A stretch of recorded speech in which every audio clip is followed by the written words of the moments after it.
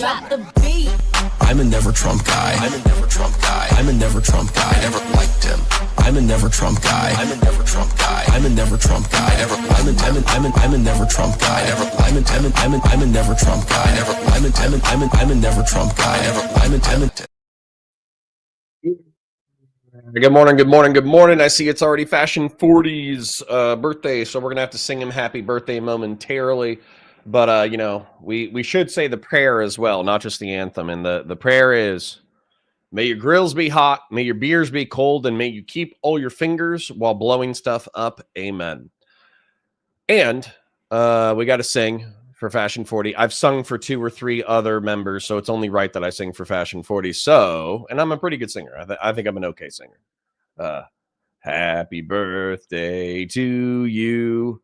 Happy birthday to you. Happy birthday, dear Fashion 40. Happy birthday to you.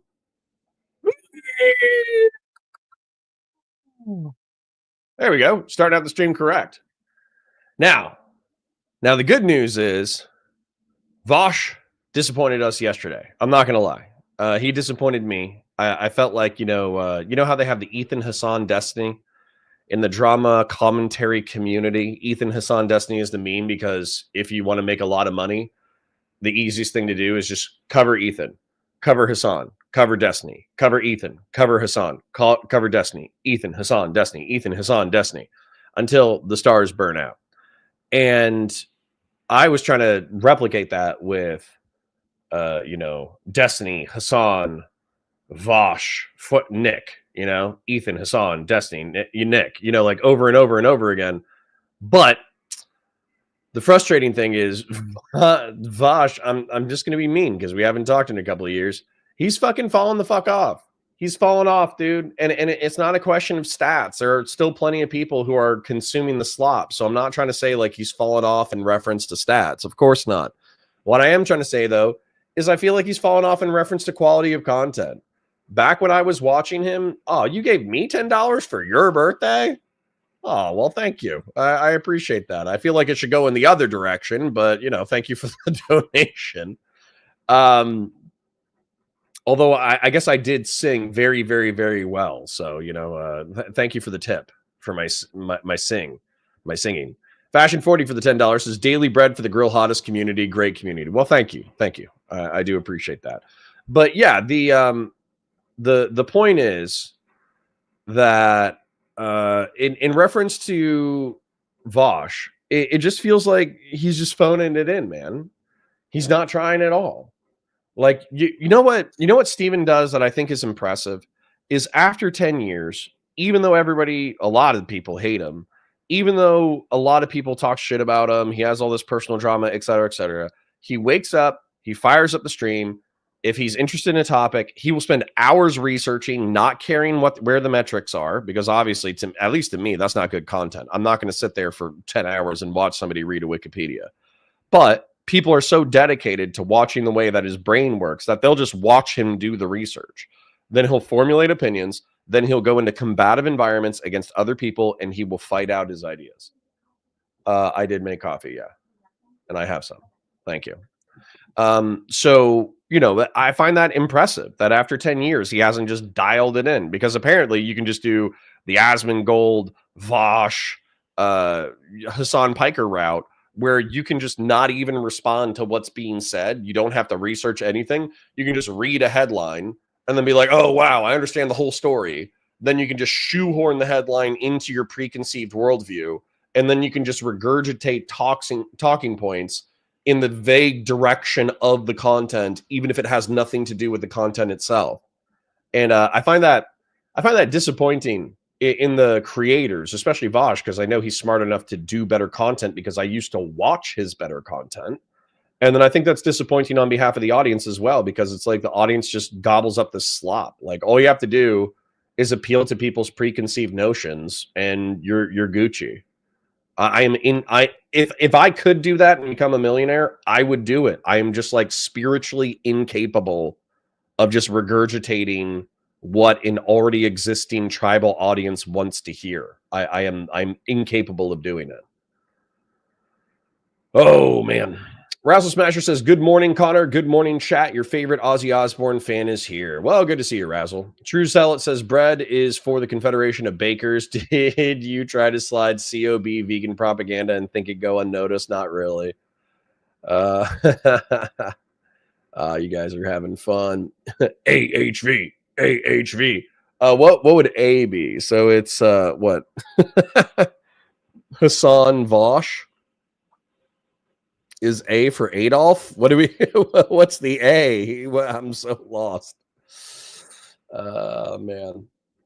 Sun Patty says, "Ew." Actually, maybe not AHV. Sounds like an STD. True. True.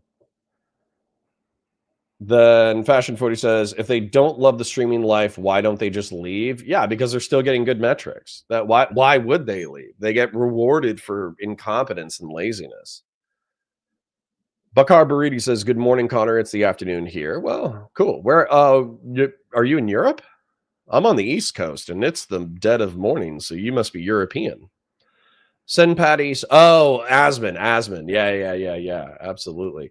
Justin says, Connor, can you go on Live and Learn again? They need more pushback. Well, that's the funny thing today is I just you know, the main thing. Actually, this is where I need help. This is where you guys can help me. Okay. So I don't just need to know where the hot content is. So, for instance, you guys told me about the Hunter Biden interview. A healthy chunk of you said it was worth it. I started watching it. I thought it was worth it. I was like, ooh, this is actually kind of like, it was more interesting than it was spicy, but it was interesting enough that it would still be good content. And then somebody said, oh, you know, Hutch crashed out on Live and Learn again the other day, and it was really good content. He gave everybody a lot of shit. And I was like, oh, that sounds good. And so I started watching it. First 45 minutes is just them like catching up and doing intros and all that kind of stuff. I don't need that content. What I need is I need the timestamp. So I am ballparking it. I had to watch that content off stream and then go, oh, yeah, this is good content. And then I just had to remember around 45 minutes is when the conversation starts for good content. But you have to understand that, like, I stream with you guys 5 hours a day. I spend another 15 to 20 hours on pre-recorded content for other channels. So, you know, like I do need that help. I don't just need to know where the content is. I also need the timestamp for when it starts. Otherwise, we're going to waste, 30 minutes, 40 minutes, an hour on intros. Because that's where, if somebody just says, hey, this video is good. Well, I don't know where it gets good. You know what I'm saying? John says, good morning, Connor. See the South Park episode? It's so funny. I haven't seen it, but I saw the clips of Trump. You know it's Saddam Hussein, right? You know Trump is Saddam Hussein? Like, does anybody else catch that reference? They're playing the Saddam Hussein music. He has the same voice. He's acting the same way. Hey, relax, guy. Hey, relax, guy. Oh, man. Matthew Mendoza says, how do I contact you, Discord or X? Either. To be fair, though, I'm not as responsive on Twitter as I should be. So Counter Connor, COUNTERCONOR on Twitter, or Discord. If you have my Discord, that's cool. If you need my Discord, let me know and I'll link it to you. Yeah. Can't push back on the truth. I mean, you can. You just will eventually get your shit kicked in. Razzle Smasher says, glad to see that you're covering Hutch stuff today. It'll be good content. It's so weird that a show called Live and Learn now only has one lib and regularly makes sales pitches for socialism. Well, we're going to talk about that. And by the way, I still think Josiah is a lib. I think he's just a frog in boiling water. And I'm not trying to say that like to be mean or whatever. Like, I still think Josiah is an avowed, aggressive, democratic lib. But Pisco's definitely way more progressive, way more willing to play footsie with socialists. Econoboy is a socialist through and through. Hutch is actually, in my opinion, a fairly normie Democrat lib. He's probably the most like right-wing person there, which is hilarious because he keeps, he's pretty to the left of me and he keeps getting in fights with these guys. And then I think Josiah, I mean, if I had to guess, I would guess that Josiah and Hutch are pretty aligned on politics. But Josiah seems to be a facilitator of conversation rather than somebody who throws elbows himself. And so he always like asks a question or gets pissed off and does a meme. but he talks like 10% of the time. He effectively lets everybody else duke it out. It's pretty funny. Yeah, Razzle says one lib, two progressives, and a socialist. Maybe they should change it to the name. I don't know. It feels like a bit of bait and switch. I don't know. I think it's fine. It's a meme name. It's fine. Dank Brandon says, "What's up, Connor? Just watched the PBD case over Trump Epstein. It's funny. Nice. Well, if you give me timestamps, then maybe I'll review it if it's good." Yeah. Sorry, I keep closing my eyes. I'm still tired. You need my Discord. Okay, let's do that. Let's do that before we get the show started. Oh, it's a great day to be alive. I know the sun's still shining when I close my eyes. Hold on. Let's do streamer mode. Need to turn it off real quick. Turn it off. Sorry for yawning in your earballs. I will be drinking coffee momentarily. And I will be getting jazzed up and angry, which will be great. You guys will enjoy my anger. There's the Discord link. So if you guys want to join the Discord and or DM me, that's the easiest way to do it. Let me turn off the streamer mode. Or turn it back on, I guess, so I don't have to hear Discord notifications. And then let me chat with chat a little bit before we get going. Let me sip some coffee as well. That'll help.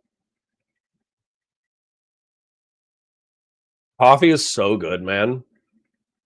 I don't drink coffee because it gives me like hella heartburn to the point that it gives me heartburn at night. But it's so good. Matthew Mendoza says, "Bro, you have a good sense of how it works on Live and Learn." Yeah.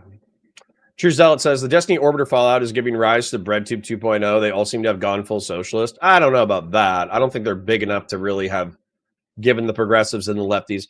I think what's going on, and I should challenge Josiah on this, but I think what's going on is that Destiny and the liberals are frustrated with how Trump has gotten away with so much bullshit.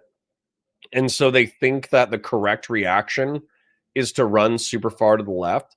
Now, Stephen can't run super far to the left. He doesn't believe in any of that crap. So all he can do is just be an asshole.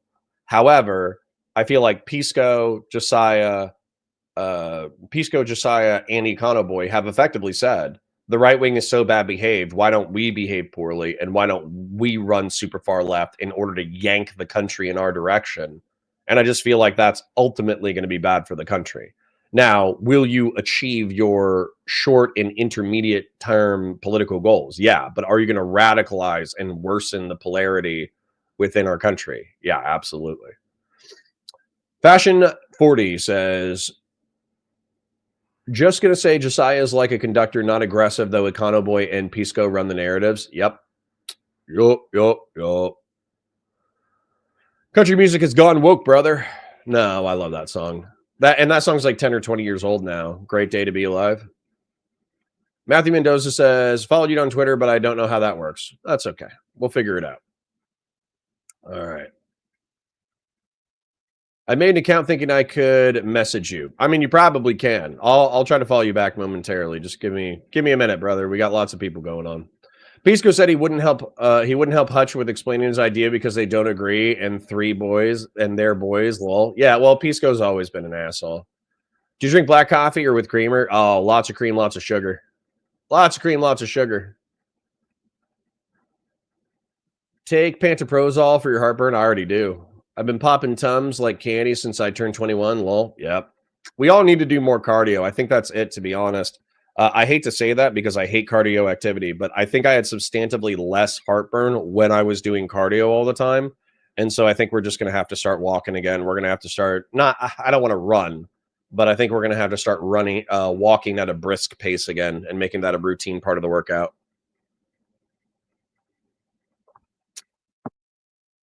Connor, have you been following the CCP fallout? I'm following some China-focused channels, and it seems pretty serious. Like, there are rumors of a coup attempt and stuff. Well, good for them. It's about time. It's about time they actually showed how authoritarian and fucked up they actually are. I actually always hear about, like, random coup shit in China, like, every 3 to 5 years. but it just seems like the dissenting people get executed, and then that's the end of the story. So, and they're like, oh, this guy, and this guy disappeared, and that's the end of the story. So, the real question is, why aren't conservatives upset about Trumpito constitutional abuses? Because they're in a cult, LB. They're in a cult. 30% of the population is in a cult of personality. What happened was, for hundreds of thousands of years, we lived in tribal societies and we had a chieftain.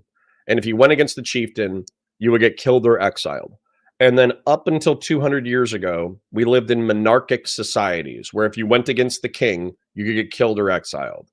Only within the past 200 years has individualism and individual conscience and speaking your mind no matter what and freedom of speech and freedom in conscience, only within the past 200 years has that become an accepted social norm. And so while it's the basis of American society, there's still plenty of people who yearn for the certainty of a chieftain-led, king-led society. They're effectively monarchists who crave on like a genetic level the stability of monarchy.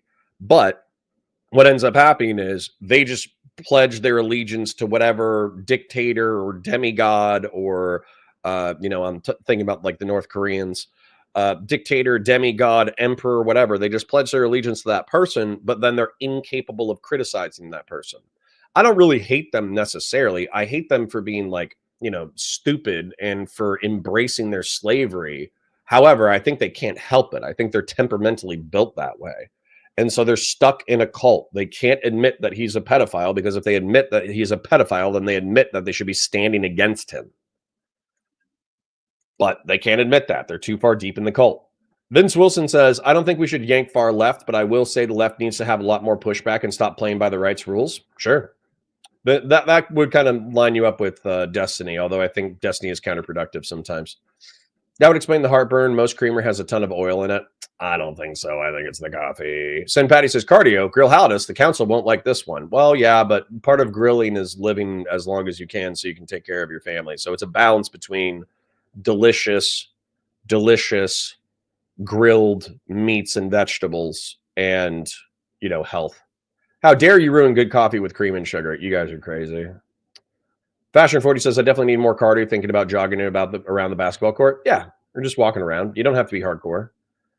Larry says, you're not a real Marine cop if you don't drink your coffee black. Bullshit. Lots of pussies in law enforcement.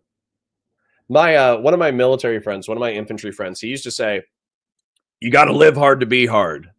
And I was like, I don't want to be hard. I don't want to be hard at all. I want to be soft. I want to lie on a couch. I'm tired right now. Let me go lie down. He didn't like that answer, but he came around. He was really hardcore through his 20s and his 30s. He was always, running like 5 miles a day and rucking with a 60-pound backpack through mountains. And he was doing this, he was doing that. And then we're almost the same age. I want to say he's probably like a year younger or something, but he turned like 35, 36. And he was like, you know what? I don't want to be hard anymore. Polly says, I've been doing 45-minute walks in the morning since recovering from getting hit by a car. It's been good cardio and good for mental health while I'm prohibited from weightlifting. Yeah, absolutely, Polly. Good for you. Thank Brandon says, I posted the PBD stream in your content media room in Discord. I don't have any timestamps, though. All right. I'll take a look at it off stream. LB says, Connor, I'm talking about the moderates. Well, we talked about that. Ben Shapiro has criticized the Trump admin, although I think he's shockingly silent on Epstein, although that could be because Epstein is Mossad. I have no idea. Peterson is shockingly silent. I think that's because they know where their bread is buttered. Kinzinger has been loud as shit. Cheney has been loud as shit. Vance was loud as shit. Romney was loud as shit. Massey was loud as shit. Ron and Rand are loud about fiscal issues, but nothing else. Vance. I mixed up Vance and Pence. I'll put Vance someplace else so I stop mixing them up. But Pence was loud as shit. And then Bush has been siding with Obama in reference to PEPFAR. So you're like, where are the moderates? These are the pretty big moderates. They get drowned out by the cult. So, because as Stephen allegedly points out, or his audience steelmans him into this position, critics of Trump are ejected from the cult. and so they're no longer a part of their media apparatus. Larry says, did you see the report from the Wall Street Journal saying that Trump was told he was in the Epstein files? Yeah. I mean, I think we just realized that it's as bad. Like, if there's nothing in there, release it. You know what I'm saying? Like, I'll be happy to eat crow. Like, if you want me to come on here, not you guys specifically, but if there's a bunch of people who are annoyed that I keep posting the you guys are sweeping for a pedophile meme, if they're actually genuinely annoyed, like their feelings are hurt, and the Epstein files get released in full, and it's like, yeah, a bunch of celebrities hung out with Epstein, but there's no video evidence of them actually engaging in sex shit. All the sex stuff was between Epstein, Ghislaine Maxwell, and the teenagers they recruited. Alan Dershowitz got a hand job, and there's no indication that these people are part of the intel agency. Then, like, let's say that we actually get solid evidence that that is the case. Then I'll just go back and I'll be like, all right, sorry for accusing Bill Gates and Jeffrey. Well, sorry for accusing Bill Gates, Bill Clinton, and Donald Trump of being pedophiles. I'll apologize if you have actually strong evidence to the contrary. But the longer you take to release it, the more suspicious I become. You know?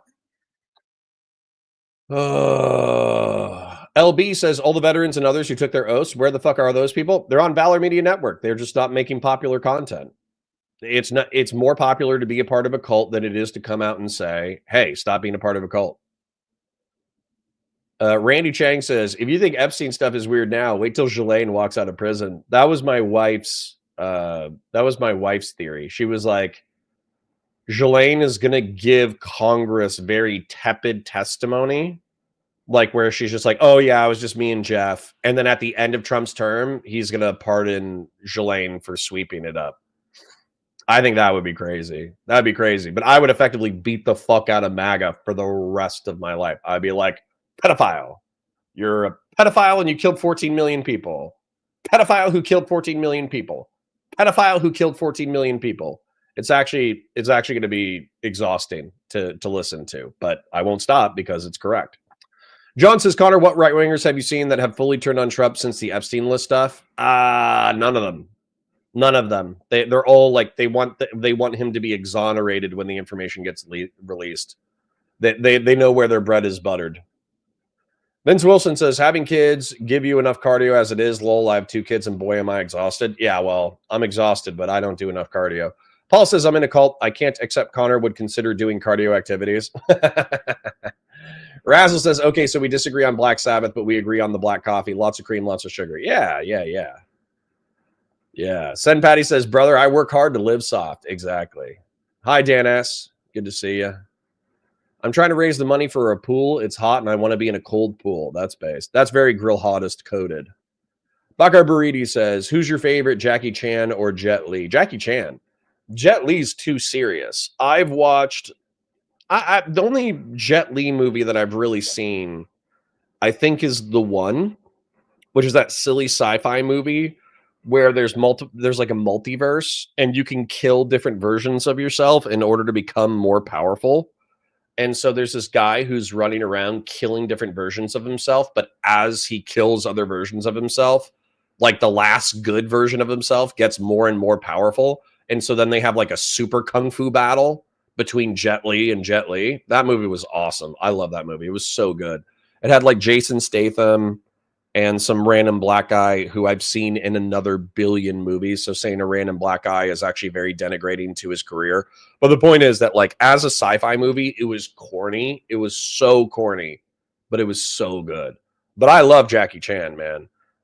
What is it? There's like Shanghai Noon, the movies with Chris Tucker, Rush Hour 2. I'm trying to think of what else. Drunken Master. And then there's one movie that I forget what the name of it is, but he does the stunt where he jumps onto an air balloon. He parachutes. He does like a skydive onto a balloon, hitting it at full speed. And I think he had a parachute just in case he bounced off. But the balls you have to jump from like a cliff to land on a hot air balloon is just insane. Jackie Chan's the man, dude. Like I feel bad for him because I think he's as old and broken as I am, but Jackie Chan is the man. Anonymous Chatter says, first round's on me. Next time we get in and argue with chat and get a beer after. Oh, thank you. Thank you, Anonymous Chatter. I appreciate it. Thank you to Fashion40 and Anonymous Chatter for your donations so far.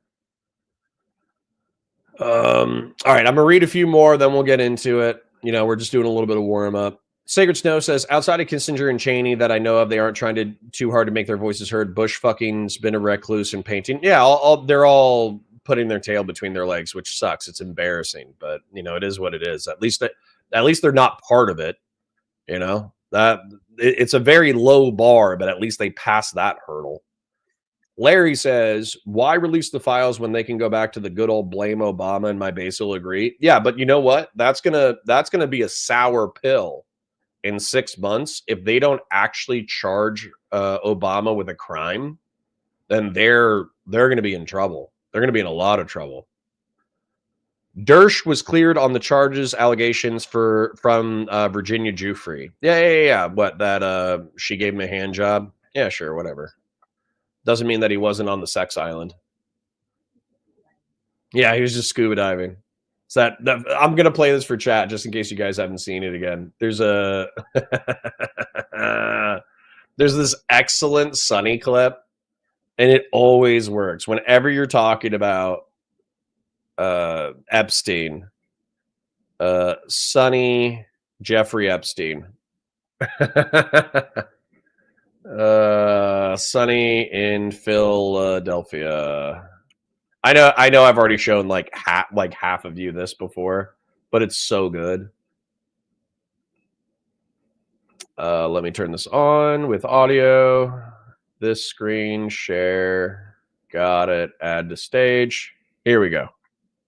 You guys can help me with my thing. We got to shred a bunch of documents. What? What are you talking about, man? Well, the thing of it is, it may or may not have been the official beverage supplier of Jeffrey Epstein. What? Jeffrey Epstein? Yeah, but before you judge me, know this.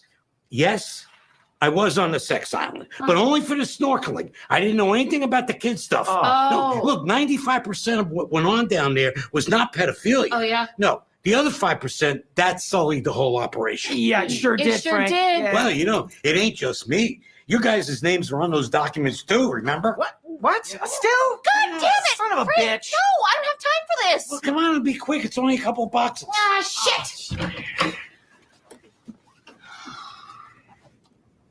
God damn it. All right. There's somebody politely asking for the Discord link, so I'll link it again. Give me a second. We'll get into the Hutch stuff momentarily. We're still just warming up a little bit. Direct message. Friends requests. Accept. Message requests. Accepted. All right, cool. Then let me turn off streamer mode again. I do this because I love you. It's the only reason. If I didn't love you, I wouldn't do this.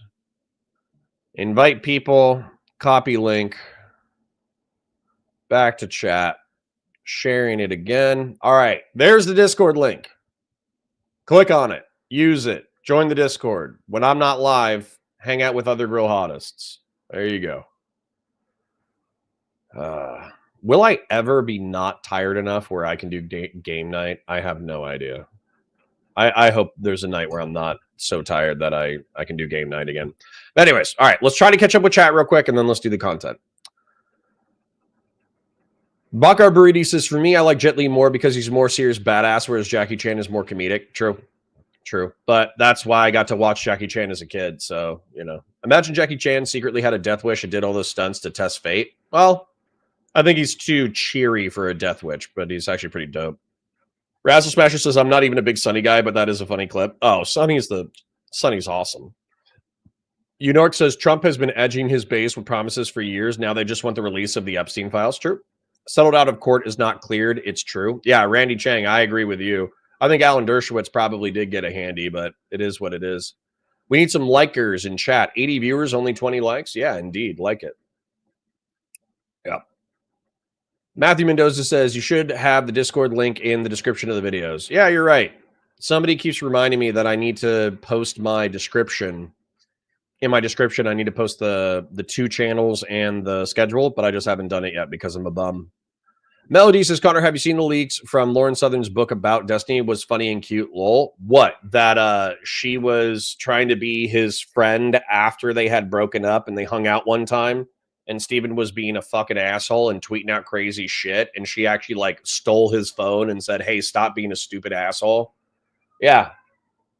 No offense, but that sounds like Lauren. That sounds like the Lauren I know. That sounds like the Steven I know. You know, listen, I know that they seem like these like awesome, crazy, cool pundits, and they are, but they're also just dumbass kids. You know, that's the thing that I learned from that's what I learned from hanging out with Lauren and hanging out with Steven is they are intelligent. They are excellent propagandists. And I just mean that they're biased towards their tribal cause. They are passionate. They are rhetoricians. They are intelligent. They're all the things that made them worthwhile in the social media space. They're also dumbass kids just trying to figure out their lives, you know? Oh, Gog. Who wants to be friends with their ex? Well, Lauren did, because Lauren loved Steven. At least as far as I can tell, Lauren genuinely did love Steven, but Steven was incapable of monogamy. And so as a result of that, she tried to date somebody else, but pretty much as soon as she started dating somebody else, she was like, hey, Steven, I don't think I can do I don't think I can do the non-monogamy thing. I think we have to break up. And then they did break up, and then they still loved each other. So it was a fucking mess. Is her book worth a read? Probably, but, I don't know. Who uses the Discord? Lots of people. We talking about the congressional committee who subpoenaed the Epstein files in full, that Bondi briefed Trump that he's in it, and he lied about it. Big day, baby. Let's go. That's true, Rob.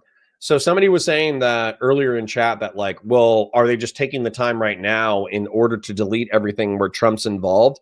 I don't think the DOJ is going to risk their careers. Bondi would risk her career in order to sweep for Trump. I don't think a nominal attorney or a nominal cop working for the DOJ is going to risk their career in order to resist a congressional subpoena. So, yeah. Jason Mashak says, beats me. I just want to see the reaction to Live and Learn. Yeah, let's do it. All right. Yeah. All right, last one, then we'll get into it. Bucker Buriti says, is it true Hutch liked the No Russian mission in Modern Warfare 2? I saw that as a snark picture and found it hilarious. I liked No Russian. I was just horrified by it, and I tried to kill a minimum amount of civilians. But the fact that the Call of Duty authors 20 years ago, 15 years ago, had the balls to make a mass shooting mission, that was fucking crazy. Where you participate in a terrorist attack, that was bananas. Yeah. Gen X says, I thought they were both married when they dated. So Steven was married to Melina, obviously, but I think he minimized their relationship to Melina. I don't think Lauren would not have dated Steve.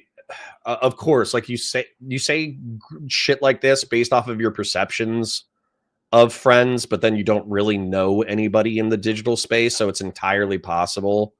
I don't know the chronology, but my impression, I'll put it this way, is that her marriage was dead and gone. Because according to her narrative, bear in mind, her narrative is that she moved back to Canada with her husband with the expectation that he was going to work a normie middle-class job and support their family in Canada so she could be closer to family. But he became disillusioned with their marriage and also Canada and also the sacrifice to his career that he took in order to be with her. And as a result, he basically said, I'm moving back to Australia with or without you. And she said, okay, well, I don't want to go back to Australia. And he said, well, if I go without you, our marriage is done. And so she fought for their marriage for another couple of months after he moved back to Australia. But pretty much 2 to 3 months after that, it was done. And so they were separated, pending divorce. Now, if they were separated pending divorce and she started talking to Steven and they started hooking up, would, that emotional, I would get that legalistically, she would be sleeping with somebody else while she was married. But I think that emotionally, that relationship was already done. I would be very surprised if she was in a committed, loving, monogamous relationship and then she cheated on her husband with Steven. I would be very surprised by that. Oh, all right. Anyways, let's get into the content. Oh, I need more coffee, but that's okay. That's okay. We were born to suffer. Oh, all right. Hi, guys. Welcome to Counterpoint. Well, this isn't Counterpoints, is it? This is Valor Media Network. Hi, guys. My name's Connor. I'm a science fiction, political, and philosophy nerd, a Marine Corps and law enforcement veteran, and I have a special treat for you today. Hutch, the liberal from Lib and Learn, is fighting his podcast host, Pisco Econoboy and Josiah, over what's going on the far left in reference to criticism of progressive candidates. It's actually a pretty fiery and interesting debate, and so I'm ecstatic to be breaking it down for you today. Without further ado, let's check it out. Fight again. Well, to Hutch's point, but you're not making, I feel like you've said this several times, that like you're not really even commenting on the principled nature of the vote. You're making a purely practicality-based vote, which is to say that, this, I guess under your view, you would say that like this kind of gets some of the heat off of AOC and it wouldn't be as controversial of a vote for her to take. Let's and it was DOA anyway. Hutch, you are not critiquing, yes or no, you are not critiquing Econoboy's principle of the argument separate from the pragmatics. You're not criticizing what Econoboy just said about the sort of underlying principle of the policy, correct? No, principally I think it's stupid, and strategically I think it's stuped because I love this about Hutch. So Econoboy, and I'm just gonna call a spade, okay? Econoboy and Pisco are trying to shame Hutch for his perspective and be like, well, you're not really talking about the morality of it. You're talking about the pragmatics of it. And Hutch is like, no, fuck you. I'm talking about the morality as well. It's awesome. Don't worry. They're just starting to cook this. For setup, they're talking about AOC, Alexandria Ocasio-Cortez, the progressive congresswoman. So there were two bills. One of them was a general defense spending bill that gave a bunch of money to Israel, including offensive munitions. AOC voted no on that bill. Then there was a separate bill or a provision that was effectively saying no funding for the Iron Dome. And AOC, she just abstained from voting, or she voted with the majority or whatever, because she thought it was stupid to not specifically fund defensive stuff. And so Hutch actually makes a line of argumentation that I really enjoy. He's going to mog these people. It's awesome. So the logic is, let me spell it out. They say that the Iron Dome is not just a defensive missile system or defensive missile system, right? They say it's offensive because Israel can conduct military strikes and military operations without any credible fear. Yeah, and if you got to jump in and out, we don't mind. We appreciate it when you're here, okay? Of like a massive barrage of rockets because they have this intent. And so if they were to suffer like those bombings or whatever, then maybe they would think twice about bombing Syria or Iran or whatever. This is fucking stupid. It's not stupid at all. No, it's not stupid at all. Hold on, let me explain. Should we give Palestine Iron Dome? Should we give Palestine Iron Dome? Dude, Hutch needs to start lifting weights, bro. He's 6'4". Him and I got a little bit of thinning hair. I think he's thinning a little bit more than me, which is why he's going for the bald thing. If he starts lifting weights, he's going to be a monster. Come on, Hutch. I would like to finish my point right now. Okay, yeah, sure. The reason why this is fucking stupid is the rockets that are sent into Israel very oftentimes are sent into Israeli civilian neighborhoods. And so what you're saying to take this position, you are saying that in order for Israel to learn its lesson that it can't do these strikes in Syria or whatever, is you think that Israeli civilians should die. It's the money is fun. No. Hang on.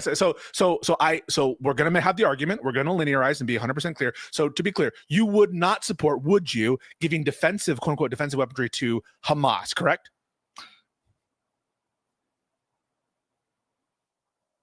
No, to Hamas, no, I would not. Yeah, but why wouldn't you? Why wouldn't you be in favor of that? Wait. Why would? Can I ask why? Hold on. As someone who because he doesn't view them as moral equivalents. doesn't want like anyone to die from these bombs. I would want like everybody to have a fucking Iron Dome system. So it's not like I do think that civilians why would you be in every country should be why would you be allowed against to defensive? be- Why would you be against defensive weapons for Hamas? I do not put Hamas on the same plane as IDF. Wait, no, but there's hang on. Those are defensive weapons. They're defensive weapons to prevent civilian death and to prevent attacks from coming into Gaza. So why wouldn't you be in support of Hamas having defensive weapons? If it was like any other like governing body or military that was not Hamas, then I think we could have that conversation. No, presumably because you understand. Presumably because you understand the fungibility of resources, right? This is the strongest part of. Looks like LB is siding with Pisco and Econoboy. Unsurprising. However, this is the strongest argument for the anti-vote vote stuff or anti-Iron Dome funding vote. However, Hutch is going to own them in a minute. Okay, so the strongest argument that these people have is the fungibility of assets, which means that if we subsidize Iron Dome funding, that means Israel has more money in order to spend on offensive weaponry. That's the strongest point from the Pisco side. Money spent in one thing is like, it's fungible, right? Like, just like you wouldn't be in favor of just, I don't know, like just handing over buckets of money to Hamas because it shores up other things that they could otherwise spend on arms, right? Like, it's the argument for material support. Aren't you distracting from the point? I'm not distracting at all. I'm Your not distracting at position all. necessarily leads you to the conclusion that Israeli civilians are going to have to die in order for like Israel to learn this lesson. But I don't even want to like attack that necessarily on its own. The reason why I think this is stupid is because if you start having rockets go into Israel and they don't have this Iron Dome defensive system, you don't think that Israel's going to attack even more harshly if like dozens or hundreds of Israeli civilians are killed? You don't think? I agree. Every time there's any time that there's dozens or hundreds of Israelis who get smoked, Israel kicks the shit out of whoever started it.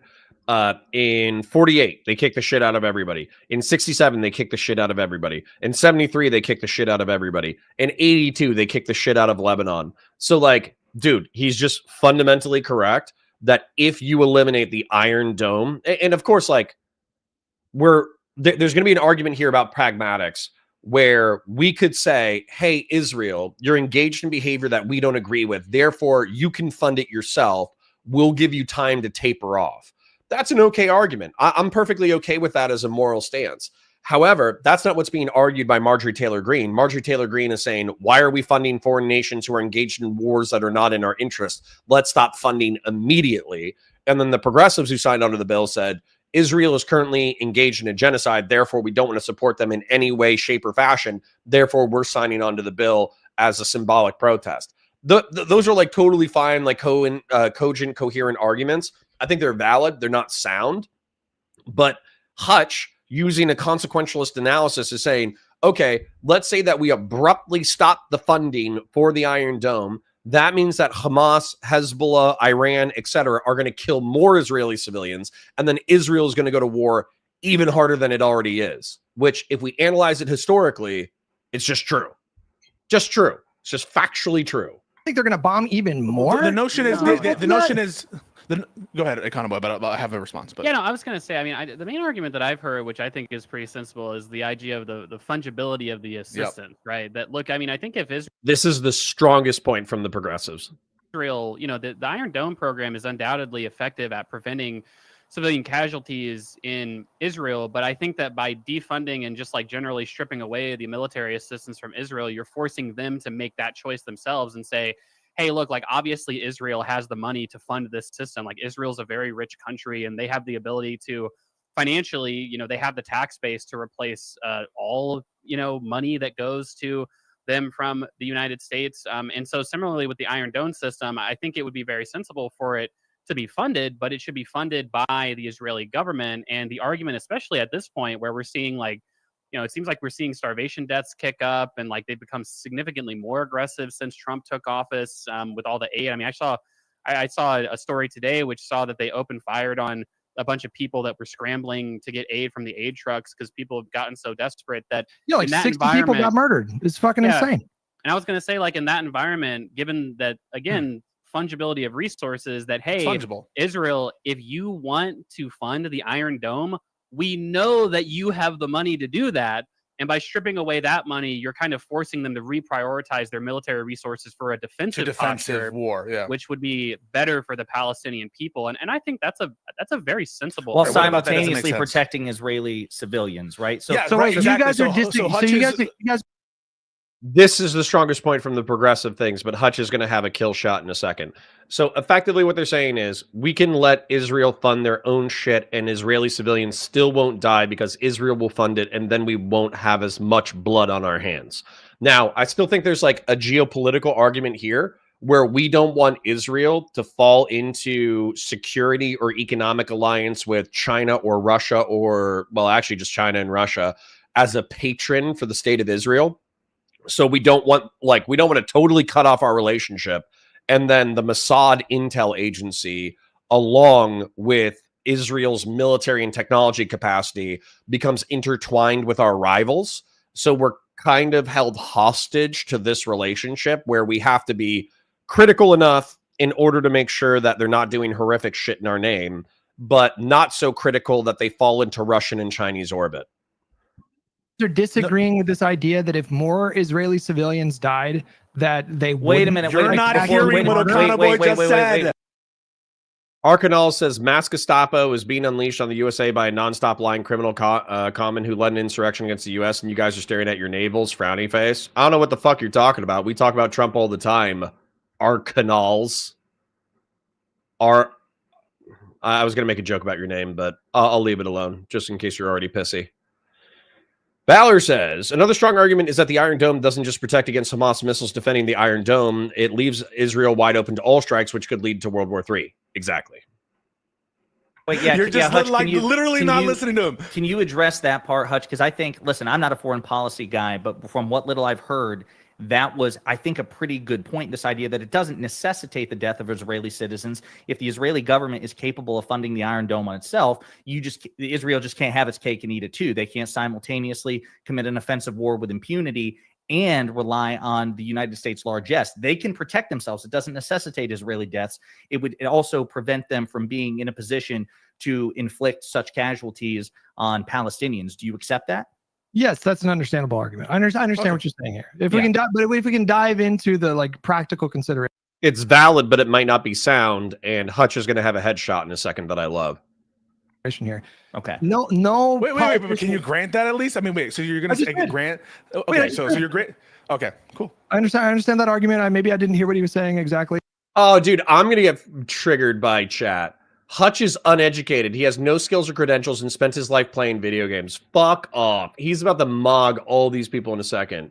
KO Dave says, but at least without Hamas, Israel wouldn't have any excuse to attack Gaza. Don't know what that's in reference to. I've seen KO Dave in my chat, by the way. Yeah, anyways.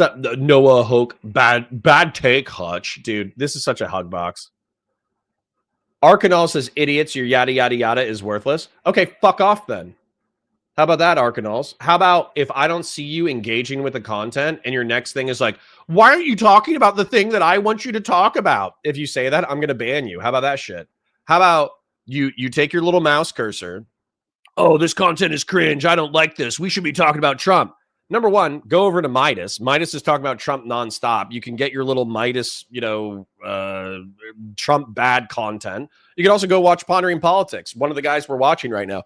Pondering Politics has excellent Trump bad content. So go ahead and move your mouse up to your search bar, click in there, type in Midas Touch, then watch all the Trump bad content in there. And then when you're done watching Trump bad content, type in Pondering Politics, watch a whole bunch of more Trump bad content. Then when you're done with that, you can fuck off.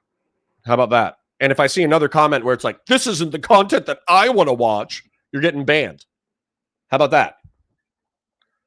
How about that? How about them apples? Because I was in my own head or whatever, but yes, that makes sense. But just now, can we dive into the practical? Yes, we can. Yes, we can. Like someone like AOC, right? You guys want to see her succeed. Like she is the biggest champion right now.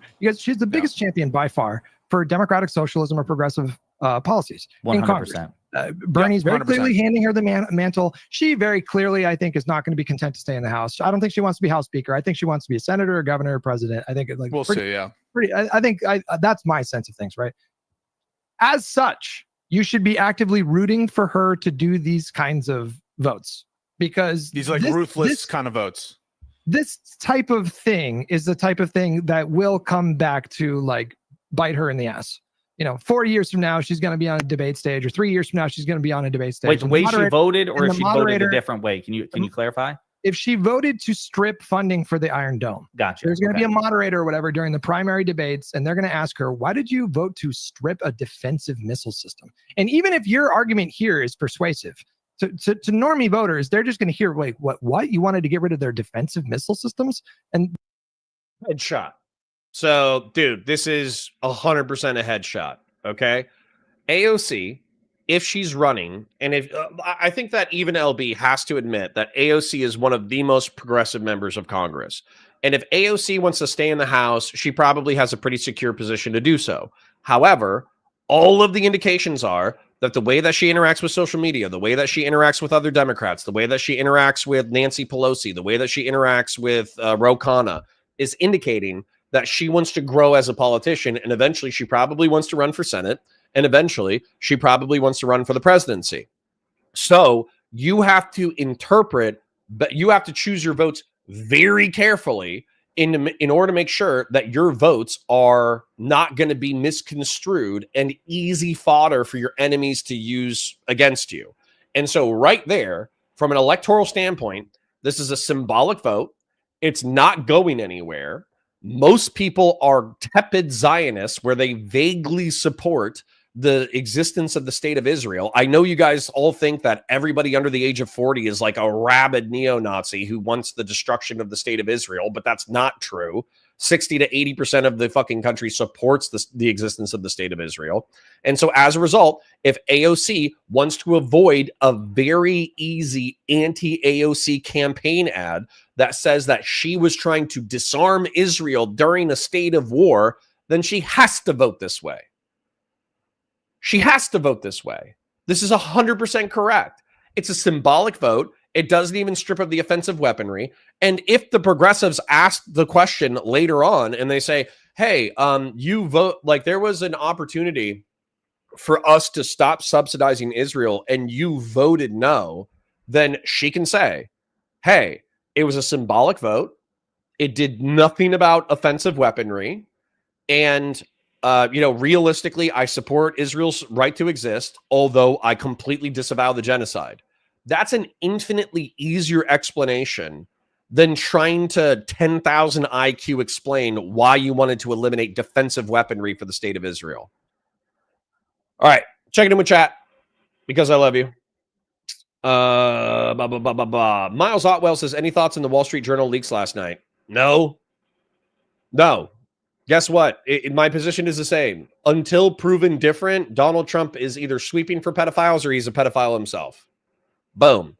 And by pedophile, I mean that through the 80s, the 90s, and the thousands, Jeffrey Epstein recruited a bunch of 13 to 18-year-olds to be models in New York City and to fly out to Lolita Express, and he would pay them tens of thousands of dollars in order to hang out with his friends and have sex with his friends, and he probably used that for some level of blackmail, and in order to avoid incarceration, he sold that information to intelligence agencies. That until proven wrong, that is my assessment of the situation. Okay? So no, Donald Trump confirmed to be in the Epstein files per the Wall Street Journal changes nothing. It just confirms the narrative that I already had in my head. Larry says, this isn't the content I want to watch. I'm here for group workouts. Lol. Well, I need to start working out in a minute then, huh? I'll be doing back and bicep today. So I'll be doing regular curls, hammer curls, reverse curls. Then I'll be doing bent over rows, mid back rows, and effectively like reverse sit-ups. So you'll see me doing that today. Yeah. Beef says never going to happen in reference to AOC running for higher office. I think you're wrong. There will never be an AOC presidency. That doesn't mean that she won't run in a primary. Just because she won't be selected as the nominee, which by the way, I think you're underestimating her charisma. But just because you're saying that she won't succeed in a primary contention doesn't mean that she won't run for a primary. The real question is, why does she run for my love? All right, I'll read LB's comment just to piss myself off, then we'll get back into it. LB says, the problem with your sheep are us that you've forgotten the people tell government how to row the boat. If progressives don't want to fund genocide and she ain't got the tits to stand up. Yeah, you guys are a loud minority, though. Yeah, you're a loud minority. You actually don't have that much power compared to moderates. Moderates are in the driver's seat right now. All right. Anyways. Dark King says, I've got a different view. I wanted AOC to fail, so I think she should have voted for it. This is going to be something like that is baggage. And there was no upside to her doing that vote. Why did we got an old school person. Solus48 says, first time catching you live since the church burning debate. That was like 3 years ago. Welcome aboard, Solus. Good to see you. She need to shore up her support from a lefty online voter base. Why does she still need their support? I'm not super offended by this vote. I think people who are so out about it are cringe. Against the bill. She voted because it was dead on arrival, right? Like bill. how many votes did it get? The amendment only got 6. Her amendment only got 6 votes, bro. It was like 400 plus people voted against it. But I would like critique, and I would be scathing to anyone who, like, if AOC did vote in favor of this provision, I wouldn't have a problem with it either. And if she voted against that, I don't really have a problem with that. For me, it's not a humongous deal. It's not like the other kind of signaling votes that do matter to me, for example, that indicate weakness, right? On the one hand, but you understand how people are going to weaponize a vote like that in the future, and it's just going to cost her. I'm not super offended by it. I think the people who are so out about it would vote for her, probably. Except, no, this is going to be the crux of the argumentation, where you're going to hear me say the same talking point over and over again, but I'm going to let them get into it. While I let them get into it, I'm going to lift weights. And I think that she would get huge support from the far left community, from the pro-Palestinian community. And just to be clear about where I stand on something, I go after Ogre Boy because individually, I think a lot of there are some pro-Palestinian. For those of you who don't know, Ogre Boy is one of the dumbest Hassan simps in media creation. He actually sucks. Commentators who do have to answer for their votes with respect to not voting for Kamala or voting for Trump in some cases, but in general, like, the lefts voted for Kamala, and so I'm so done with this narrative. It's just really just not true that, like, we're in favor of having that, like, fall out. The left, by and large, is voting for the Democratic candidate. It's not a huge deal, and I think people will get over it. And I think that I have to make a little self-critique or critique at you, Hutch, a little bit. I think that the amount of time that you spend on lefties is a little inordinate given the risk that they pose from an electoral perspective. They are all viciously attacking the best chance for democratic socialism in the Congress right now. Pull up her tweet and go in there. They'll get over it. What do you mean get over it? Hassan will do a stream. Hate this logic. Hassan will do a stream with AOC. Progressive media have no power. Well, really? I think what he's saying, and I'm curious about this, and maybe we should ask Lakshya about this when we talk to him next Monday, is I think Pisco's argument is, though they will bitch online about that it doesn't manifest meaningfully in voter turnout, that by and large lefties, progressives will still vote for the moderate Democratic candidate if a Republican is the alternative. I completely reject this notion that a collective of audiences that number in the millions, that traffic in this kind of idiotic, myopic, juvenile, like baseless oftentimes rhetoric, you don't think that's doing damage electorally? Especially when these elections are this close. No, it's you guys are high, man. I don't. You're high. Mr. Universe says apparently he might have a Hassan tattoo. I can confirm Ogre Boy has a Hassan tattoo. He's shown it to me. We were arguing because I was constantly hating on Hassan because, let's face it, Hassan's an idiot and he's political poison. And he was like, yeah, why are you hating on Hassan all the time? You're wasting all this time and energy talking shit about Hassan. And I'm like, because I hate him, obviously. And then somehow we got onto the fact that he had a tattoo of Hassan. I forget how. I think it was like he was sick or injured or disabled for a while. And, Hassan helped him through his dark period by providing him entertaining content. And so eventually he got a Hassan tattoo. It was actually psychotic. It's not but it's not that I don't think there's some margin of people that would be convinced by this, but we have to consider a few things. All right. So number one, a lot of these people have overlapping audiences, right?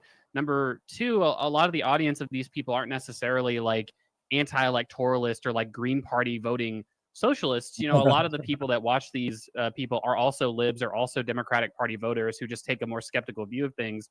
And so when we look at, I think to Pisco's point, this is what resonates with me. Like when we look at like polling data, voting behavior, you know, we can even look at the anecdotes of just like what happens when AOC gives a public appearance or gives a public speech, right? You do find that there are some people, and by the way, this was a vote that she took a year ago. It was substantially the same vote where she voted to continue funding the Iron Dome. And it literally was. Look at what happened in that last year. Like, yeah, there have been a few people that have shown up to a few of her events and yelled at her. They threw paint on her, like her office, I guess, the other day. But look, she's going to coast to re-election in 2026, more likely than not. She'll be fine. I don't understand you guys. You want to use kid gloves with these people. I really don't.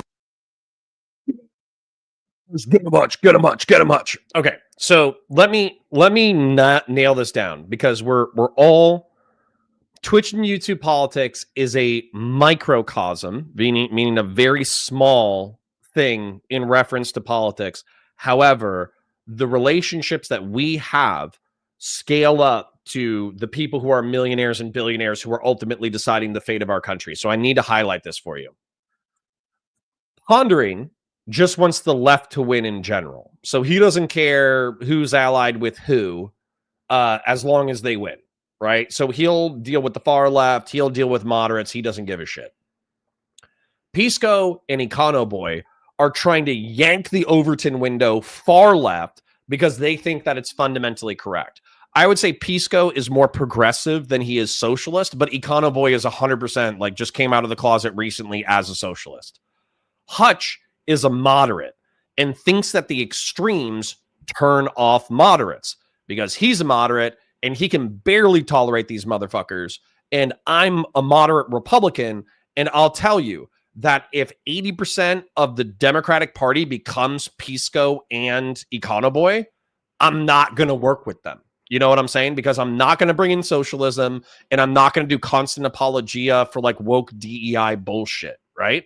And so Hutch recognizes correctly that when you pander and cater to far left people, you turn off moderates. So Hutch is saying he's a liberal, he's not a moderate. Okay, whatever, bro. Pick your. Do you understand that I'm talking about a political spectrum? Do I need to draw a map here? But anyways, the point is that Hutch understands that you're turning off liberals, you're turning off moderates. And so as a result, he's worried that when you're talking about an election that's razor thin, it's a fucking problem to let lefties be psychos out loud to millions of people. The reason why I'm just going to go ahead and say it. The reason why Pisco and Econo Boy don't give a fuck is because they know it shifts the Overton window in their direction. So hold on. There's some complaining about the use of the word moderate, so let's address it. Dark King says the far left needs to be kept to the margins of the Democratic Party. No point in even arguing. Well, that's not what Pisco and Econo Boy are arguing. They're saying ignore him. Just let him get bigger. It's not a big deal. Grassroots for 20. Thank you, King. Ha ha ha. What a nerd. Who has a Hassan tattoo? Ogre Boy. Covering up my face tattoo of Connor's face I have on my face. Nice. When is Hutch going to cook, Connor? That's an impossible task. He already did. He already headshot your progressive nerds by saying that effectively AOC is not going to take a stupid symbolic vote that's going to cost her potentially a primary run or a Senate seat in the future. That's already an argument that trumps everything that Pisco and Econo Boy have said. And then he's cooking right now where he's saying, stop ignoring the far left. They're psychos and they're going to make everything worse. Nublar says, recently I'd conclude otherwise, especially with the Vanguard. These guys will just casually say something insane like the entire party is corrupt and they aren't even immediately stopped for saying that. Yup. Vlad says Hutch is a liberal, not a moderate. I would view, what does moderate mean? Let's go ahead and pull up definitions while we're arguing. Moderate definition. Average in amount, intensity, quality, or degree. Nah, I would say Hutch is moderate like a motherfucker. Then I'm going to have to use the restroom in a second. Larry says, Dearborn, Michigan proved this to be false when a heavily Democratic city that once voted 60 plus for Biden went down to only low 40s for Kamala. The Muslim Democrats voting bloc dropped everywhere. Yup. And when you're talking about tens of thousands of votes deciding the election, these opinions matter. Hutch is fundamentally correct. All right. I need to use the restroom, so I'll be right back. However, enjoy these guys fighting. Also, I'm going to say we're at 130, which is awesome. Welcome aboard. Thank you for hanging out with us. Like the stream, super chats if you got it, memberships if you got it. We're live 5 days a week. Come tomorrow, not just today.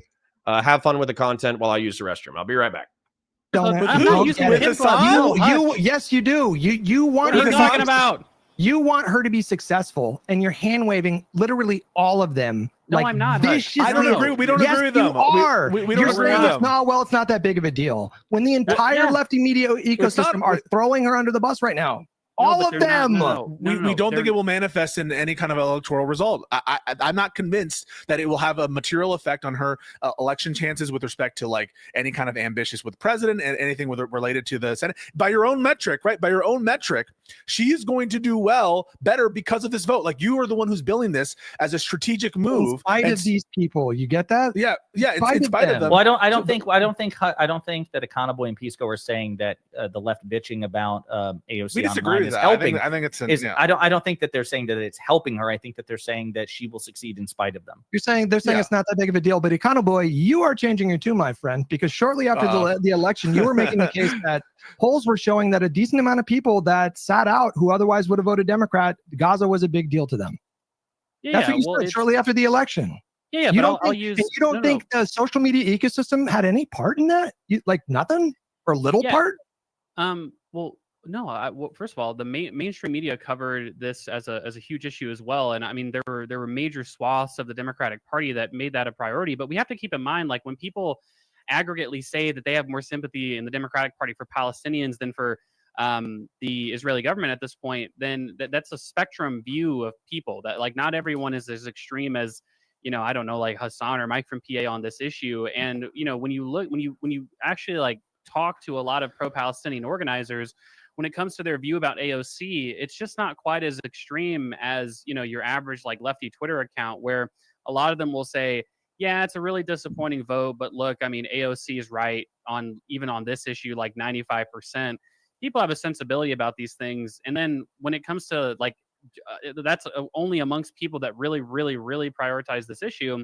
I mean, I would ask you to make a prediction, Hutch. Do you think AOC is not going to get reelected to her congressional seat? Do you think she's going to get primary? Do you think that she's going to have like wall-to-wall protests at every single event she goes to? Do you think that she's going to, all of a sudden fall the fuck off in the polling of these presidential 2028 hypotheticals? Like, I think in 2028, if she hypothetically were to make a primary run for the president, they're going to make her job harder. They're going to hurt her in this. I think they're going to support her. I think they will. But if they don't, I will never understand. Right. I will never understand. You guys support her. You want her to be successful. You see creators with massive audiences. This is not small beans. Condemn Hassan condemning AOC over this. You see all of them in unison throwing her under the bus right now. It's bad. What do you want me to say? Dude, I love this. I love when Pisco and Econoboy have to go, oh, it's bad. What do you want me to say? And then, but realistically, they're still sweeping. Anonymous Chatter says, do you think the extremes make politics more entertaining? Yes. I remember 20-ish years ago when politics was bored and people weren't this tuned into it. I think it might be part of the issue. Yeah, but that's the internet now. The internet has made politics, like politics was always policy mixed with sex drama, mixed with cults of personality, mixed with electoral appeal, mixed with nerdy gaffes and cringe moments. That was always politics. Politics was always super entertaining to autists like me. But the internet has brought it to the fore, and then Trump has made it effectively entertainment television. So, yeah, it's a problem that you have to be extreme in order to get attention. It's a problem. But I think you just have to pursue truth. What is Econoboy's most problematic take? That socialism is good. That's his most problematic take. And your reaction is to not like. Wait a second. Wait. So two separate things. Wait. Two separate things. There's one issue, and I want to see if you agree with me laying out. One issue is, do we agree with that criticism, and do we condemn that criticism? I want to answer the affirmative. I condemn that criticism. I support my queen AOC. So that's one issue. Do we support that, and do we condemn the people who are making those opinions? I condemn the people who are condemning AOC on the basis of the vote. I agree with your strategic analysis. I don't really give a fuck if she voted one way or the other. I think it's small potato. I don't think it matters. That's one issue. The separate issue is, do you think it will be a big deal and materially affect anything over the course of AOC's political career? The answer to that is no. And you're telling Hutch is saying yes. Hutch is saying when elections are this close, where you have razor thin margins, where tens of thousands of votes determine what happens in general elections. Look at 2024, bro. It was what, 3 or 4 states with tens of thousands of votes? And then you have millions of progressives increasingly radicalizing themselves online, saying that Trump's being a piece of shit, so we can be pieces of shit too. Yeah, it's a fucking problem.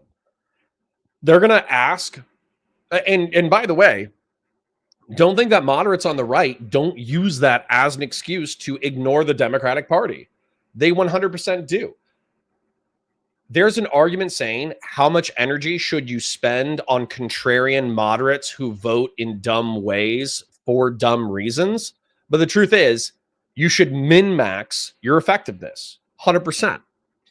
GRT says, I'm replacing the siding on a barn, dancing on 3 lifts of staging in 93-degree heat. Thanks for providing the content I need not to kill myself off of the top of the rung. Laugh my ass off. GRT, you are welcome. And chug water.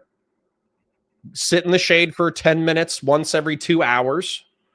And, you know, I don't know if you smoke cigarettes or vape or whatever, but, you know, take a break to contemplate life every 2 hours. That's what I would say. Me, I'm unhinged because I have the take that nothing ever happens. I'm unhinged for thinking this shit won't matter and they'll forget about it in 2 weeks. That makes me Yes, you're unhinged. Yes, you're wrong.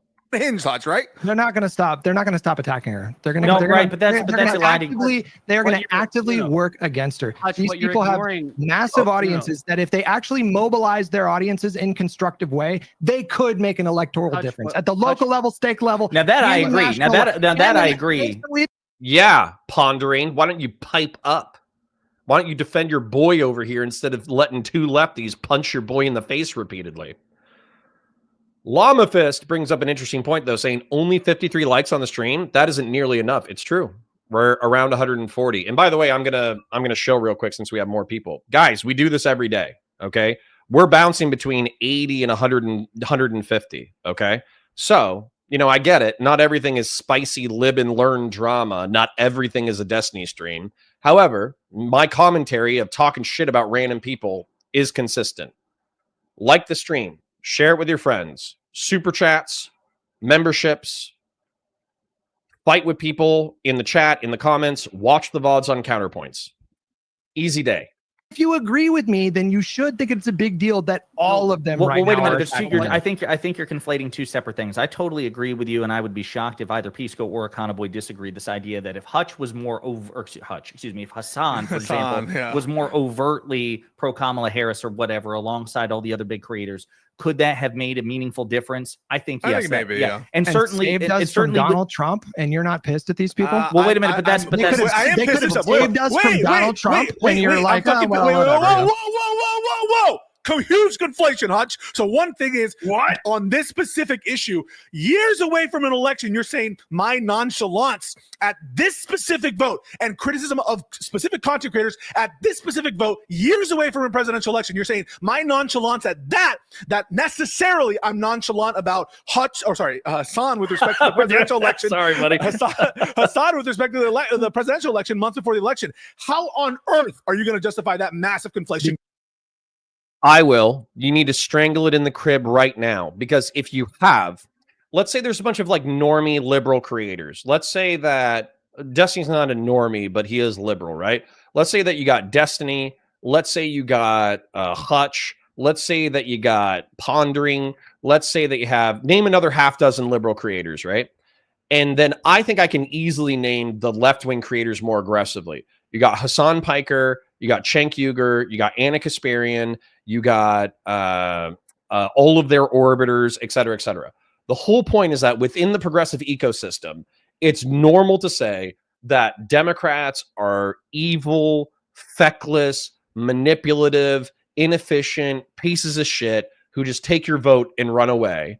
And so if you want to win with moderates during the general election, you need to not be that abrasive about people on your same team, and you need to call out their good and maybe criticize their bad, but not call them feckless pieces of shit. And then the same thing with like progressives. If progressives are not in ideological lockstep, you need to say, hey, I think you fucked up on this. This is how I feel about it. But to like effectively accuse AOC of like endorsing genocide, and then, as people mentioned in chat, throwing blood at her, fake blood at her office, vandalizing her office, like all that kind of bullshit. Yeah, it's going to manifest in increasingly cancerous ways, particularly in a general election. Hutch is fundamentally correct. I'll read what LB says just so I can piss myself off. LB says, nope, you feed that progressive baby the good soy milk and grow the movement. Nope, you strangle that progressive baby in the crib. You go, be normal, be normal, be normal. And you punch them in the face repeatedly. Now, this is a metaphorical baby, not a literal baby, in case that was unclear. You strangle the metaphorical baby. You punch the metaphorical baby. Because it's not just this. Your instinct is to always be like, yeah, but that's just like the lefties on social media. Bro, they have collective millions of people in their audience. True. Millions. They could be doing so much more to help us like stop. Here's another thing. Oh shit. This is more important. This is the most important thing that I'm going to say all day. We as a Twitch and YouTube political community should be maximizing our advocacy. I don't have hundreds of thousands of dollars right now. I just don't. Okay. I'm paying my bills. I'm getting by thanks to your support. Thank you for your super chats, by the way. I'm getting by, right? But the whole point is that if we had Destiny level incomes, Hassan level incomes, Vaush level incomes, I'm trying to think of another one, Pondering Politics level incomes, then the truth is that we should be carving out 10% of that, and we should be doing canvassing operations, disaster relief, political advocacy within the communities, et cetera, et cetera. And this could be like a left-right thing as well. The Crucible probably makes good money. I'm trying to think of who else. Who on the right wing makes good money and isn't a total piece of shit? I'll have to think about it. But anyways, the right wing also makes shitloads of money on social media. Why aren't we doing, on the right and the left, why aren't we doing political advocacy, canvassing events, and disaster relief? Hutch is fundamentally correct, and it pisses me off. Fascism. And every time I bring it up, you guys are like, oh, here Hutch goes again. So I critiqued heavily. I critiqued heavily, and oh, by the way, Ogre Boy, I don't know. I think he might be in my Twitch actually. Do you want me to ban him? No, it's fine. So I critiqued massively people who said, don't vote for Kamala, sit out the vote, the pro-Palestinian people. You see me on my Twitter having Twitter wars with these people. I think they're fucking, shitty opinions, stupid. I've confronted them on. Yes, Dark King. On stream, and me being nonchalant about, okay, yeah, this isn't going to matter. I don't really think it's going to have a material effect. It's not to lessen the condemnation. Fuck Hassan. I just want to say it one more time. Fuck Hassan Piker. I hate what he fucking stands for. I don't know what you want me to say. Like, fuck Hassan. It's bad. What do you want me to say? I want you to actually go after all the other lefties who are saying that AOC is a genocider fucking monster. Yeah, that's what I want you to do. Hassan, fuck Hassan. You want this virtue signal for me. You want this virtue signal for me. You want me to virtue signal and be like, fuck these people. Fuck them. They didn't vote for Biden. They didn't vote for Kamala. Fuck them. I disavow. All I'm saying is you're crazy if you think it's going to have a material effect. It's not going to have a material effect. Now, if what you're saying is the purity testing in general, speaks to a broader pattern, a character that is, apt to make them act a certain way, then yeah, that pattern is going to be problematic in the years to come, no doubt. But this particular manifestation of it's not going to fucking matter, bro. It's just. Ooh, good grief. Griff brings up the fact that he needs that Kyle Kalinske clout. Exactly, dude. Pisco, and I don't know if Econo Boy's been on, but I know that Pisco has been hanging out with Crystal Ball and Kyle Kalinske, so he doesn't want to say, oh yeah, let's go after the hard left right now, because he know it potentially burns a bridge with somebody who already has clout and influence. 100%.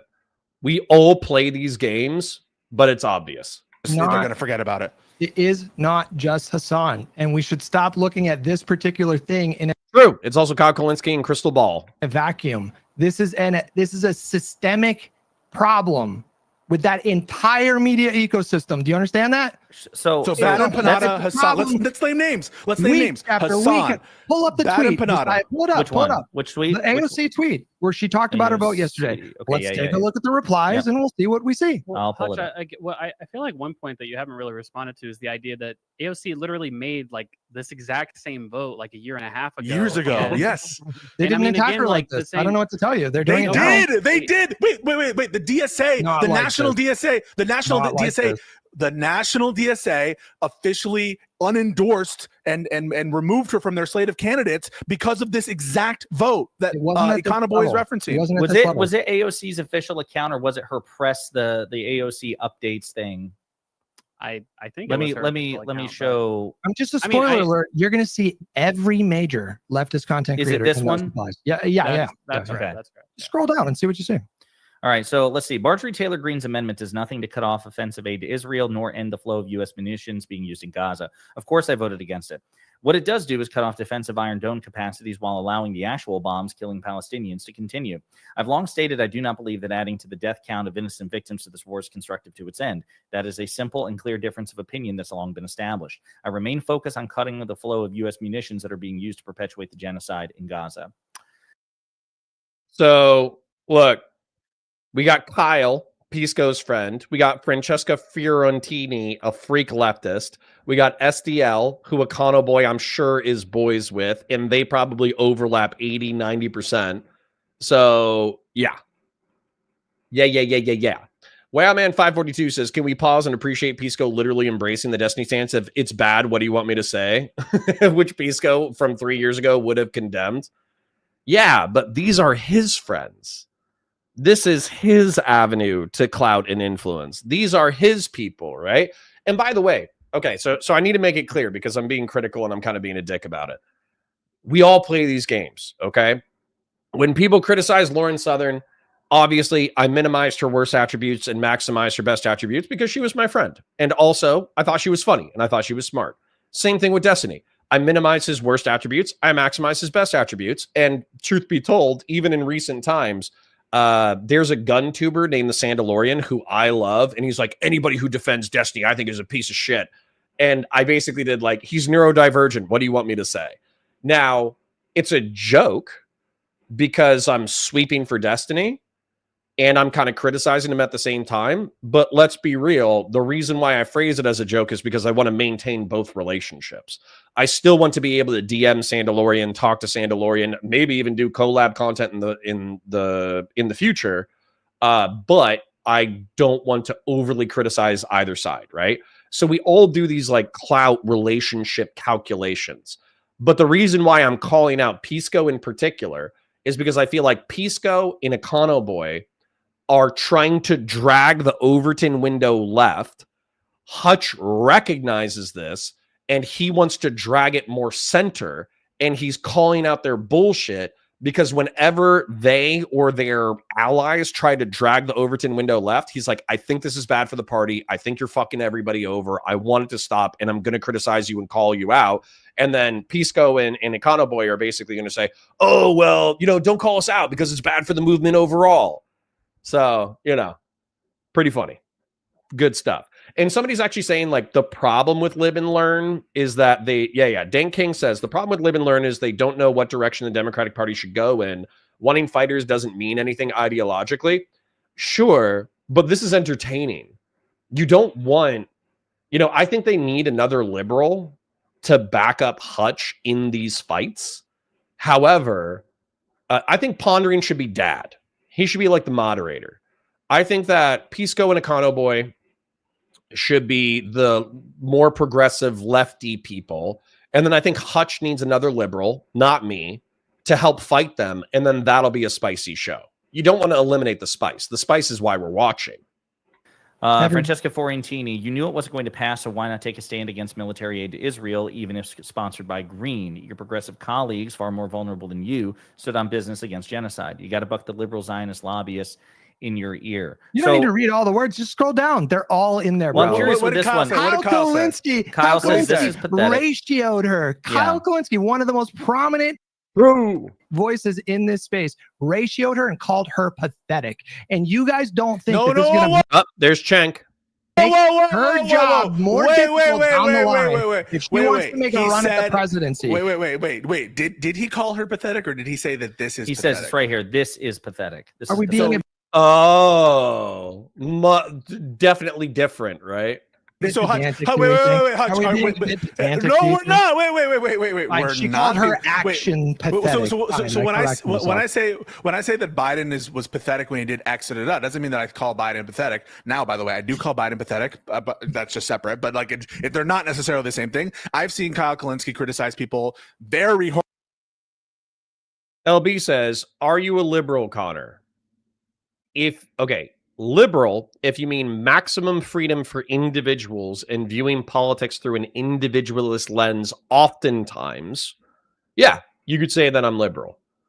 However, I'm also conservative in the fact that I think that Jordan Peterson is fundamentally correct about how human beings should live their lives. I think he's fundamentally correct about mythology and the role of religion. I think that temperance and virtue and all of these things that like Greek and Roman and Christian philosophers have talked about for centuries or millennia, if you don't incorporate that into your life, you're probably going to be a piece of shit. When it comes to fiscal conservatism as well, I think we should balance the budget. Now, that being said, I think we need some level of economic redistributivism and some level of social programs, but I think that's because politics is dominated by anarcho-capitalist fiscal conservative freaks. That's the only reason why we can't have that conversation. It's because of the ghost of Reagan. So there's plenty of things that I'm conservative on. But yeah, if you ask me, do I think that like maximal freedom for human beings is a good thing? Yeah, 100%.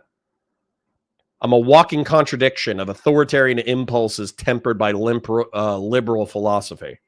Harshly on specific matters. It doesn't necessarily extend beyond that. So, I want to be clear about something. I don't think that this is. Ooh, IRI would be a good addition. IRI would be good because, in my opinion, he's just a Hutch clone. That's awesome. Like needed criticism. The lefties are going to continue to support her. If she would be on like in a panel between her, Gavin Newsom, fucking Governor Shapiro, who do you think they're going to vote for? Who do you think they're going to vote for? They're going to vote for AOC. Yeah. So Herkimer, you're a fucking potato. How about that? SDL says this is wrong. Jenk says, I know why you voted for it, but just saying Israel needs defensive doesn't address the question. No, you fucking, I'm going to start using ableist language. As a matter of fact, sorry, Ken. Sorry, Mom. Sorry, Jesus. You guys are being fucking retarded again. So lived Christianity, because we already watched this content, because you guys are pieces of shit, is voluntary upward self-sacrifice in order to make the better world. And that the cosmos itself is rooted in voluntary self-sacrifice. Do any of you twats have an issue with voluntary self-sacrifice being necessary? As a matter of fact, I want to see answers.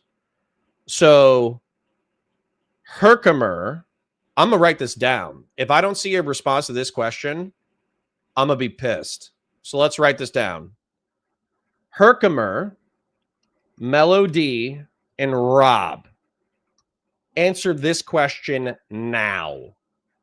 Do you think that voluntary, meaning that you choose to do it, self-sacrifice, meaning that you take something that's valuable to you and you give it away in order to realize a better world, do you think that is a good thing or a bad thing?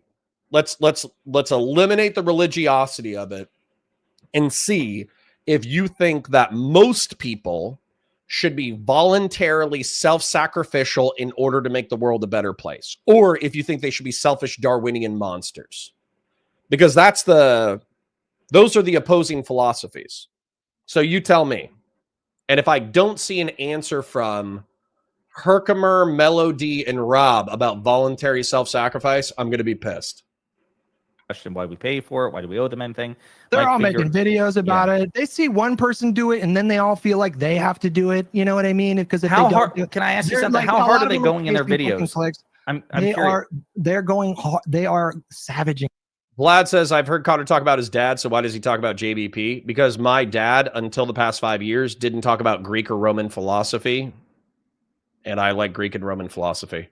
Her right now, bro. And they're going to do the same thing to Mom Donnie at a certain point. I promise you it's going to happen. But Hutch, again, I think that there's kind of two things being said here, but these views are ultimately compatible. Yep. Look, I think that it's true that she's getting a heap of shit from a heap of leftist creators online, but that's totally compatible with the idea that, look, at the end of the day, I don't think that this represents like a significant set. Obviously good. That's not profound. Fuck yourself. How about that, Herkimer? We're getting sidetracked. Fuck yourself. We are surrounded by social Darwinist, psychopathic fucking monsters. And you don't think that we need a socially reinforced voluntary self-sacrifice for the good of society? We're the country. Sorry, I'm going to get pissed. The country is being run by one of the most sociopathic fucking pedophiles to ever exist in the history of the United States. Okay, it's being run by a sociopath pedophile. All the good people who supposedly had morals and conscientiousness and were social conservatives, they've sold out their values for a scrap of power. Marco Rubio, JD Vance, they all sold their souls for a scrap of power. And weirdly, it's the hyper-religious freaks like Pence who didn't sell their souls for a scrap of power. Okay? Then, on the left, God bless him, consider him a friend or whatever, my annoying little brother. But we have Destiny, who's effectively saying, in order to fight the sociopaths, we have to become sociopaths. And you don't want to reinforce this social observation? I'm going to say it again. Fuck yourself. How about that? Back to AOC's political journey or political... Not at all. Haterade says they agree. Melody says they agree. Okay. All right. Go fuck yourself. How about that? You guys all agree you're just fucking smug pricks. Rob says, voluntary self-sacrifice towards a societal good is a normative good in my view. That's not the basic definition of Christianity, which is a JBP equivocates when talking about it. Okay, you guys can all fuck yourselves. How about that? How about that is when they asked him, what is lived Christianity? He said that is lived Christianity. They asked him if he's a literalist, and then he dodged because he doesn't want to piss off half of his audience. Reinforcing that social norm is important. And if you don't think it's important, I don't know why the fuck you watch my content. All right? Good? Are we good? I think we're good. Here. Your instinct is to always minimize this shit. No. All of you guys, all three of you, I'm so resolved in this. It's not. AF Racing says he's right. I said and will continue to say nothing JBP says it's profound and useful. Water making things wet. GG Galaxy Brain. Fuck you. Fuck you. You're surrounded by degeneracy, drug use, sociopathy, psychopathic behavior. And you're saying when somebody comes out and they say, hey, we need to socially reinforce these moral norms, you go, oh, well, we've all heard about these moral norms before. Fuck you, Fedora. Like, listen, I get you. You guys are some of my strongest soldiers. I've seen these people before. AF Racing, Rob, Herkimer. I've seen all you guys before. So, like, I know that you guys are actually, like, you hang out and watch the content and all that kind of shit. But I'm telling you, you're just fucking wrong. You're wrong. Not even funny. No, like, but is your instinct to maximize whenever I bring it up, you guys are always prone to be like, it's not that big of a deal, bro. It's not that big of a deal. No, you Hutch, never want to fucking no. call it what it is. Hutch, these people are toxic. No, that's Hutch, what I'm saying. Hutch, they can be toxic and they can, like, you don't have to respect them. You have to respect the ideas. AF Racing says, guys, we have to respect JBP because he thinks learning to swim is a useful skill. No, AF, you're being obtuse. You're being a pain in my ass. You know that you're pissing me off. So if you're pissing me off, then I'm just going to tell you to go fuck yourself, right? You don't have to respect JBP as a man. I don't care if you respect Jordan Peterson as a man. Respect the idea. The idea is good, okay? If it's good, you promote it. If it's bad, you rip it apart. You twats are so busy being, fucking 2,000 IQ, giga-brained, anti-theist, Fedora's fucking manifest that you're ripping apart the ideas along with the man. I don't give a shit if you respect the man. Don't shit on the ideas when our society is so obviously this fucked up. Okay? Can we move back to the content, please? Like you said, they can make her life a bit harder, but that doesn't mean that they are a significant needle mover in left-wing spaces in actually existing. Hutch, you're not even disagree. Do you disagree with anything I just fucking said? Do you disagree with what he said? Yes, I completely reject this. Which part? Completely rejected Yes, anonymous chatter. this notion that these guys don't have an influence in electoral politics. That's You're not wrong. what we're saying, That's Hutch. not what Yes, We're you not are. saying You're that. saying- No, I'm not, Hutch. You can have an You're influence. saying they don't move and the it can needle be- that much. That's what you're they saying. don't. There's no You're evidence wrong. that they Hutch. There's no evidence that they move the needle that much when it comes to at least like progressive people like AOC. Like again, I would agree that look, this is gonna be a bitch every time she like when she goes and gets interviewed by Kyle Kalinske and Crystal Ball. Vlad, I'm going to debate Steven about this weekend. I think your understanding of JBP is unsophisticated. This is going to be a question that gets brought up. It's going to be a criticism of her. People are going to like, oh my goodness, fuck AOC. I'm going to vote for Jill Stein for the 14th time in a row. And that's going to fucking amount to something this time. Like, yeah, that's going to happen, Hutch. But obviously there's a difference between saying that, yeah, a margin of people are going to be upset about this and going to be moved away from her.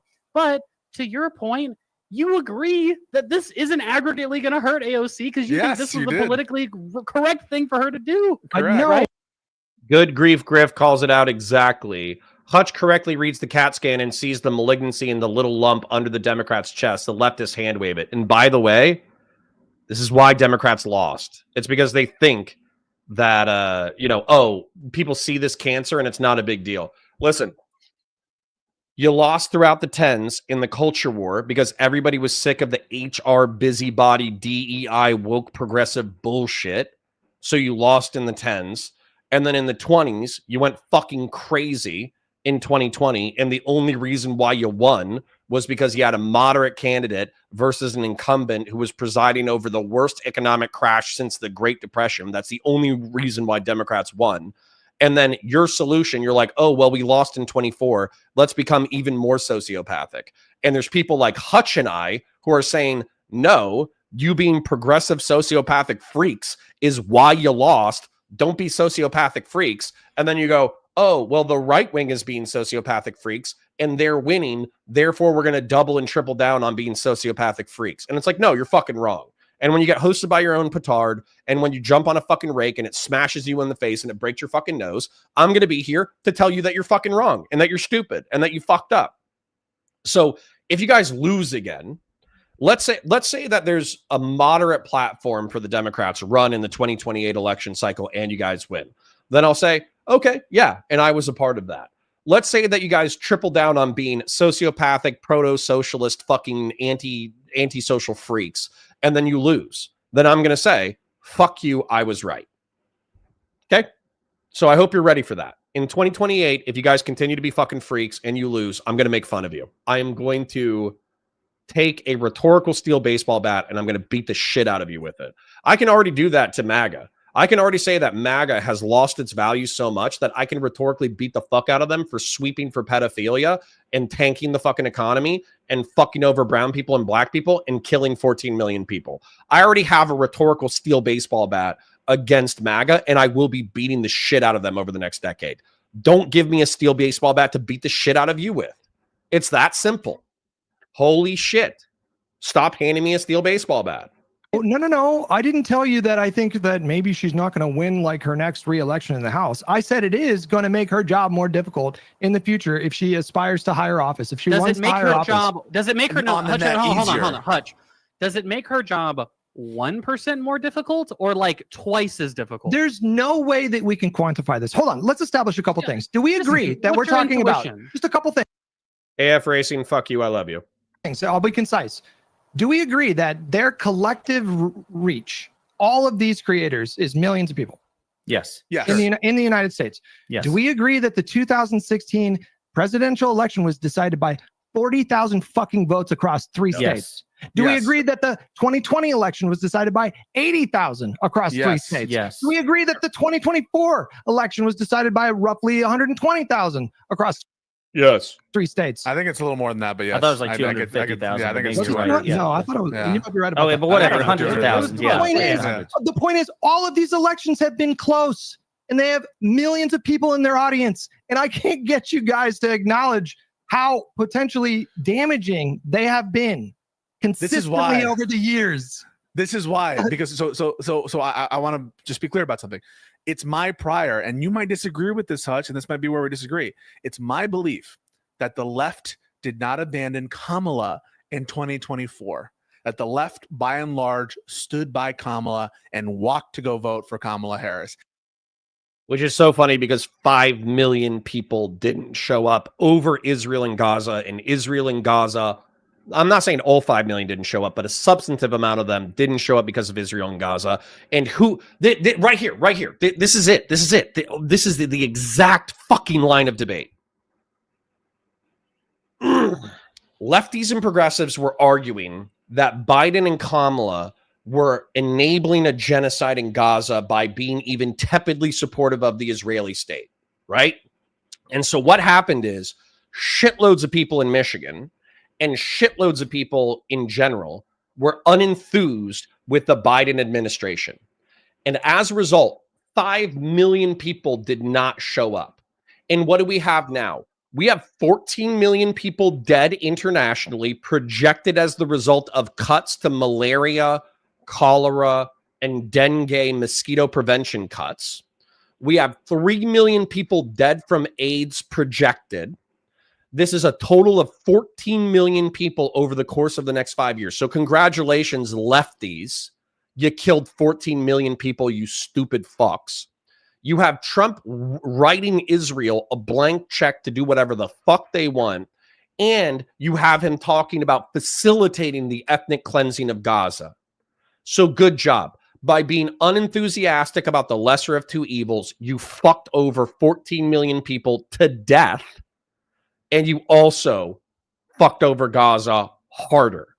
You fucking idiots. This is the point. And so given that, the left did not, on average, overall, abandon. 5 million people didn't show up because they were unenthusiastic about the fucking Democrats. And the far lefties helped that. That given that overall, the left got the message. They grumbled, but they walked their ass to the polls and they voted for the lesser of two evils. They got that message. The left, by and large, did. Not everyone, and I condemn the individuals who did it. And certainly maybe enthusiasm played some role, but I don't have evidence. Bud123 says, with hindsight, we understand that Trump is worse on Gaza than Biden and Kamala. With foresight, you should have known that. Evidence that the left cost Kamala the election. So why do I think that there's evidence that materially they're going to cost AOC some kind of election in the future, some hypothetical election? I just don't see them as having that sway ability for the left. I just told you, in an election, a national election where there's 150 million people voting and it's decided by 40,000 votes. LB says, why don't you blame the people who voted for Trump? I do blame them. They're fucking idiots. They're fucking idiot pieces of shit. I talk about them every day. What the fuck are you talking about? And you don't even want to entertain the notion that maybe he's saying that we've not min-maxed lefty support for Kamala Harris, which could be outcome determinative. They actively work against But Hutch, I think the party. No. But Hutch, we can agree with all that. Again, these are compatible. Like, for instance, what you brought up earlier, and I thought it was probably the best point that you made. All right, chill time. Got 130 people. Like the stream. Share it with your friends. Engage in chat so you can give me a heart attack. Watch the VODs. Comment on the VODs. Love the VODs. Make the VODs your best friend. Super chats if you got them. Memberships if you got them. It was the idea that there's evidence to suggest that probably 2 or 3 million people who voted for Biden decided not to vote because of essentially Israel and Palestine was their number one issue. And, this seemed to be a group of overwhelmingly progressive people because, they said that they would have rather voted for somebody like Sean Fain or AOC or something for president. But I think that that's in part one of the big reasons why I say Leandor MBCR says 90% of the people who call themselves socialists vote Democrat. These people don't matter. Yeah, they matter. They're yanking the Overton window left. Now, maybe you're a progressive. Maybe you're a socialist. Maybe you're a communist, and you don't care that they're yanking the Overton window left. I do. How about that shit? Even that criticism, I don't think is very good because I don't think that AOC can plausibly be framed to this group of people as someone who's a soft pussy on Israel Palestine. This is somebody who says, look, Israel's committing a genocide. Netanyahu's a war criminal. She'd probably commit to we would not allowing. She'd probably commit to Bud123 says, how do we know that Trump's tendencies on Gaza were non-isolationist with foresight? How about the fact that he moved the embassy from Tel Aviv to Jerusalem? How about he's been Israel's biggest simp for 5 years? How about his fucking nephew is Jared, or what? His son-in-law is Jared Kushner, who was a massive Israel simp. How about all that shit? How about that? How about a broad swath of his base are Christian evangelicals who are massive Zionists? I don't know. Like, I've named like half a dozen variables. Pick one of them. You're making my point for me. She has this strong position on Israel Palestine, and it's not enough for these fucking lunatics. But we agree with that. We agree that it's not enough for online leftist content creators, right? So I would agree with that. But I don't think that in the course of a long campaign, and to Josiah's point, who even knows if she's going to run for I'm gonna get some water. You guys are pissing me off. president? But nonetheless, let's just assume I love you, but fuck you. that she is. During the course of the long-term campaign that she's going to be a part of, I don't think that you can plausibly represent to these people that AOC's history is like particularly weak on Israel Palestine when she has all of these like consistent statements that she's made over time. And like you said, she voted against the bill in the first place. She says she wants to strip offensive aid to Israel. Like, I think for a lot of these uncommitted people, these actually existing voters that decided not to vote for Kamala Harris, to Pisco's point, they overwhelmingly decided to vote for her. But for the ones that didn't, it's not clear to me that there's much evidence to suggest that like this would make the difference between them not voting or voting for AOC. Like, I think they would overwhelmingly vote for AOC at higher margins than Kamala. Well, it just seems like Hutch's point. To Hutch's point, let me ask you this. To Hutch's point. Oh, am I going to get some backup? Holy shit! I think what Hutch is saying is, Josiah. You know, I don't think Hutch would dispute the fact that the left by and large supported Kamala. That'd be a really dumb point, right? Hutch, you agree? Okay. The left by and large, broadly the left, right? Yeah. So I think what he's saying is he feels that there can be some, you know, some juice that we can squeeze out of that coalition a bit more that would be outcome determinative in close elections. The opportunity cost. What? The opportunity cost. Not just what you lost, but what you could have gained. Is that what you're saying? Right. That we do not min-max that coalition. Baka Baridi says, Econoboy doesn't seem to get the main point. We don't care about New York elections where super socialist candidates like AOC and Mamdani can win. We care about purple states. Yes.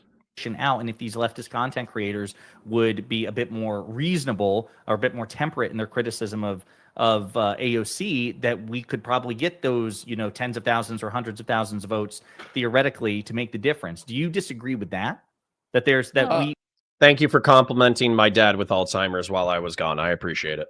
We have not reached our ceiling for optimal. Of course not. Yeah, I mean, of course, if every progressive content creator played perfect ball and was willing to, you know, be more pragmatic and, you know, think about these things a little bit more long term and sensibly, we would have better like net electoral outcomes. But I think that but I don't think that I've ever said anything differently. I mean, obviously that's true. Hutch, no, I mean, and I'm sure Pisco would agree. But hang on, that's my. Here's point. the rub, though. Here's the rub, though, Hutch. By that logic, you're going to be hoisted by your own petard, because now we have to moderate our criticism in vision of the optimal strategy. And so for us, like if we're going to apply this lens, like, is the best thing for building a coalition that protects AOC and protects the candidate to attack all these creators, or like in our wildest dreams convince them? So now I think, Hutch, if we're going to apply this lens, is the best strategy for us under this theory, right, which is where we're just reacting for pure outcome determinative nature,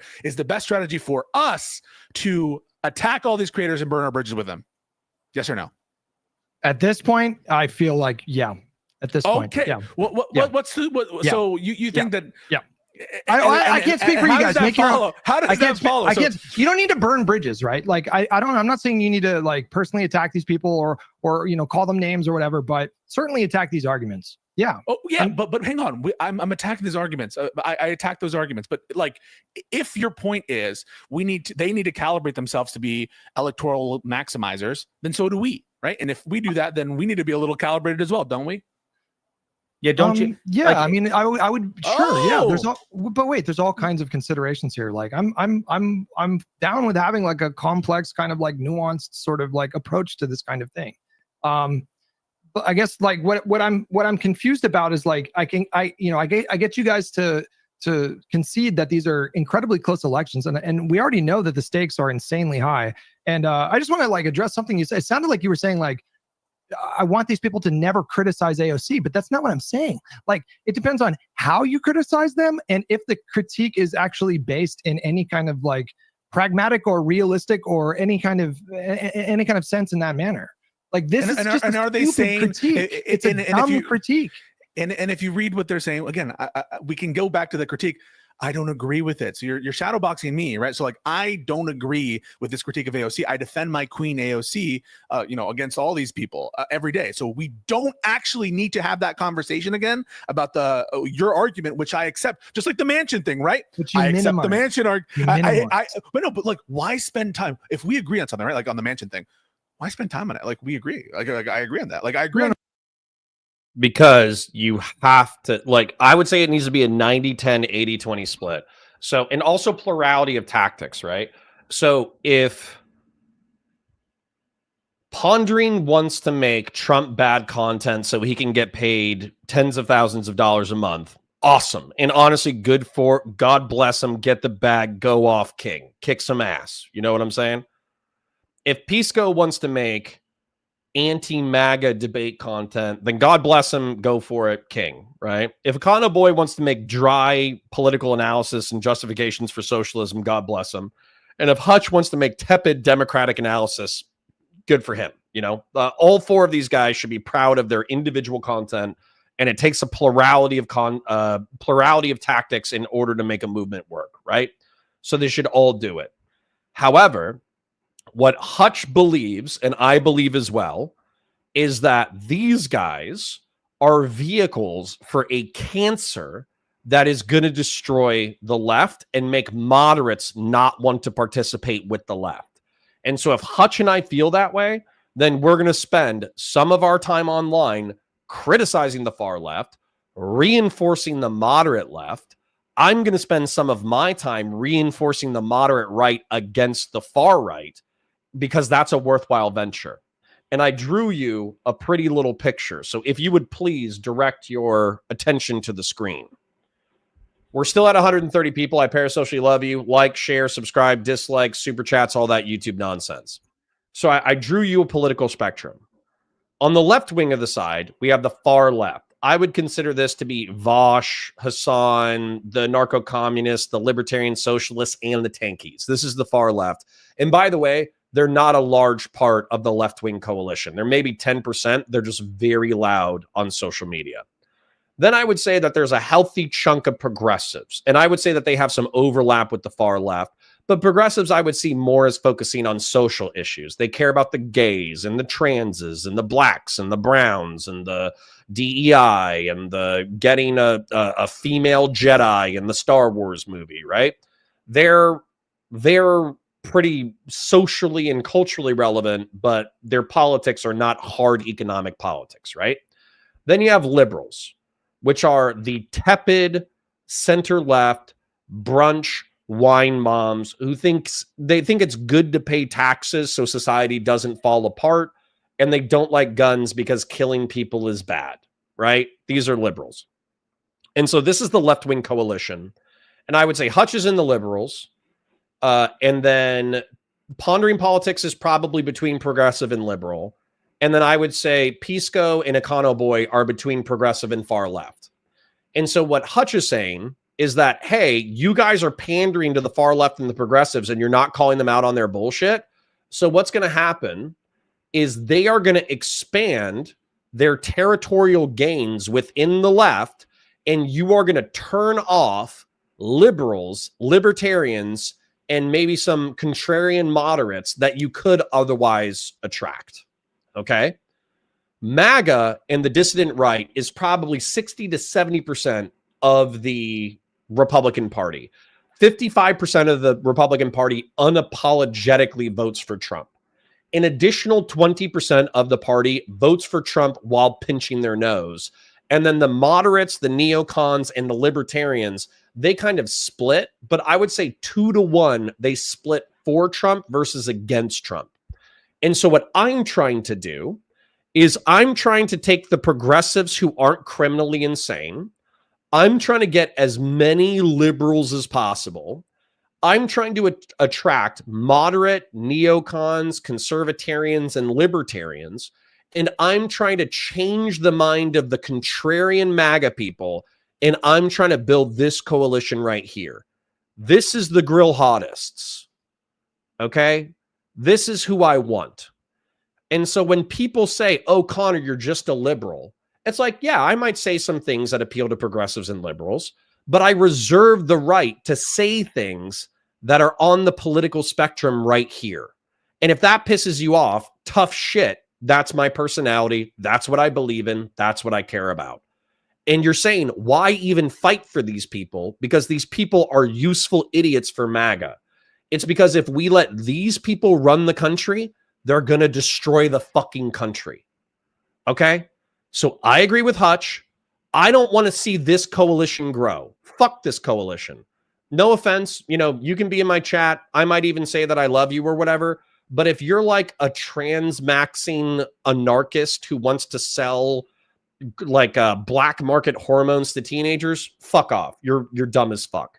If you're a libertarian socialist or an anarcho-communist, you could be a good person, but your political analysis is dog shit.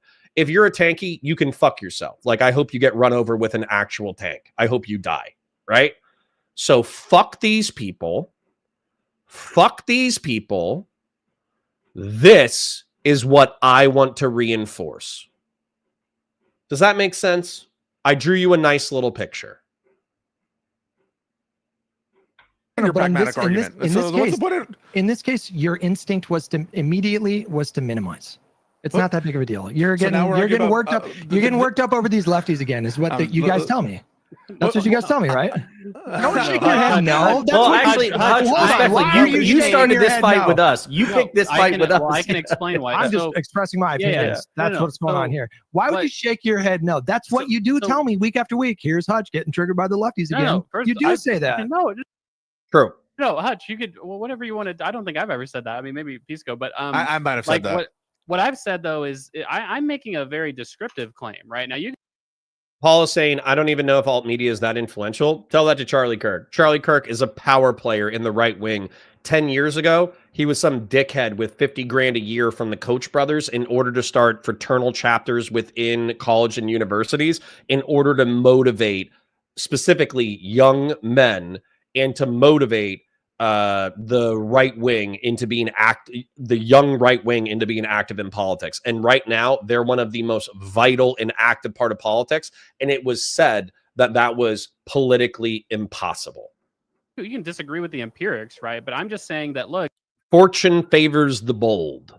To the extent that I'm like minimizing it, right? I think that it's just like fully appropriate to minimize it because I don't think that this will actually, create like a very, very large headache for AOC in the long term. And, again, I could jazz hands for West Coast girl. She's right.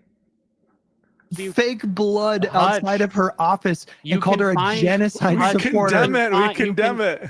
No, but I'm just saying there are very real consequences to this shit. Hutch, Hutch, there were people during Mamdani's election who showed up to his events and said, fuck you for accepting AOC's endorsement. She's a genocide supporter. She supports the Iron Dome. This was literally equipped during Mamdani's campaign. And people like that existed during Mamdani's election. People like that existed when AOC ran for re-election in 2024.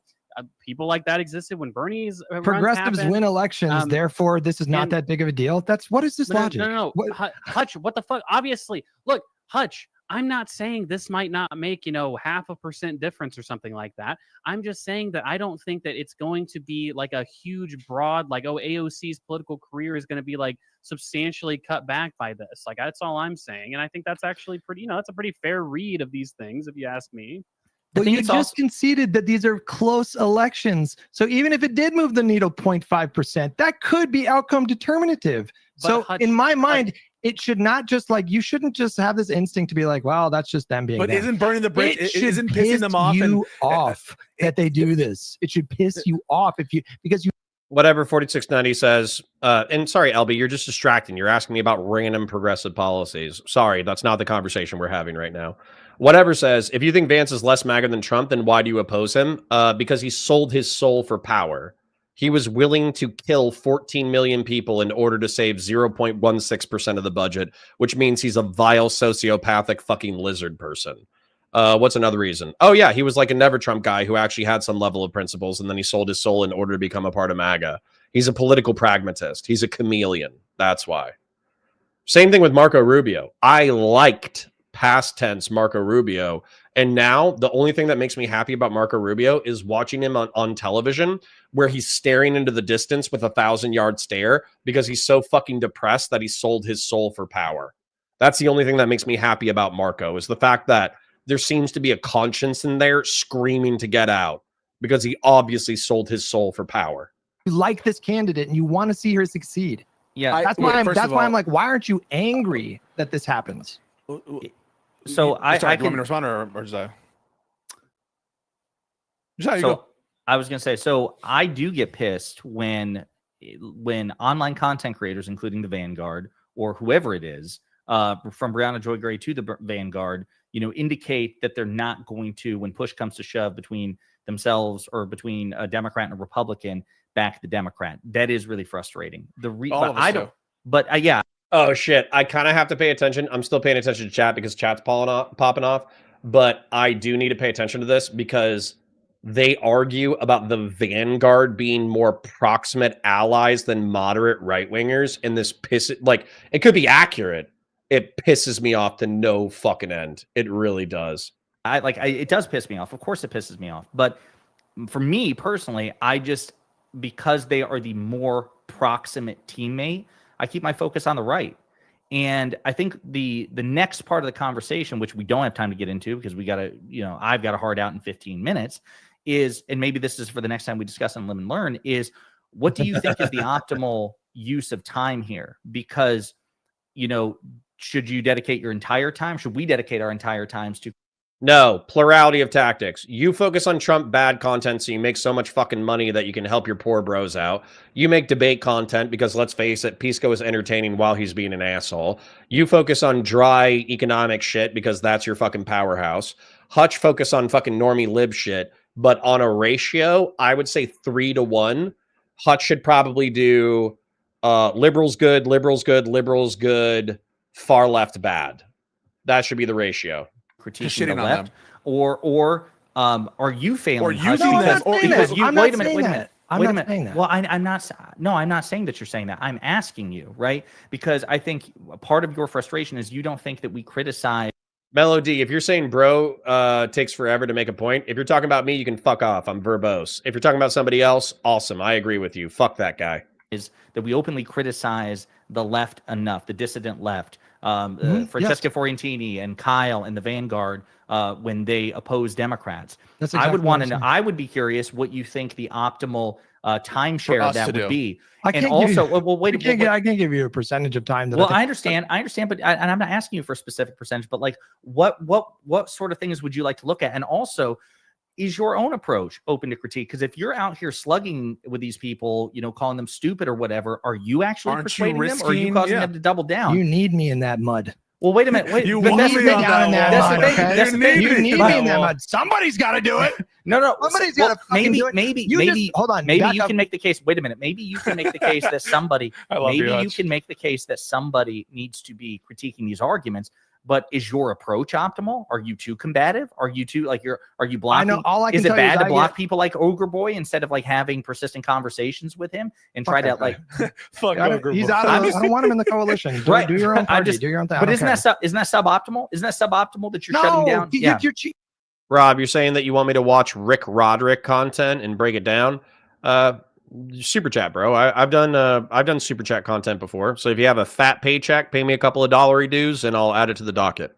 Because you're giving them good faith, bro.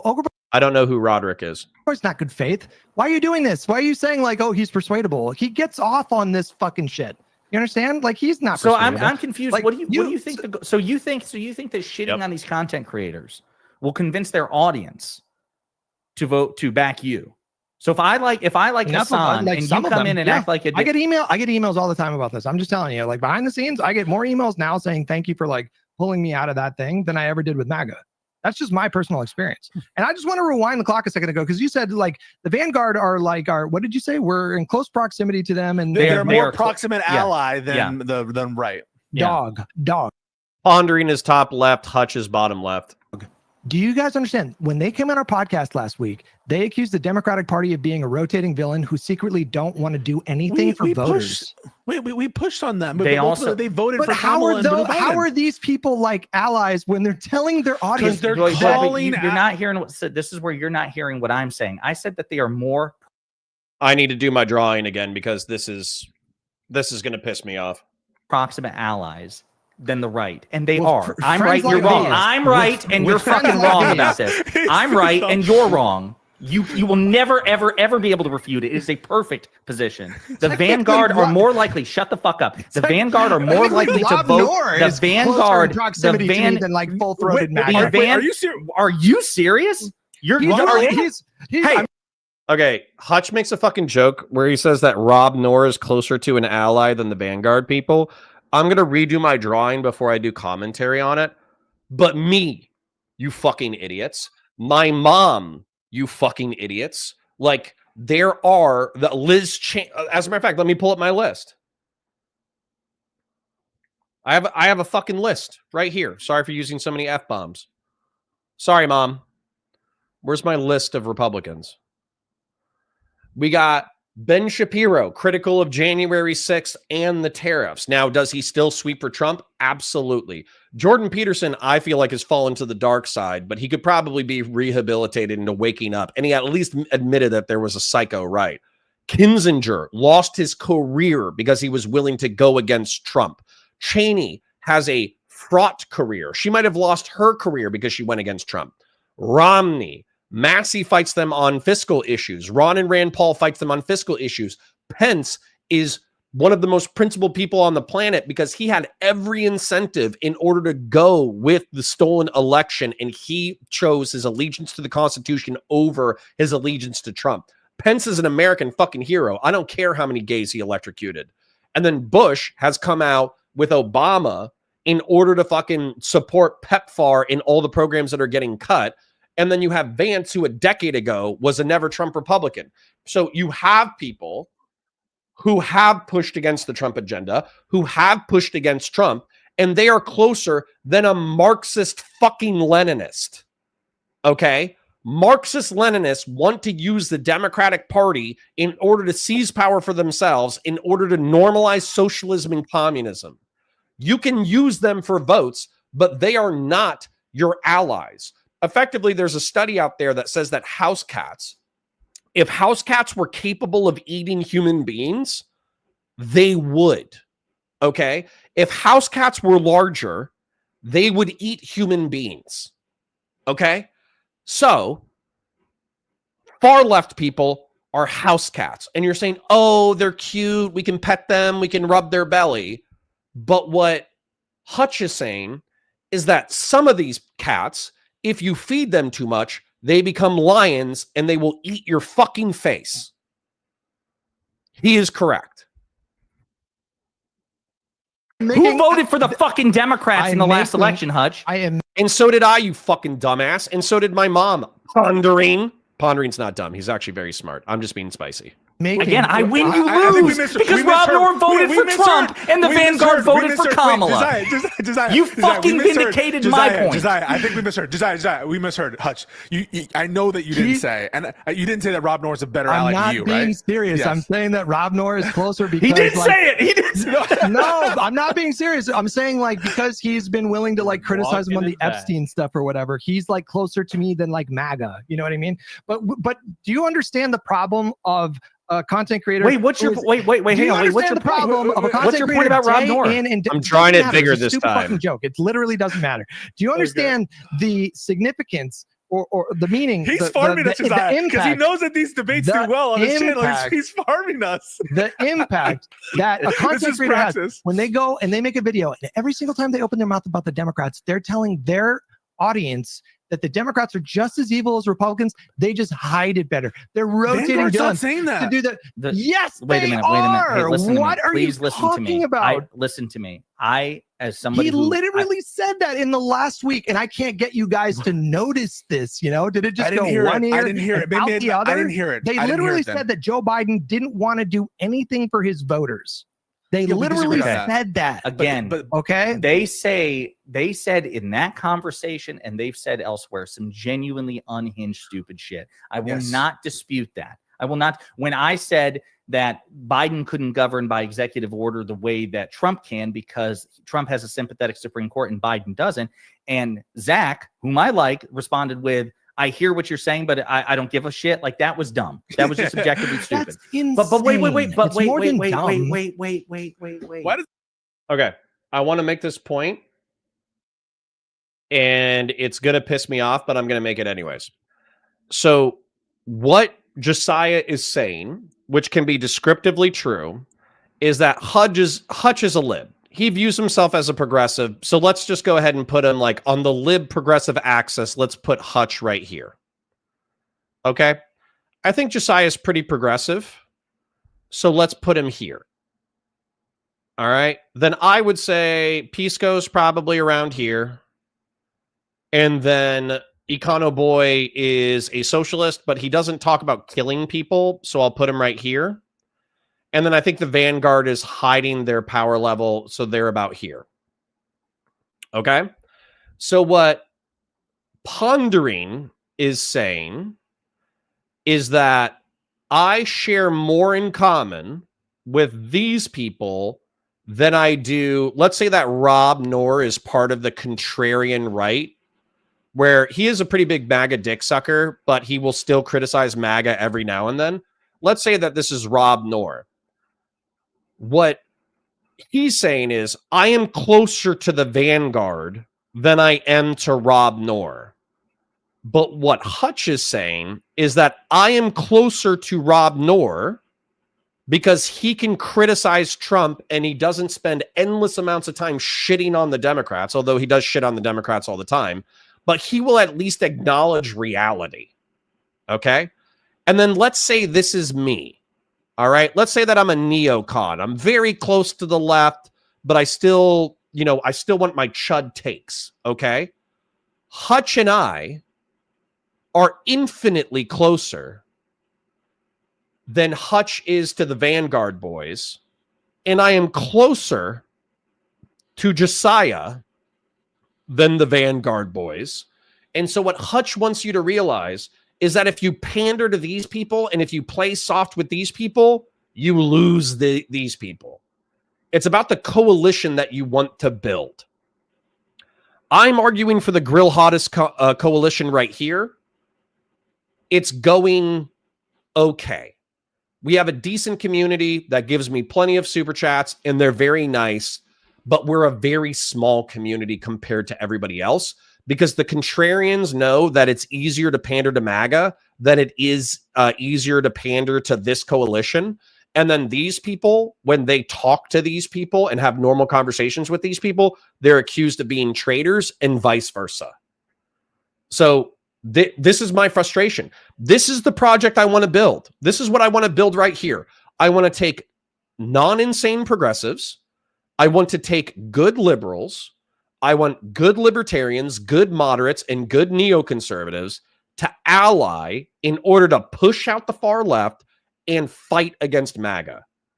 This is what I want, okay? And I hope that this is big enough that you can see it, okay? Does it need to be more than dumb? But they Hutch? Why does it need to be voted, more? but they voted for Kamala Harris. Unless they're lying, they voted for Hutch is correct. Kamala Harris, and they have said they've done two other things. That Trump is worse. And they lay into Trump now. Their focus is like their whole beef with Cenk Uygur is not because he's pro-Democrat. It's because he's too friendly to MAGA. And so, yes, they are more proximate allies to the Democratic coalition than somebody on the right. Certainly, Why somebody are you laughing, Hutch? I'll You don't take agree the with that? vote, but you're saying like they're allies, but all of these people say the same thing about the Democratic Party. I said they're They more also proximate. wait, but you can't even. Your mind can't even fathom the possibility that someone just because they say they voted for someone. Tell me more, guy who you can't compared even the Vanguard to fathom- you Rob can't even- fucking You're getting hung Noor. up on a stupid. Dark King says, if the Vanguard are my ally, the left is so cooked. You have to understand that Dark King is part of the silent majority. Dark King, Eben, me, all that kind of stuff. I'm a very loud part of the silent majority. But the truth is that there are plenty of moderates that you are going to lose by allying yourself with Marxist-Leninists. If you say Marxist-Leninists are part of our coalition, I'm going to tell you to go fuck yourself. Good joke, because you don't want to confront my point, because you know I'm fucking right. Like, you can't even fathom the possibility that, like, just because they said that they voted for someone, that doesn't mean that they can't do damage every fucking day by saying stupid shit like the Democrats are evil and they. Ooh. Wow Man says Rick Roderick was a well-known philosophy professor in the 80s who, like JBP, made philosophy and big picture morals understandable and digestible without resorting to religion. Based. You know, like Joe Manchin So is what like should we do, he's like a Hutch? What should we deliberate do? plot. Right. All I'm asking, you don't need to spend 20% of your day. Why or not? 10%. Why not? Listen Why to shouldn't what I'm we? saying. You don't need to spend a certain percentage, but stop hand waving it when it happens. Stop True. doing this, like minimizing, like it's not that big of a deal. They're just fucking, they're just like blowing steam off. It is what it is. Why That's what I'm shouldn't we saying. be? Why shouldn't we be exclusively punching left? Why even bother? Right. You shouldn't. That's a misspeak. You shouldn't be exclusively punching left. You should just be calling out bad behavior on the left so you don't lose moderates. Punching right?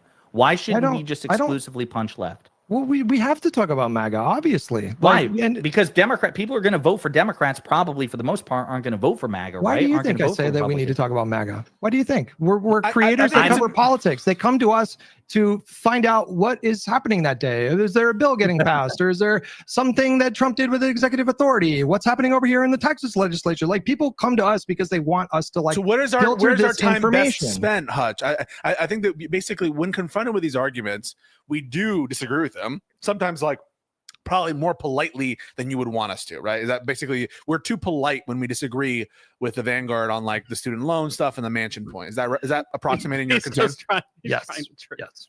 I'm not trying to trigger. No. I'm not Yes. trying to trigger. That's like, what I'm like, saying. That's what I'm no, no. saying. Yes. No, but is one of the problem? No, is one of the ways it manifests is that when we disagree with the Vanguard, that we're a little bit too polite about it. I'm genuine. I Yes. am not being facetious. Yes. Yes. Right. So, Yes. so you want us to be a little bit more combative with these people, and so when I'm on, breaking points, or when I'm like talking to Kyle to be like, why the fuck did you say this to AOC? You don't need to And, say like, it to like start- that, but Oh, like, it needs to why'd be you say this about more. AOC?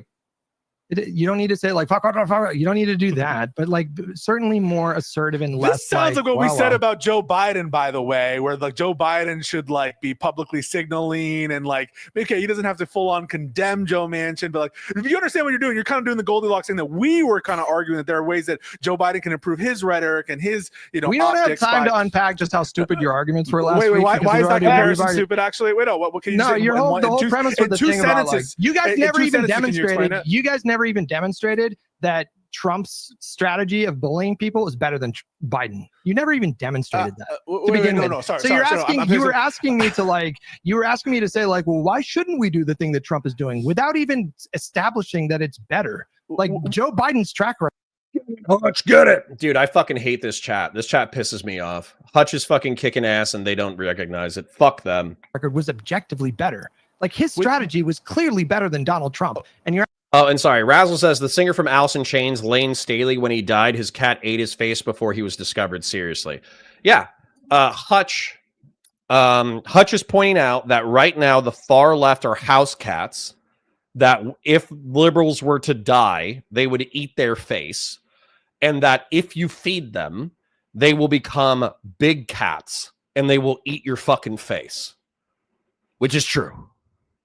Then, what the fuck else? Hutch is right. Hutch is cooking. Fuck this other chat. Fuck the live and learn chat. asking me the stupid fucking question about like, why doesn't he bully people? So did you have the impression the question was as between Trump's strategy on net and Biden's strategy on net, who produced the most legislation? Was that your impression of what the question was about? No, what the we were question talking was about? why doesn't Biden similarly bully his own party?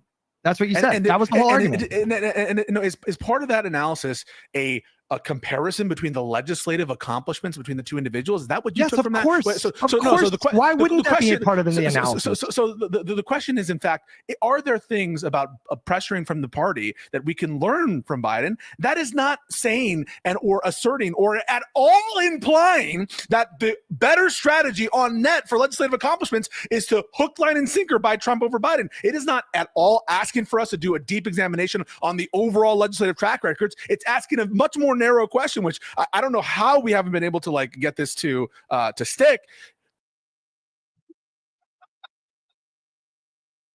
Sorry.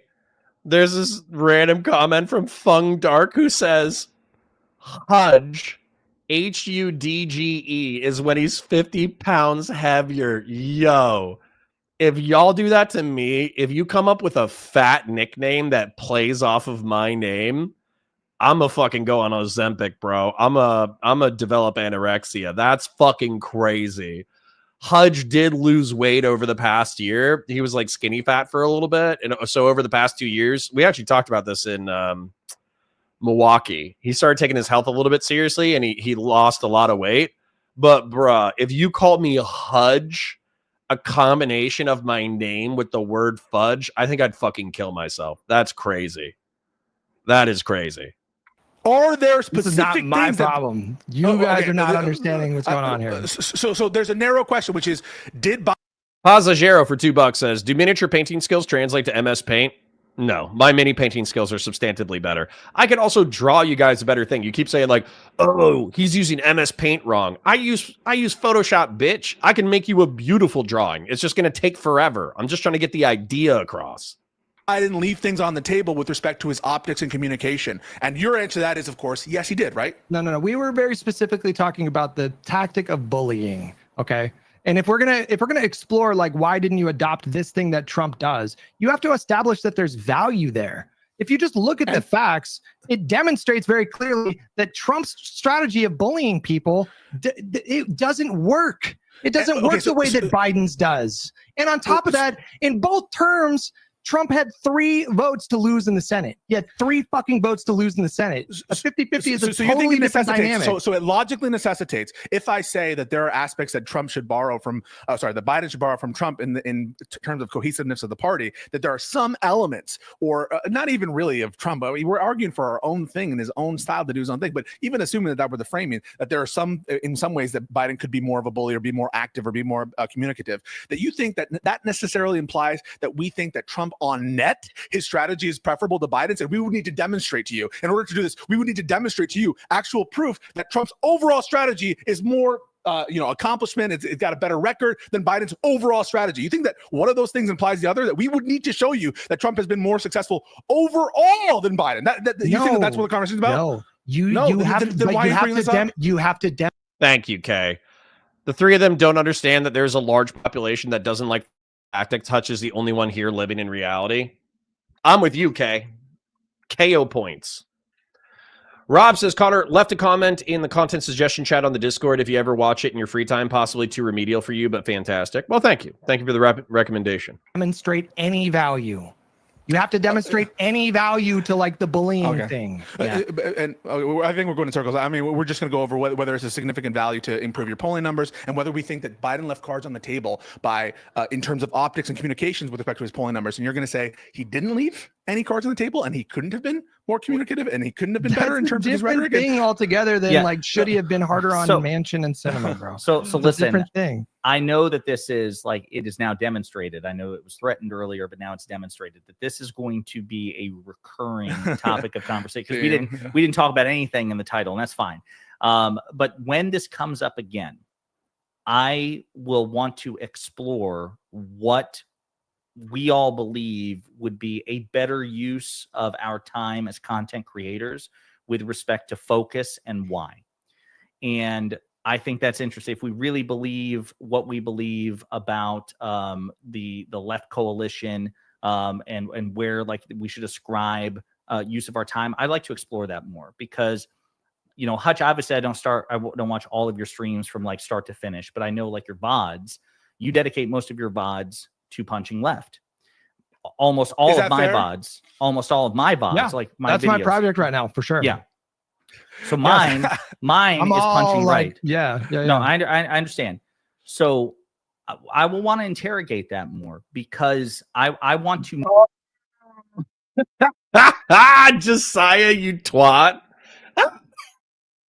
Listen, I love Josiah. Josiah and I are boys, but talking about how we should spend our time and spend our energy, I think that if cumulatively, let's say that all these content creators are successful. Let's say that Hutch makes 80K, 100K, whatever.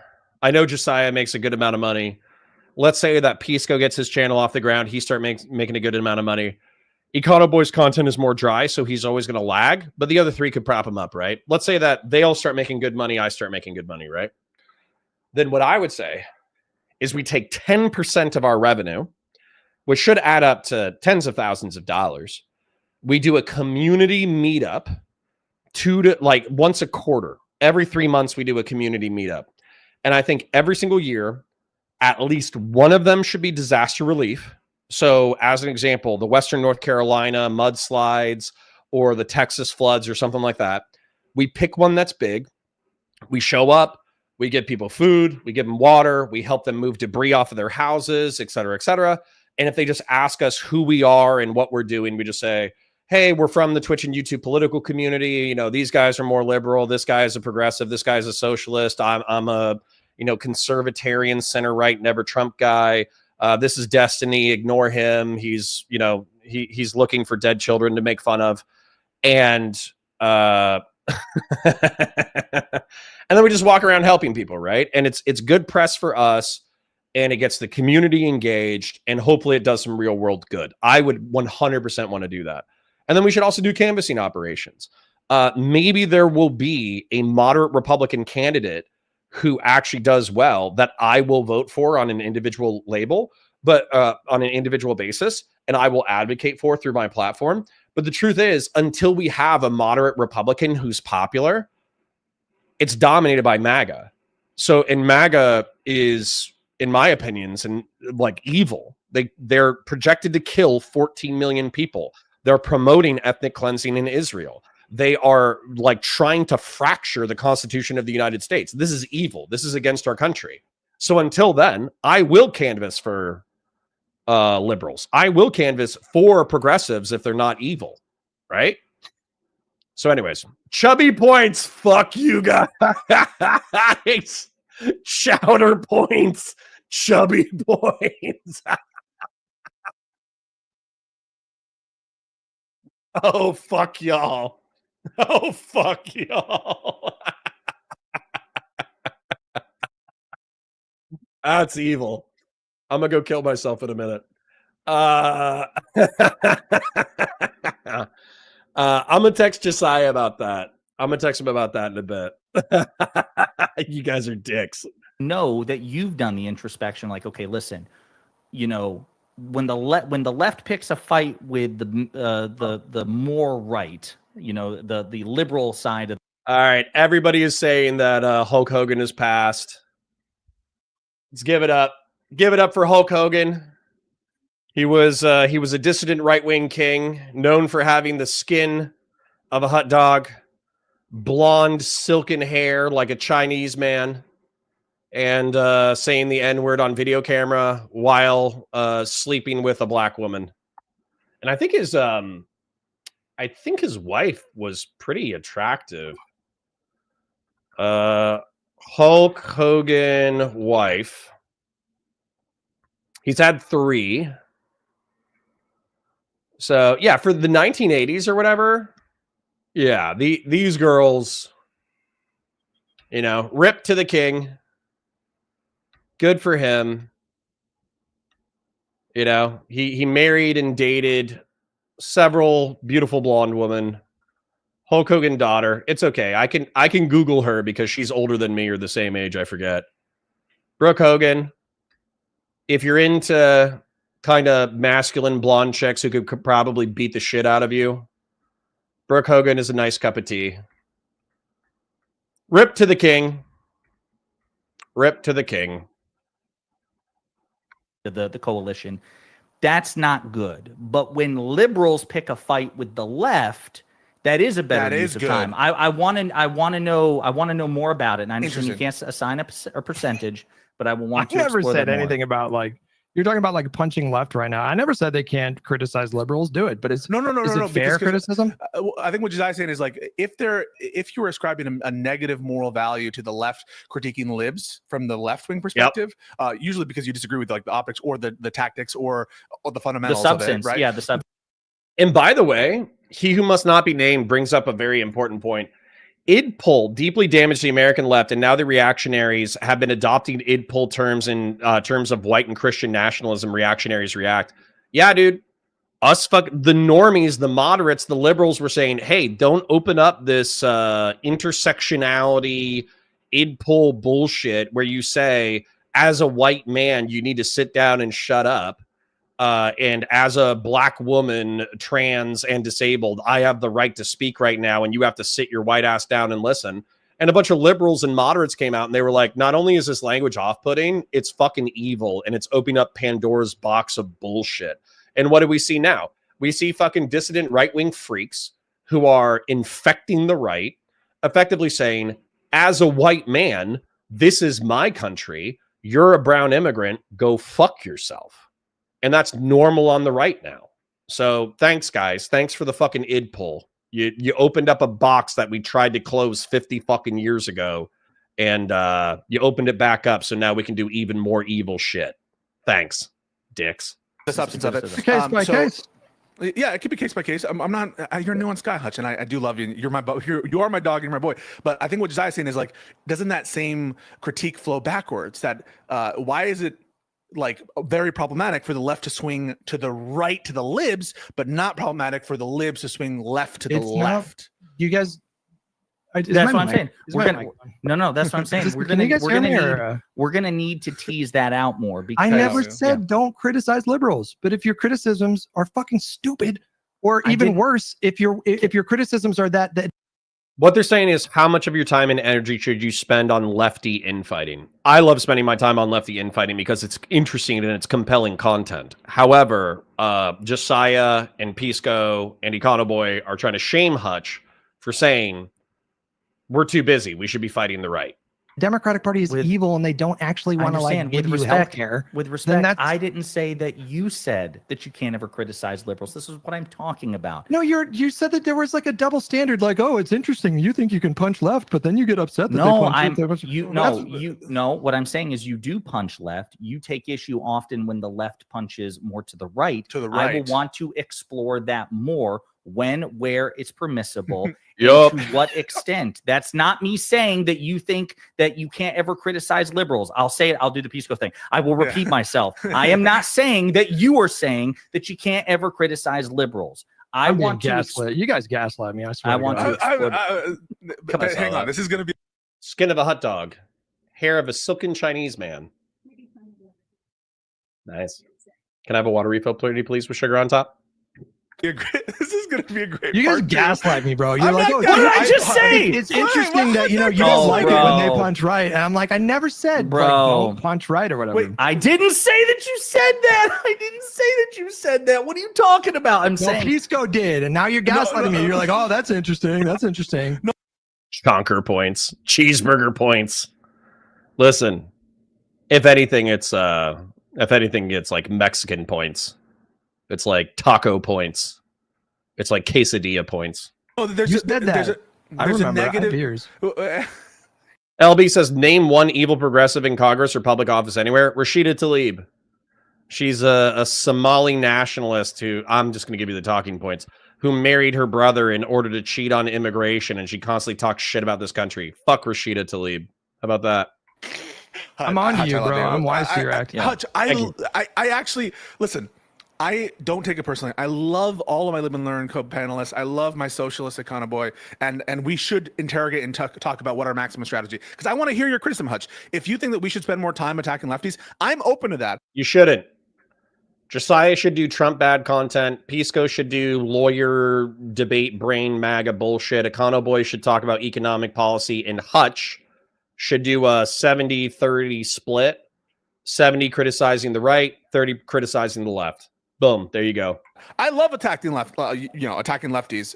Stop Googling a dead man's wife. Well, he had 3 of them, so But recently, I've been trying to focus on the MAGA administration, but maybe that's wrong, and maybe you're right. And I am open to that conversation. I said it during this podcast. West Coast girl asks, do Chinese people have silky blonde hair? No, but let's go ahead and pull this up. This is probably the most important thing that I'm going to show you today. Hulk Hogan hair. Okay, so look at it. It's thin and it's silky. All right, look at that. If you haven't looked at it, look at your screen right now. Now I'm going to pull up Chinese hair.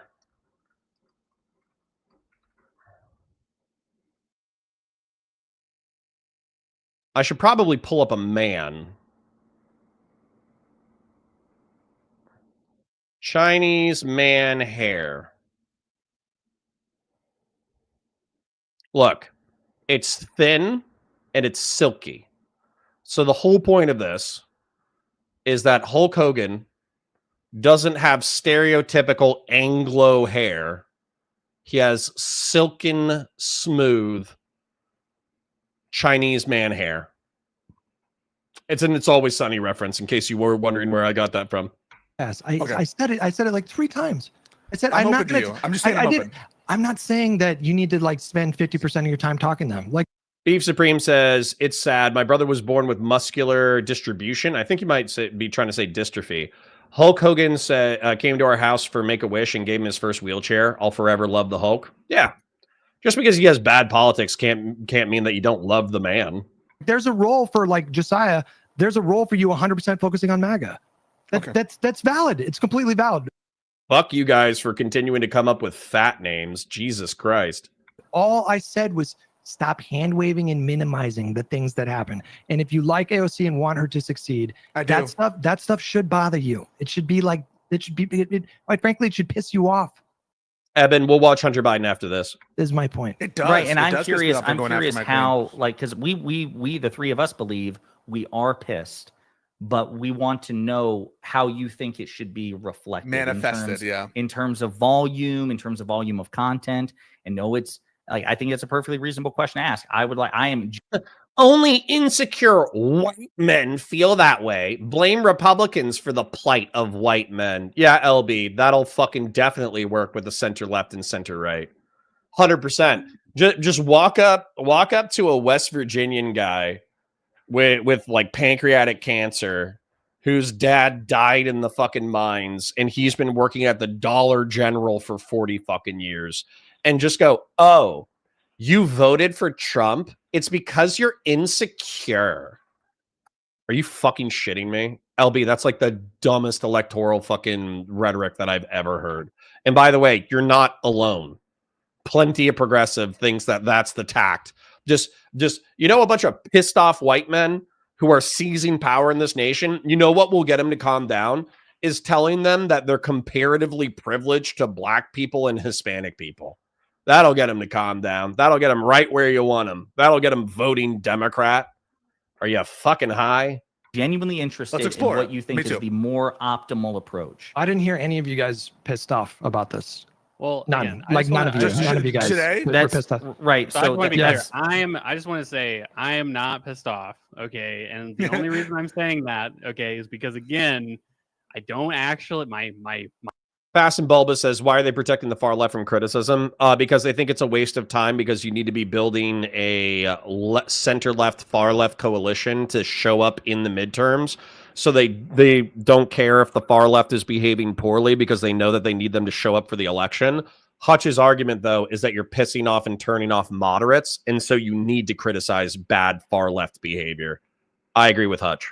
My actual opinion is that I do not think this will make a big difference in AOC's chances of winning from a descriptive and they're analyzing it in a vacuum. They're not looking at what effect this has on the Overton window, how it alienates moderates. They're not looking at any of that shit. Hutch has made these points half a dozen times already.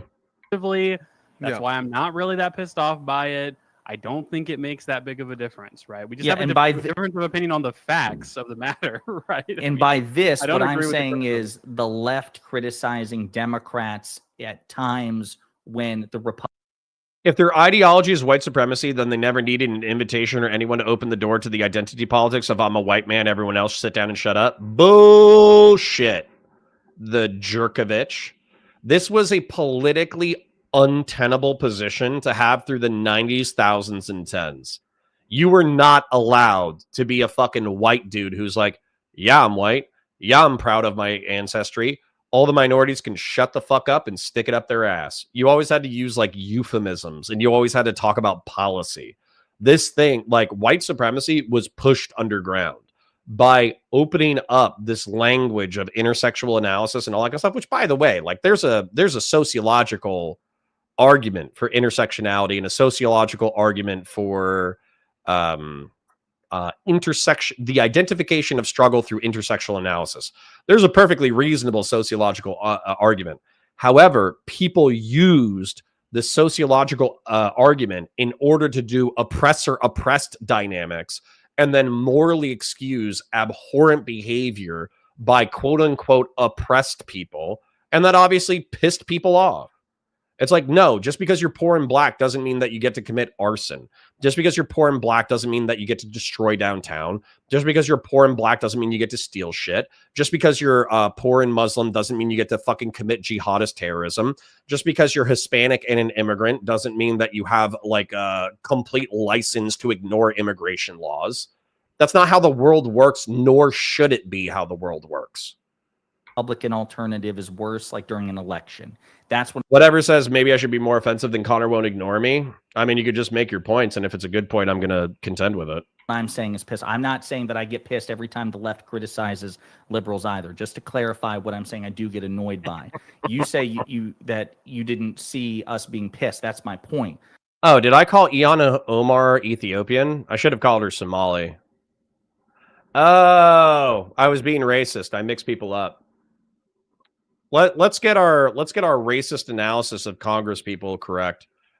Ilhan Omar is who I was thinking about. So, where's she from? Where is she from? I thought she was Somali. Yeah.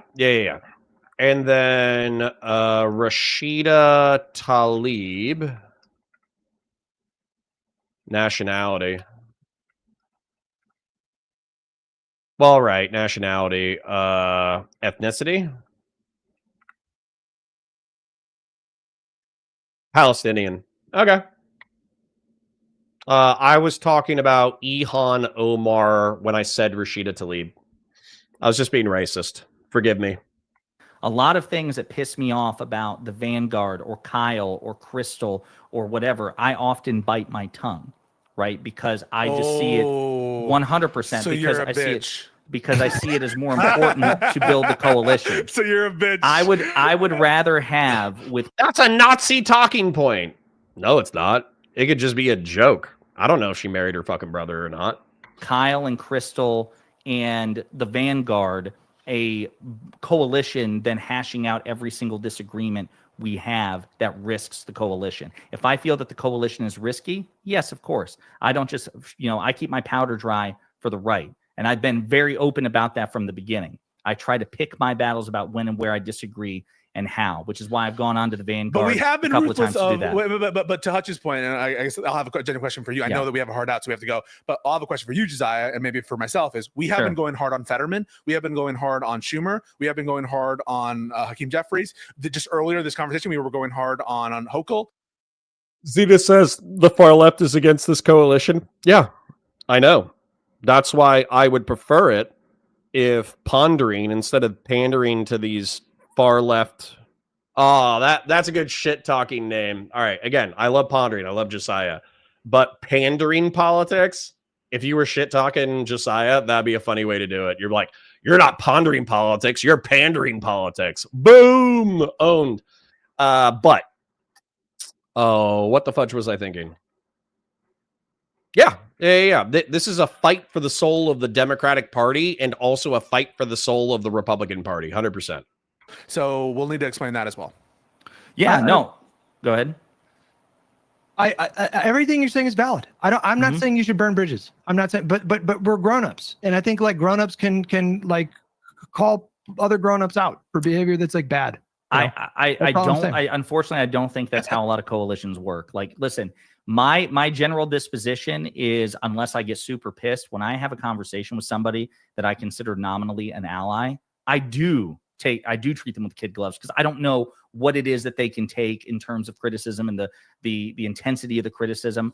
And if I judge the coalition as being broadly more valuable than litigating every single disagreement that we have, then you'll hold back. Yeah, exactly. And I don't.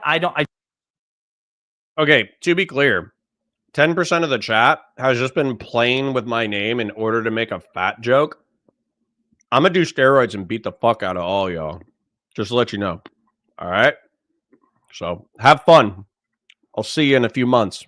I genuinely don't know of any, like somebody like Destiny, for example, when he had disagreements with me, I know for a fact that he kept his powder dry. Like he didn't like, go 10 out of 10 hardcore on every disagreement that we had. He may have didn't call you a communist. That's weird. He may have now. I have no idea. But my point is, I just don't think that's how these sorts of relationships work. I think some people are more inclined to disagree with others. You're willing to do it, right? At least more so than I am. But I also think that I find these coalitions more valuable than you do. And so you're willing to take the risk. And I just think it's worth exploring in our next conversation about this, which I know is probably going to happen next Monday. Hell yeah. Is that fair? Is that fair? I'm not trying to gaslight you. I'm genuinely saying, yes, if we're going to talk about this, you're valid. Then I have questions for you about what you would like to see different. And why. I look forward to having backup with liberal twink, who will for sure who's that? make me feel less who's Lakshya Jain. Oh, is it Lakshya? I thought it was Lakshya. Is it? I thought there was a content creator. Right. I thought there was. All right, sounds like they're wrapping up. We're going to move into the Biden content. In summary, this is the argument. I'm going to bring it up again. My beautiful drawing. If you can't read this, this is the left-right spectrum, okay? You have the far left, you got the progressives, you got the liberals, you got the libertarians, the moderates, the neocons, and then you have a bunch of contrarians who are libertarian or moderate or neoconservative, but they always want to bring up what's wrong with the left because they're uncomfortable recognizing that MAGA is going to destroy the fucking country. And so as a result, I can't appeal to MAGA people. I really can't, because they're so deep in the cult that for every one person you get out of MAGA, 99 people tell you to go fuck yourself. So it's basically not even worth it. Contrarians are available because you can, like Tom Bilyeu. I haven't watched the content yet, but Tom Bilyeu was sucked into MAGA as a contrarian, but MAGA has been so psychotic that they lost Tom Bilyeu. So you could attract Tom Bilyeu not to be a liberal or a progressive, but to be a libertarian or a moderate or a neoconservative who votes against the psychotic shit in MAGA, right? So you could get that kind of person. Libertarians, moderates, and neoconservatives, they already know that MAGA is rat poison for the country.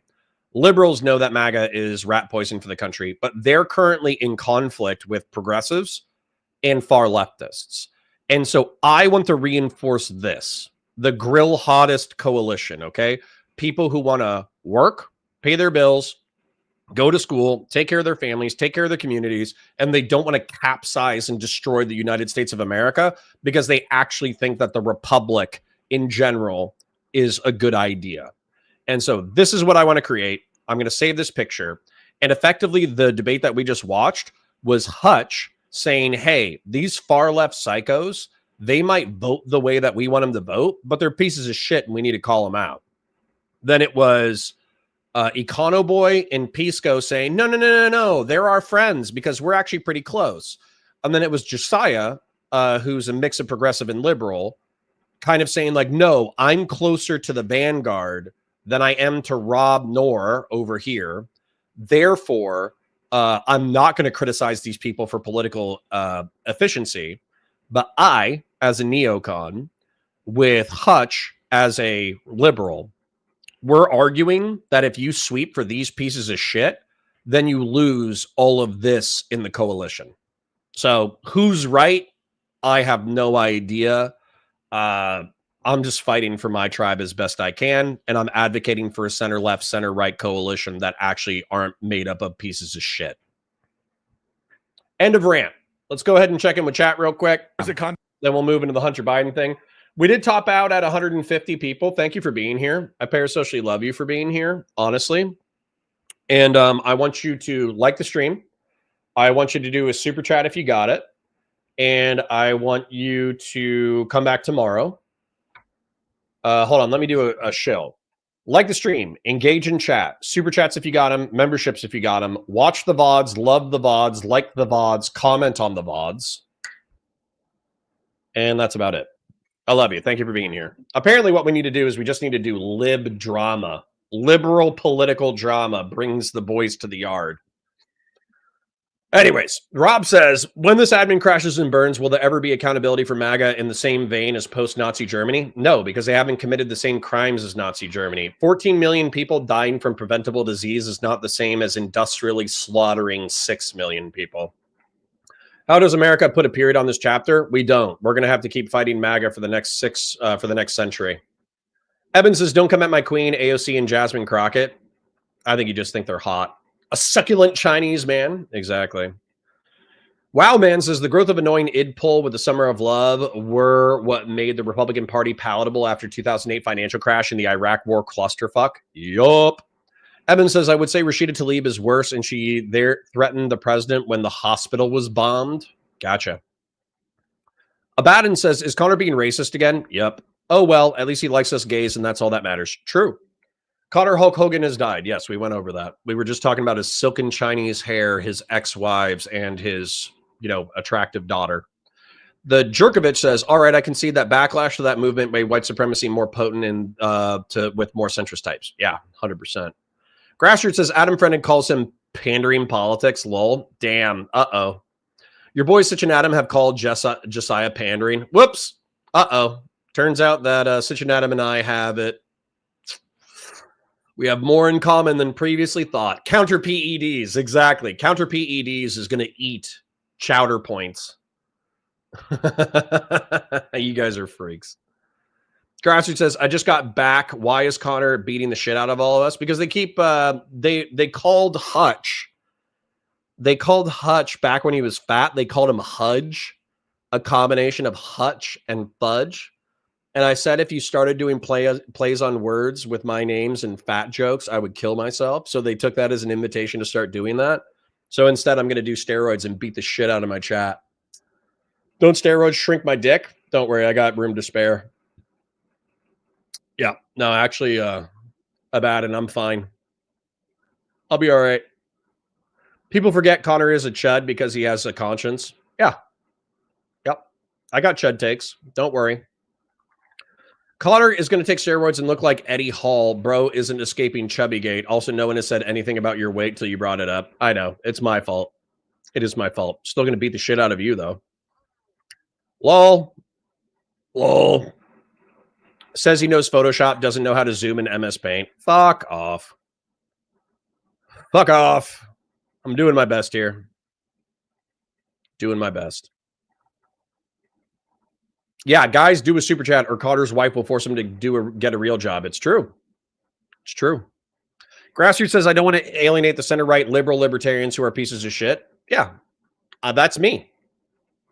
That's me. I'm the center-right liberal libertarian who's kind of a piece of shit, but I'm also funny, so it's okay. Whatever 46.90 for £2 says MAGA.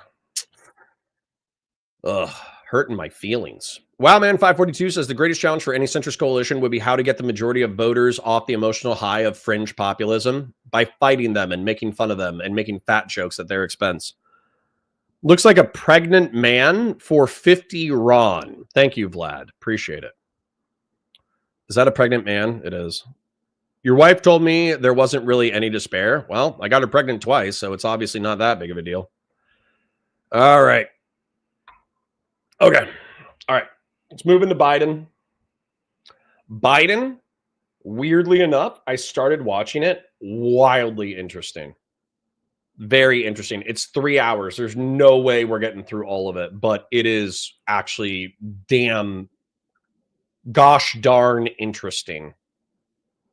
Let's watch the Battlefield 6 trailer real quick. See if it's any good. My fellow citizens, my fellow. We will prevail.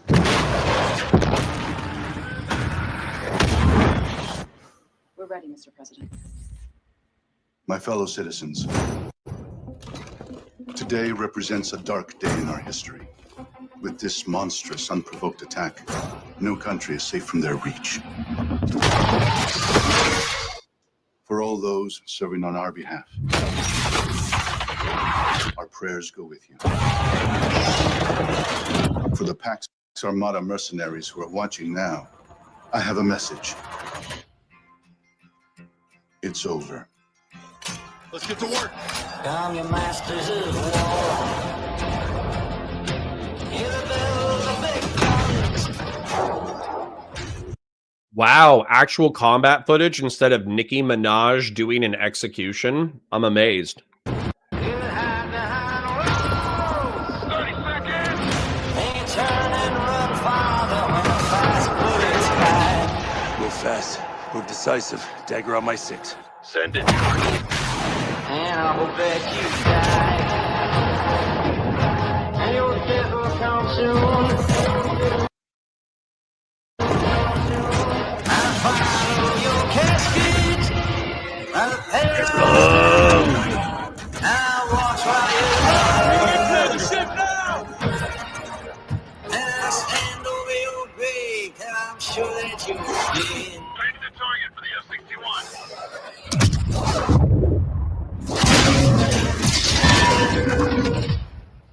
I watch while you Fucking burn us off! and I stand over your grave, and I'm sure that you're dead. Masters of war. I hope this makes $1 billion so we can get away from the cringe Nicki Minaj execution bullshit. I'm so sick of Call of Duty. Like, I haven't played Call of Duty in 10 years. And the reason why is because I love the campaigns, right? I love the campaigns. But the multiplayer was fun, but there's no, like, achievements or whatever. And as soon as it started getting Fortnite-ified, I fucking hated it. I wanted to kill myself. So I straight up have not given them money for a really long time. All right, where's the 3 hours? My brother, myself, my little sister were. I kind of want to get through the intro, but what's actually, I'm going to do the intro and then I'm going to skip back. You know what? No, there's good info. I'm just going to put it at like 1.1. How about that? It'll be fast enough that you won't necessarily notice, but it'll be a little bit fast. So, anyways, I'm gonna read your chats real quick. We'll do an intro, and then we'll get it going. LB says, "You know what else progressives will tell you, men? Stop shaving your balls." What? What? Get ready to start liking Hunter a little bit. Yeah. He was surprisingly verbose in his opening. Grassroots for $20 says, "I'd say I'd do all 3 hours at 2 times speed, but the cocaine will do that for us." Super pumped for Battlefield. Is this a video game trailer? Yeah, it's the new Battlefield game. JS says, "Rightoids love to say crap like the Second Amendment is there to protect the First. Let's all say it together whenever fascists start saying they want to suspend the Constitution." Yeah. But that's where liberals need to become more militant and accept that they might need privately owned firearms in order to prevent atrocity. Anonymous chatter for $10. Thank you. Says, "Gotta outdo Hegemon while I can." Well, don't hurt yourself because Hegemon is an oiler. Wowman542 says, "If war is bad, why does the gameplay kick so much ass?" I know, right? All right. Let's do an intro. West Coast Girl says, "Apparently verbose drug addicts is Connor's thing." Yeah, it's true. You got me. You know, Steven being a verbose Adderall addict and Hunter Biden being a verbose crack addict. You're right. Oh, you're talking about JP. Nice. Yeah, apparently I really like articulate drug addicts. It's true. All right, let's do an intro. Hi, guys. My name's Connor. I'm a science fiction, political, and philosophy nerd, a Marine Corps and law enforcement veteran, a never Trump Republican, and I like breaking down the alternative media and online politics of the day. There is a very long but very good interview with Hunter Biden, and considering I've been a very aggressive critic of this man, I think that it's only fair that we actually watch him describe his life in his own words. So let's go ahead and bring him up, and I'll be pausing intermittently in order to break stuff down. I was drinking so much alcohol, almost a handle of vodka a day. And alcohol is the most destructive drug, not just to your body, but it puts you in more danger than any other drug that I've ever experienced. And then you add on top of that the amount of crack that I was using at the time. And crack. No offense, bro, but I'm not reading. He can be describing reality. This sounds like he's sweeping for crack, right? Like I'm going to be probably uncharitable. You guys don't have to be as uncharitable as I'm going to be. But this dude being like, alcohol is the worst drug ever. It puts you in so much physical danger. It can kill you. I was drinking a quart of vodka a day. And then he's like, crack is actually not that bad, though. I'm not saying that's a direct quote, but that does sound like he's sweeping for crack like a motherfucker. Cocaine in terms of your physical health is not as dangerous as the situation that you. Anonymous says redo the intro because I slammed the desk and I shook the camera. Nope, deal with it. Put yourself in to be able to obtain it. How do you get crack? One of the things I don't want to do is give a how-to to any moron like myself that may think that it's a good idea. But crack cocaine is I am fully aware when I'm talking about it in relationship to my own experience with it. It is still a shocking thing for most people because we have been fed this perception of crack cocaine. It's more than just a drug. It's more than like if you say meth or if you say heroin or if you say cocaine. It comes with a whole bunch of different baggage. And because of that, places that you can go get it are some of the most dangerous places in whatever location you happen to be in. And it's everywhere. Mainly for that reason, I learned how to make my own. Have you read... I'm going to pretend like you're not getting attacked by a bee right now. Hey, it's all right. Keep my train of thought. Without them, we would all. Just trying to root my. See, that's cute, right? He might be a guy who committed tax evasion and got tens of millions of dollars into his family via corrupt international organizations, and he might have smoked crack and banged a bunch of hookers, and he might have almost drank himself to death, and he might have banged his his dead brother's wife, but. Come on. That's charismatic, right? That's charismatic. The fact that he's talking about his crack addiction and then the interviewer gets attacked by a bee and he gets distracted and he calls it out in a funny and cute way.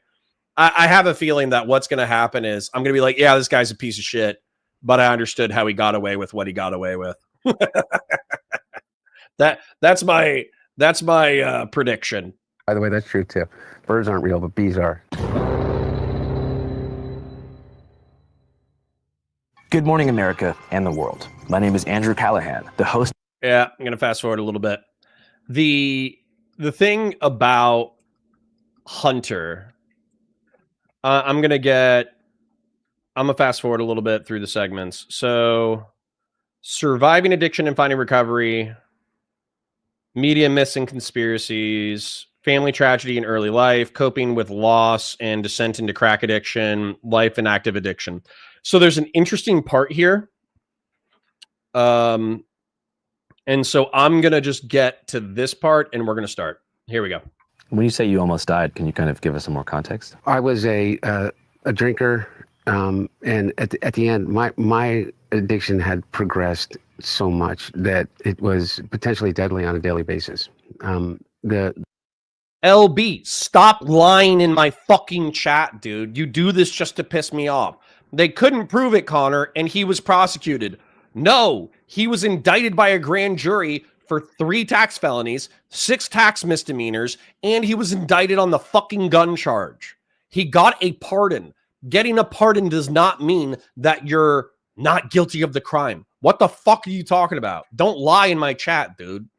The thing that was the most concerning and the most real about, facing death was in actuality the alcohol. Once you fall into that lifestyle, and I wouldn't call it a lifestyle because there's no life to it at all. You enter a completely different world in which you're living kind of completely outside of the bounds of any communal norms. I don't know. It's a scary place to be. And I met some of the Biggin says, didn't he get his wife on crack? I think he got her on meth, actually.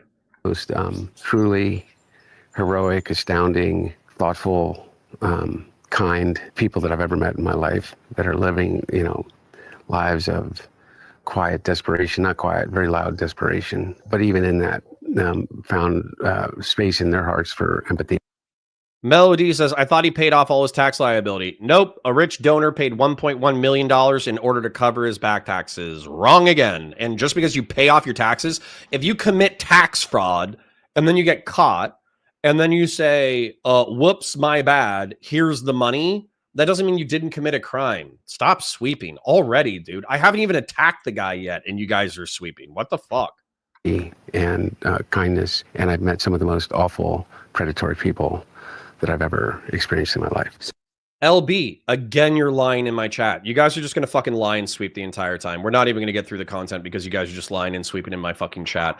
2 of the fucking tax years that it was proven that he did tax evasion on was 14 and 15, and the DOJ let the fucking the statute of limitations lapse, and the IRS whistleblowers came out because they said we had a headshot criminal case against Hunter Biden, and the DOJ on purpose fumbled the case. Don't piss on my leg and tell me it's raining. Stop fucking sweeping now. If you want to listen to the actual facts about what's going on, if you want to listen to the shit that I already researched, if you want to listen to the fucking documentary, stop lying in my chat every fucking 20 seconds. It's pissing me off. Do you feel that the thralls of addiction do oftentimes swallow up very genuine, earnest people, but at the same time, that underbelly is home to a specific breed of evil as well? One of the things that I've realized is that addiction is one of the most universal conditions. I don't know many people that have not been impacted by it in some way, whether it's addiction to drugs or addiction to behaviors. They have the same dilatory effect on not just you, but more importantly, on your immediate community, your family, and then it just spirals outward. And I don't know anybody that hasn't been impacted by drugs and alcohol in a really significant way, or at least a way in which it's created trauma in their own personal lives and the lives of those that they really love. And so while it's universal, it's something that we rarely talk about. And it's kind of the way in which we treat drug use it's something that someone else. Everybody in my chat is like, yeah, booze is worse than crack. Okay, I'm going to go smoke crack now. You serious? Sounds great. Let's go get some crack. No harm done, right? It's not as bad as booze. Jesus Christ. You people are fucked up. Is doing, and that someone else happens to be your brother, your sister, your mom, your dad, yourself, your coworker, and it only becomes a problem when it becomes a problem for you. Do you think that you would have been treated differently by the media if your addiction was to an opiate or perhaps methamphetamine as opposed to crack, which kind of has a racialized context to it? Well, maybe I don't know, because it depends upon what media you're talking about. Because I like, what is the media? I think it was just an added bonus for them that they could say crack addict and everybody would go, oh my God, he's a monster. So I think for those that wanted to use it as a bludgeon, it's easier when you slap the word. Okay. I'm gonna summarize this real quick because I actually think it's important. He's talked about like the stigma associated with crack cocaine. So the stigma I've associated with crack cocaine is that alcohol is an everybody drug, right? It's legal. It gets you a little slap happy. If you drink too much, if you're addicted, it'll totally fuck up your life. But if you drink it in moderation, you'll probably be fine. You'll still be economically productive. Tobacco, I don't like, not because I loved tobacco back in the day, and I was physically addicted to tobacco for a long time. But the reason why I don't like tobacco is because it's not a lot of bang for your buck. You get like a little bit out of breath, you get a little bit of a headache, you get a little bit of a nicotine buzz, and then you go back to work. And at least in my opinion, the effects of nicotine don't last very long, but the health effects are terrible. Like the atherosclerosis, the buildup of plaque in your arteries, the COPD, scorching out your lungs, the chances of increased cancer, etc. Like tobacco is just not worth it. It's just not a good bang for the buck. When it comes to weed, weed's another every person drug. Lots of people do weed, especially as teenagers, but you kind of grow out of it after a while. There's like a small risk of schizophrenia or mental health issues that are exacerbated by weed, but it's a pretty small. I smoke tobacco. I never chewed. It's a pretty small risk for marijuana, but it's still there, right? Then what comes to cocaine, cocaine is like the rich person's secret drug. It's like rich people do cocaine and they think that it's cool and it's sexy and it's fun and all the hot and rich people do cocaine. But if you get caught with it, you're fucked, right? Because it's still treated very seriously to the point that I think that over 2 grams will fuck you over, right? And it also spikes your blood pressure super hard. So eventually it will give you heart issues, right? Finally getting to crack. With crack, I think the reason why it's so stigmatized is because cocaine, it's the cheap way to do cocaine. You take coke, you mix it up with something in order to stretch the coke as far as you can, and then you smoke it, and then supposedly it's total euphoria, right? Like, it's just like, I talked to somebody who smoked crack before. They said they never did crack again because they were in like a 20-minute state of euphoria, and it was so powerful and it was so good that they could never do it again, right? So that's where, for me, as a former cop, people ask me, they're like, oh, why do people do drugs? It's like, because drugs are awesome, right? That's why. Drugs are awesome. They'll ruin your fucking life. They'll destroy your social relationships. They'll destroy your finances. They'll destroy your family. But let's face it, heroin and crack cocaine probably feel super good, right? That's why people do them. It makes them feel good, and life can be depressing. So they want to feel good. A crack addict onto it. It made me a lot easier target for the Don Juniors of the world, the Marjorie Taylor Greens. And Don Jr. 100% does cocaine. 100% Don Jr. does coke. Of the world, just because of their inherent kind of meanness about things. But I'm not a victim here. I was a crack addict.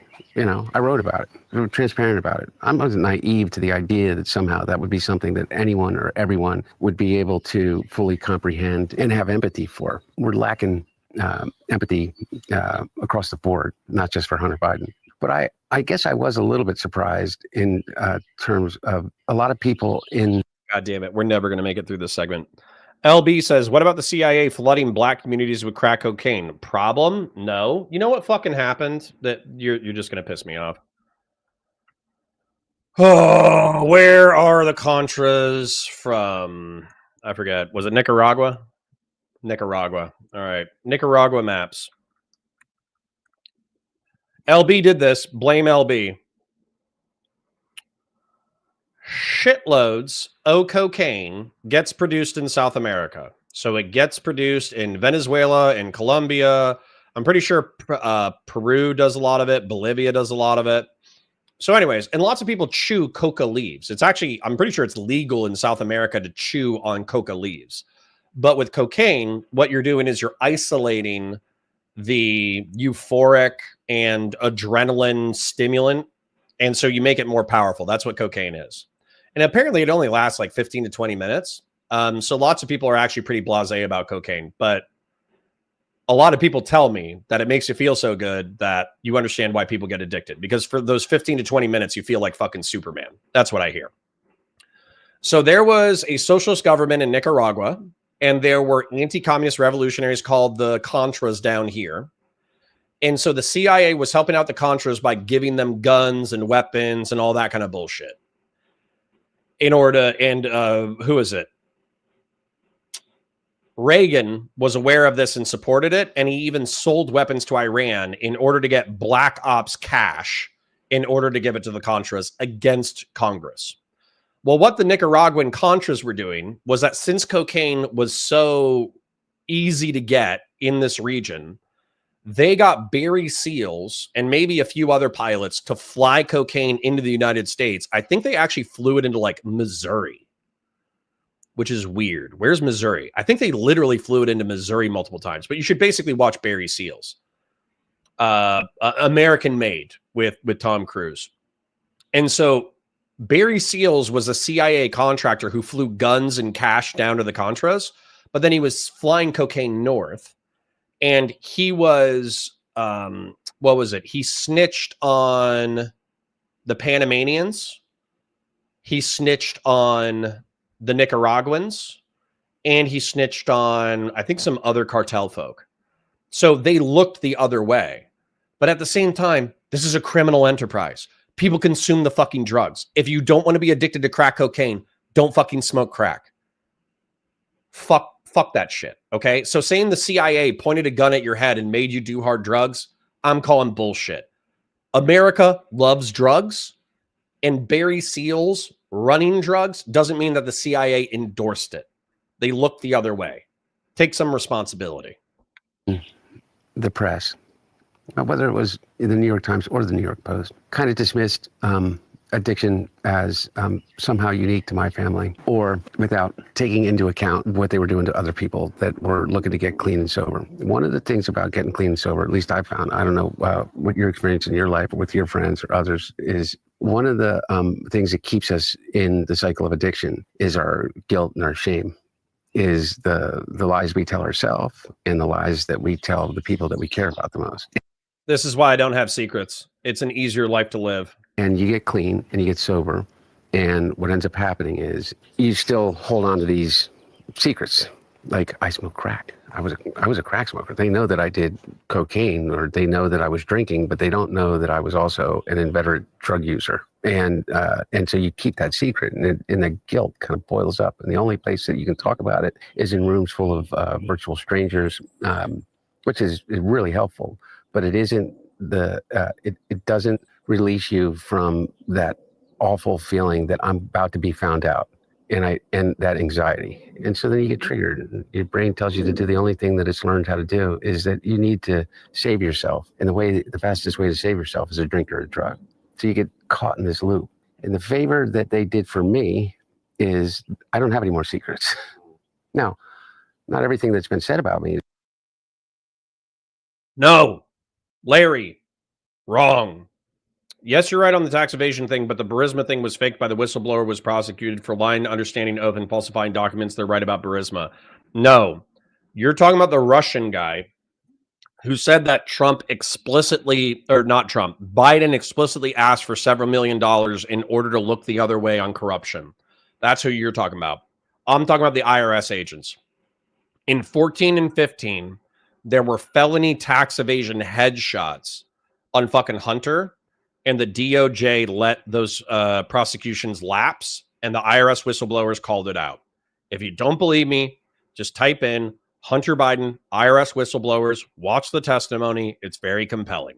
It's true, but there are the things that most people would be very embarrassed about. I've been very open about. I spent more time on my hands and knees picking through rugs, smoking anything that even remotely resembled crack cocaine. I probably smoked more Parmesan cheese than anyone, and so I don't get triggered in the same way. But the thing that scares me is for people that look at the way that I'm treated in the media, whatever the hell the media is, and think, do I want to get honest? I mean, seems to me, if you look at that as a test case, better to keep some things unsaid. And I think that's really dangerous for people, at least in my experience with recovery. As far as the media goes, what do you think are the 3 craziest things you've heard about yourself in the press? Oh my God, the list is forever and forever. They got stuck on for a while, even Fox News, that I funded the Wuhan lab. I said that to someone a long time ago on camera, as in response to a question like you just asked. And you got to use this. You got to be really careful. Somebody's going to be able to cut that and say, I did not fund the Wuhan lab. I did. Yeah, you did? Yeah, exactly. Me and George Soros. Supposedly me and George Soros have a lot in common. The one thing I'm positive we don't have in common is that I am very, very far from being a billionaire. But those conspiracies are kind of the craziest. You know, I just heard Jake Tapper's going on TV saying that, you know, I basically acted as the chief of staff. I think Hunter was driving the decision making for the family in a way that he was almost like a chief of staff of the family. Does that strike you as pretty bizarre? I think I spent 12 days in the White House in the last 2 years of the administration. I had a lot of other things going on. Need more people like Hunter in office? What the fuck are you talking about? Pung Dark, are you fucking with me? I think the one that was like you feel like you just got hit in the. Evan, are you fucking with me? You want the tax evading crack addict who's honest about his previous failings, who banged his widow's wife and got her addicted to methamphetamine? That's who you want for public office? What the fuck is wrong with you? Are you saying shit just to piss me off? They got, by an elephant. Is when Rudy Giuliani and Bernie Kerik went to the Newcastle County Courthouse here in Delaware and talked about me being involved in, I think, child sex crimes and stuff like that. And literally with nothing. That one was the last and the only one that was kind of hard to wake up from. It's like how do you ever take that out of somebody's head after they've heard it, But truly, the list just goes on and on. Did you try to sue for defamation or damages or anything after that? No, and I am in a defamation suit right now. One of the craziest ones is okay. Is what Patrick Byrne said about me. And let me get this straight. He said that I was the key person in ensuring that the sanctioned Iranian. He was funding the family. Larry Hutchinson, he took hundreds of thousands of dollars, what was it, like $80K a month, some shit like that. He was taking hundreds of thousands of dollars and he funneled it directly to his family without paying taxes. That's how they got him. He gave gifts to his nieces and nephews and sister-in-law and uncle, and he didn't declare taxes on it. That's how they got him. What the fuck are you talking about, man? Evan says, no, Connor, I want people who are going to be honest about the plights of their life. Don't straw man, not Hunter himself. People willing to be honest and vulnerable. Okay. All right. Listen, let's find honest people who aren't addicted to hard drugs, okay? Brandon says, be honest, this dislike hatred that you have for Hunter is fucking weird. I have never disagreed with you more than this, even when you go hard on the Supreme Leader. I don't think I've been out unhinged yet. I think you guys are pre-sweeping, and I'm rejecting your pre-sweeping. So what? Tim Pool took $400K a month. Yeah, and if he knowingly did so, he should be in fucking jail, LB. What the fuck? Wait, Connor, what's your political stance? Center right, basically a neocon. You guys are crazy. Yeah. By the way, I haven't even attacked Hunter yet. I said that he's sweeping for crack cocaine, which is weird. And then you guys started pre-sweeping in the chat. And I'm getting more mad at you than I'm getting mad at Hunter. Oil money that was being held in South Korea was released at the behest of myself and somebody in Pakistan. And I took a 10% fee off the $8 billion for my family. We have to give 10% to the big man. You're the big man, I think. And then I had traveled to Tehran. And by the way, that text message exists. Not explained. And to the Middle East in 2022 and 2023. And LB says you're not a neocon, Connor. I'll go invade Iran right now just to prove you wrong. In order to effectuate this, and then that ultimately his followers made the direct. Silas said, how did he sweep for crack cocaine? He was like, alcohol's worse. Crack cocaine's actually not that bad for you, lol. That's a straw man, but that's kind of what he said. A connection that money was used to fund Hamas for the murder of over 1,400 Jews on October 7th. That's the kind of stuff. And now I know you guys look and say like, sorry, real quick. West Coast Girl says, react less. This is going to take 10 hours. Number one, we're not getting through all this. Number two, tell chat to stop being fucking schizophrenic and stupid. I know I have in fucking schizophrenic tempo right now. Stop saying stupid shit in chat and I'll actually watch the content. How about that? You guys are still lying in chat. All right, fine. I'm going to fucking ignore you. How about that? I'm going to ignore you because you either keep saying like lies or stupid shit. I would love to invade Canada. Yes. But who believes that? I don't know. The million people that read that tweet, I had one guy in California who is I don't remember his name, but he's associated with SpaceX, a big investor in SpaceX, a very, very wealthy guy, claim just months ago that I rented a house from him and that I trashed the house and I had the Secret Service stiff him on the rent and that I tried to pay him with a book of art made of my own feces. His ex-landlord claims he stiffed him on a whopping $300,000 in rent. What happens to the back rent that Hunter Biden owes my family? Is that pardoned now? And, you know, like, how insane is that, right? You know, but you look into the background of this person, and he's a major investor in SpaceX. He's probably worth a few $100 million, and he has this huge following on X. Elon Musk retweeted that, and it went, you know, and it went viral. It's pretty messed up, man.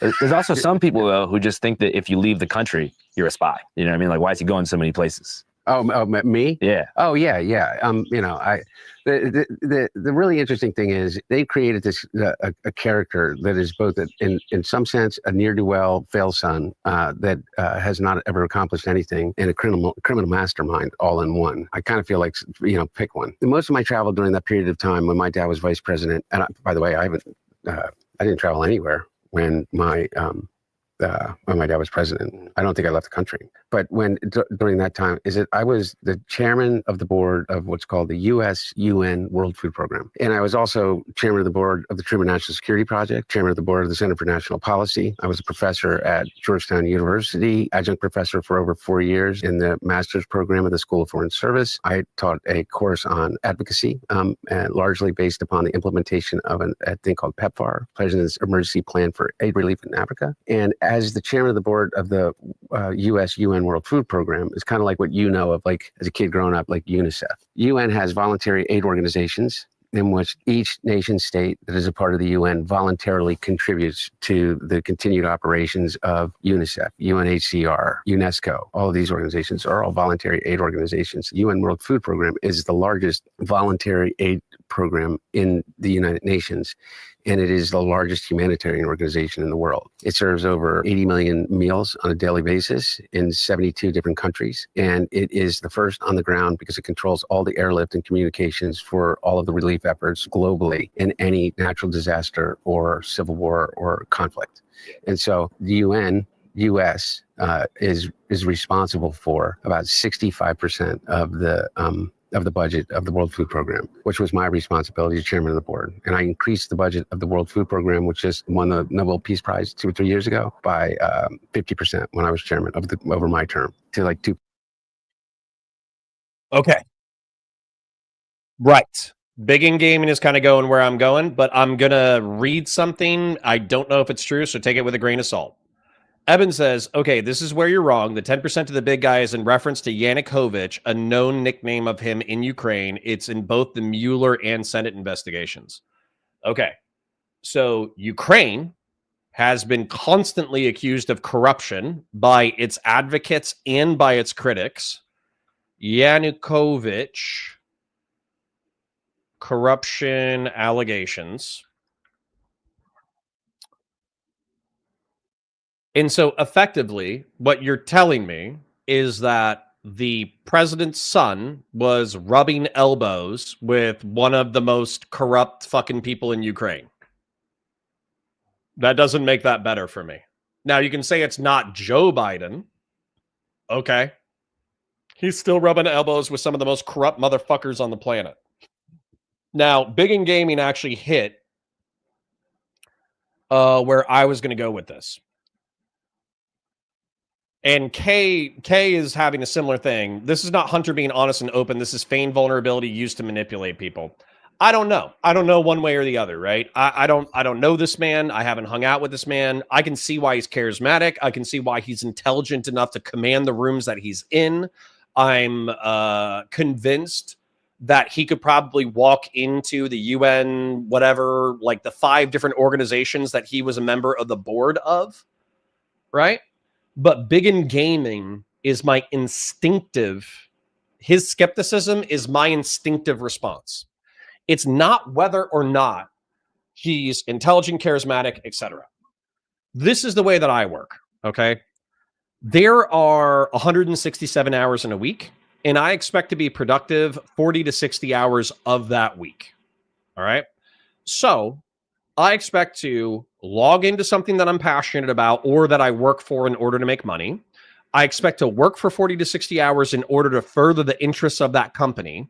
And then I expect to be compensated for my efforts on their behalf. That's what I expect as a working to middle class schmo. How are you on 5 different boards simultaneously, presumably taking paychecks from those 5 different boards? And how are you guiding these multi-billion-dollar institutions efficiently throughout the week?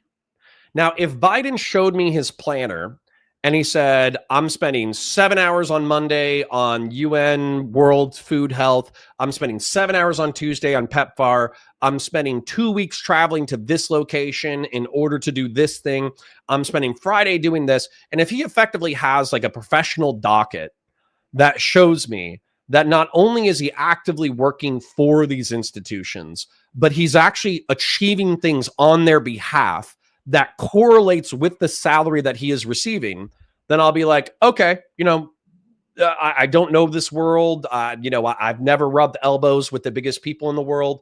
Therefore, it seems like there's more substance to Biden's life than I previously gave it credit for. And I will happily concede that with evidence. However, the Burisma job was effectively a no-show job that he admits to later on in this interview. He's like, yeah, they wanted my connections. They wanted my consultation. I wanted the money, so I did it.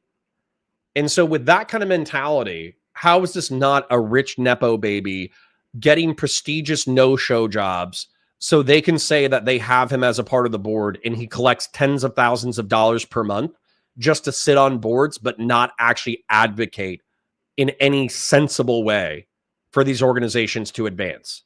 Notice how he phrased it too. Okay, this is where my skeptic radar is coming up. He said that the budget for the UN food relief program doubled while he was chairman. Was that because of you, or was that because of somebody else?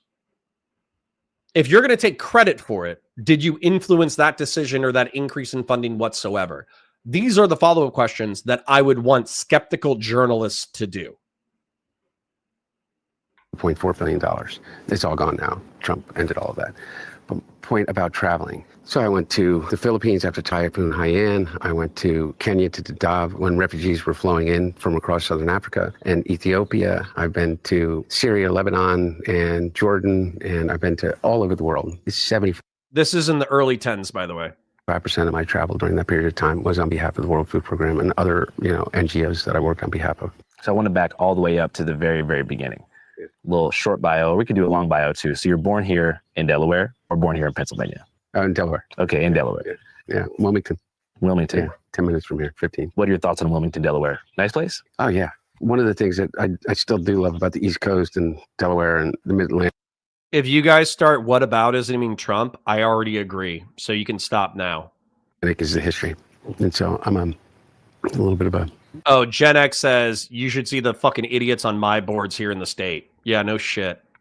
History geek. Yeah, because Delaware doesn't really get much representation because you got Philadelphia, powerhouse of history and culture. On says, was he on all these boards at the same time? Yes, this was all early 2010s. You got Rocky, a lot of other things going on there, too important stuff. And then we agree on that. I'm basically living in a suburb of Philly. Yeah. Well, I don't want to say that, but you got Baltimore, The Wire. Yeah. You got people on horses in the streets out there. Yeah. People on ATVs. And then Delaware's kind of sitting in between. People know that it's a corporate tax haven. People know that the Biden family's from there. What's something that people don't know about Delaware that they should? Delaware's the first state.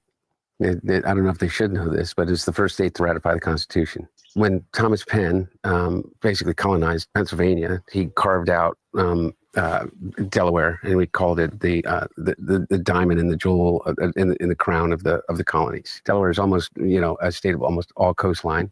Here's the thing that's interesting about Delaware. Delaware is geographically and historically and emotionally both a southern and a northern state. So the northern part of the state feels very much. I'm going to fast forward a minute while they're talking about Delaware.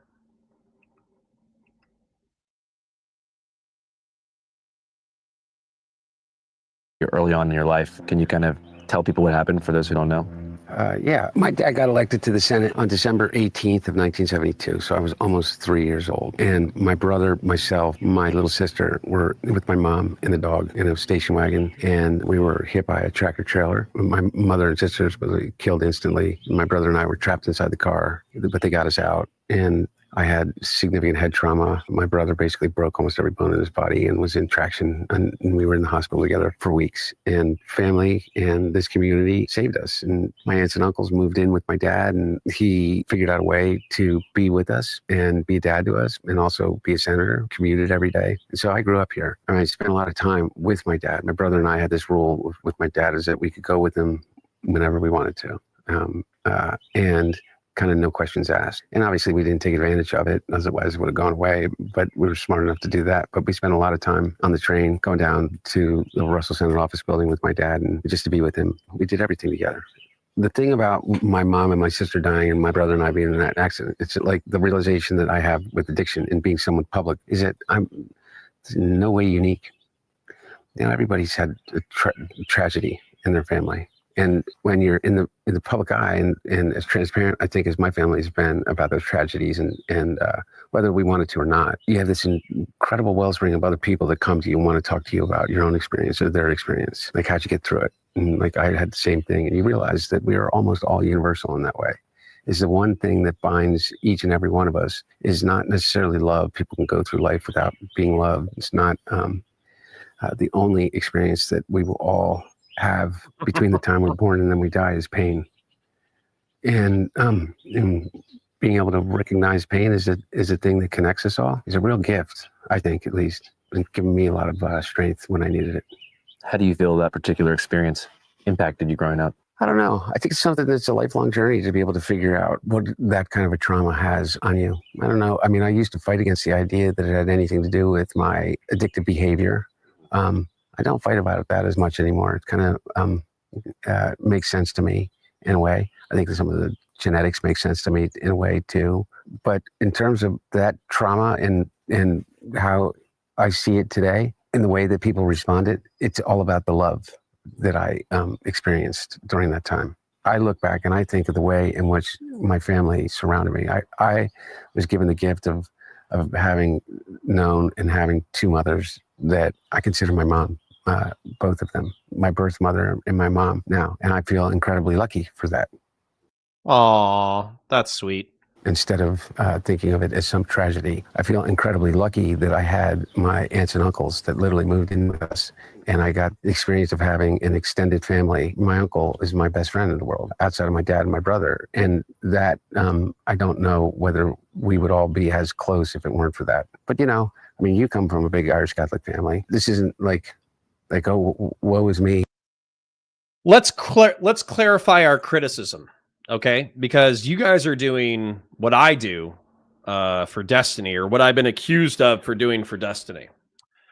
Fung Dark says, so the question is, why is he on these boards? Doesn't really hold up. He's smart, educated, motivated, and went for it. Prove otherwise.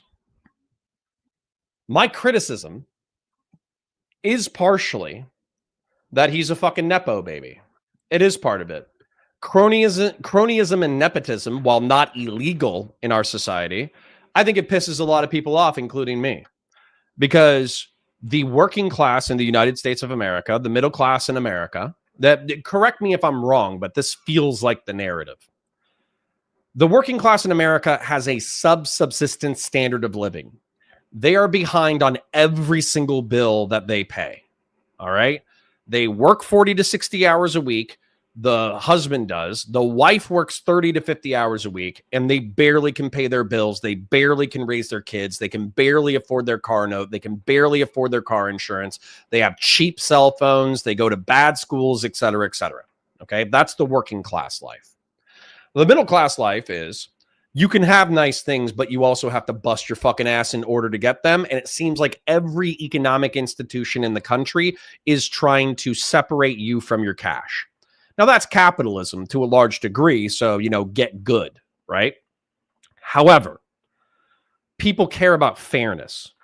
And in reference to this judgment of Hunter Biden, it seems like our political class goes to Washington, D.C., They start out as middle-class people, maybe a few $100,000 in the bank, maybe a few $1 million in the bank. They're typically middle class, upper middle class.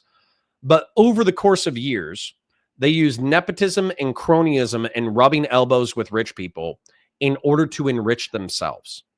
And so the criticism of Hunter Biden and the Biden family is that they leverage their position as the political class for Hunter to get a good education, for him to sit on all these boards collecting checks for effectively not showing up and not doing anything.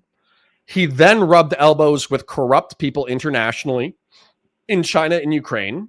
He collected millions of dollars over the course of a decade, and he evaded taxes in order to funnel that money back to his uncle, who is his best friend, who runs an investment firm, and to run it back to his family.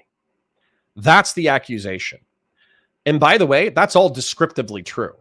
So what you guys are retreating to, I think this is unethical. I think it's immoral. I think it's part of the soft corruption that pisses off the middle class and the working class. And so I think it's fucking bad. I think it's bad when Hunter does it. I think it's bad when the Trumps do it. And the Trumps do it 10 million times worse than the Bidens do it. Hear me when I say this. However, just because somebody punches somebody in the face and somebody murders someone doesn't mean that I'm not going to say punching someone in the face is bad. So stop sweeping, stop appealing to legalism, concede to descriptive reality, and admit that this state of affairs pisses off a healthy chunk of working class and middle class Americans. Otherwise, you're fucking coping. End of rant.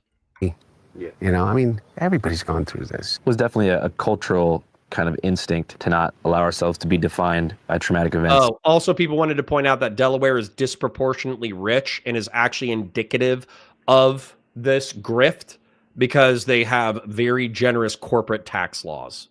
And so a shitload of corporations are headquartered in Delaware. So this is like the capital of capitalist grifter land.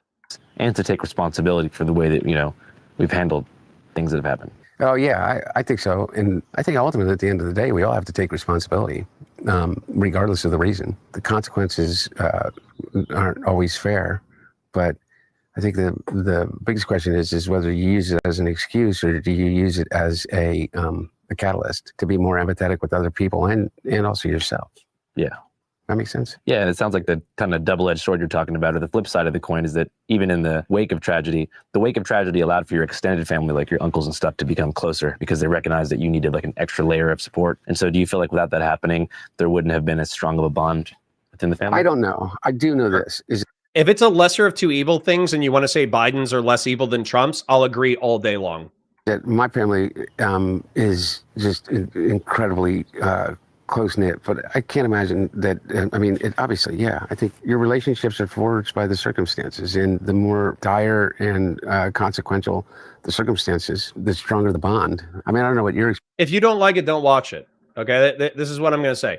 If you want me to go, I'm going to go full screen for this. Okay, it's getting later in the day, so we probably got like an hour and change left, anyways. But if you want me to go, oh, this guy has childhood trauma? Oh my God. This guy has childhood trauma? He's actually educated. He's actually smart. That means that he can do all the tax evasion. He can do all the tax evasion. He can be the biggest Nepo baby. Oh, Hunter, you poor sweet thing. Let me give you a hug. I'm sorry that you had childhood trauma. I'm sorry you were raised in privileged circumstances. I'm sorry that you started getting addicted to drugs and you were put on a bunch of boards with no-show jobs. You can, sweetheart, you can do all the tax evasion you want. I'm so sorry for criticizing you. I love you. And then I give him a sweet little kiss on the fucking forehead. If you think that's going to happen, fuck off. It's not going to happen. Okay? What's going to happen is Hunter is going to be more human than I previously gave a fuck about. So I'll concede to his humanity, and then I'll hold on to my criticisms of unethical nepotism, cronyism, and tax evasion, and you guys will keep sweeping. So if you enjoy us fighting over this dynamic, then stay. But if you're just going to go like, I don't even know why we're litigating this, Trump is so much worse, then fuck off. There's half a dozen liberal streamers that'll give you a hand job. Literally, go to their streams, get your digital hand job, have them fucking say exactly what you want to hear, and give them a fucking super chat. Matter of fact, give me a super chat before you leave, okay? You're not going to be here because you want to go get fucking jerked off. Give me $10 before you leave, okay? I'm not going to be giving Hunter Biden sweet Betty Bye kisses and tucking him in at night because he has childhood trauma, which gave him drug addiction, and technically his no-show jobs for cronyism and nepotism are legal, but the tax evasion wasn't. It's not going to happen. All right? Experiences, but I do know this, is that I feel very lucky. And the reason I feel very lucky is because this state, not just my family, but the people in this state. It's like when I was on trial here, I walked out of that courtroom after the... Him misusing and abandoning a loading firearm is worse than the tax stuff, though, right? I have no fucking idea. I don't know. What's a few $100,000 to the federal government? Did he technically starve a bunch of Africans by not giving them a few $100,000 versus leaving one loaded gun around? I have no idea. You do your own moral calculus. Conviction in Delaware in the gun case. And the first thing I said to the group of people that were there, my family and closest friends, is that how grateful I was.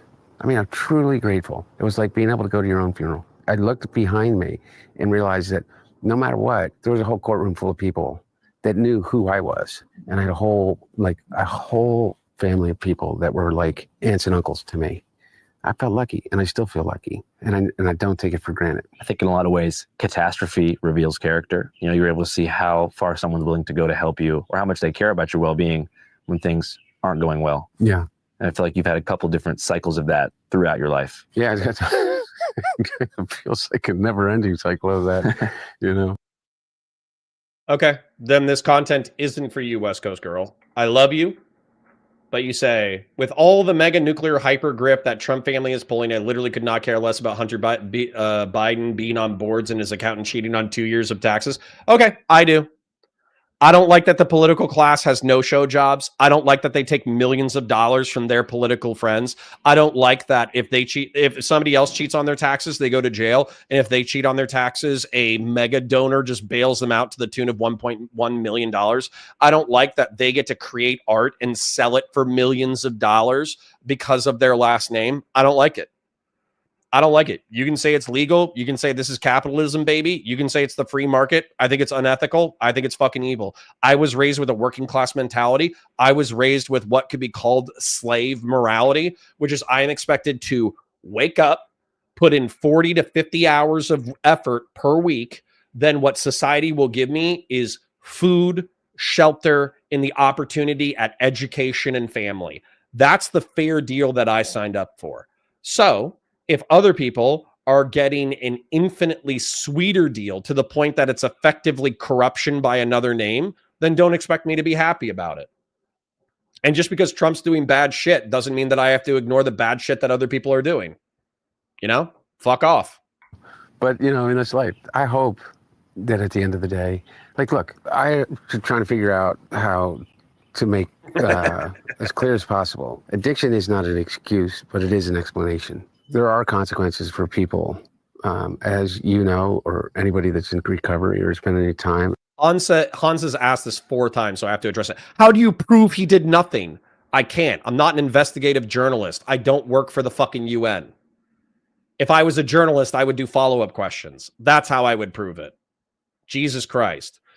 Is regardless of whether those consequences are legal, financial, relationship-wise, or anyway, is that, you know, that addiction, and when I say addiction, I mean alcohol too, because I don't know of any more destructive drug. Hans Mayer says, that's your inference. He's a Nepo baby. Who cares? I care. How about that? If you don't care, fuck off. I've already said it 5 times. And alcohol there are consequences, and I'm still appropriately paying the price for some of it. We're trying to make Trump crypto coin currently nets them $27 billion in corruption. Yeah, that's fucking evil. It's evil and it's bad, and it should be made illegal. If it's not illegal now, could you imagine? Could you fucking imagine? Actually, sorry, West Coast girl, you just pissed me the fuck off. make amends. Love you, but you're pissing me the fuck off. Could you imagine if instead of saying, because this is how I feel, I don't like Nepo babies of any ilk. I don't like it if you got 500 grand. I don't like it if you got 1 million. I don't like it if you got 20 million. I don't like it if you got 1 billion. And the reason why is because the morality at the low level is the same as the morality at the high level. You can talk about scale all the fuck you want. And as a matter of fact, I will agree with you. Okay? Every single dime that I have made so far in my life, my parents cut me off when I was 17.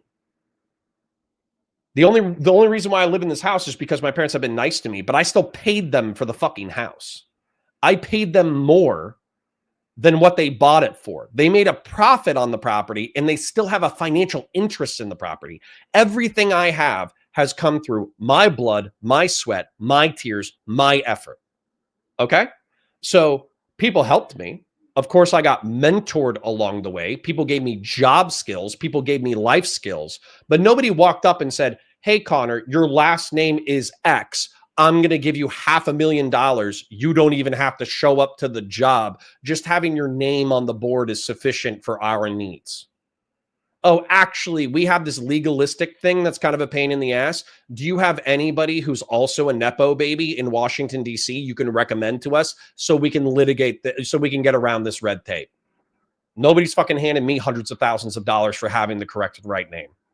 So fuck Biden and fuck Trump. And you're saying Trump crypto coin currently nets them $27 billion. Get the fuck out of here. What I'm going to say is that's evil and that's fucking stupid. Could you imagine if I turned around and I told you, hey, it's legal? What if I just said that? Because that's what you're doing to me right now. You're saying, oh, it's legal. It's legal to be a Nepo baby. It's legal to be a crypto baby. It's legal to trade on your name for money, clout, and influence in Washington, D.C. It's legal. Why do you care? Why don't I just say that right now? I'll read it out loud. See what your emotional reaction is. Trump crypto coin currently nets them $27 billion. It's legal. How does that make you feel? Does it make you feel dirty? Does it make you feel gross? Does it piss you the fuck off? Pisses me the fuck off.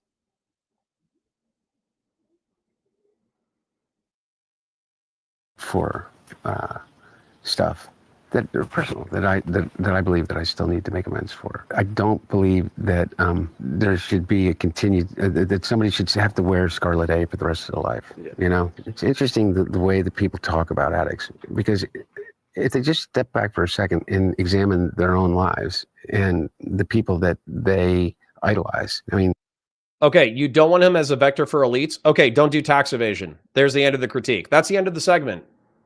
I guarantee you at least 50, 60% of them are in recovery, hopefully, or experienced some level of addiction in their lives without kind of attaching this, scarlet A to everything that they do. How old were you when you first started, I guess, drinking or experimenting with drugs? I think the first time that I think I read about this, the first time I took a drink was a party where I stole a glass of champagne and hid under the table, maybe 11, something like that. Okay, so before high school. Yeah, but that was like my first memory with alcohol was that. I don't think then I didn't like continue drinking after that, but I can remember that distinctively. But then in high school was when I started to drink. I played football. Yep, Haterade, you're the product of nepotism. What's your annual income, by the way? Are you the manager of Culver's now? But he wouldn't really drink during the football season. But weekend drinking, yeah. So just like standard going out Friday, Saturday. Yeah. No, obviously no crack. No. I didn't. I experimented with drugs in high school. But drugs as an issue did not occur until crack.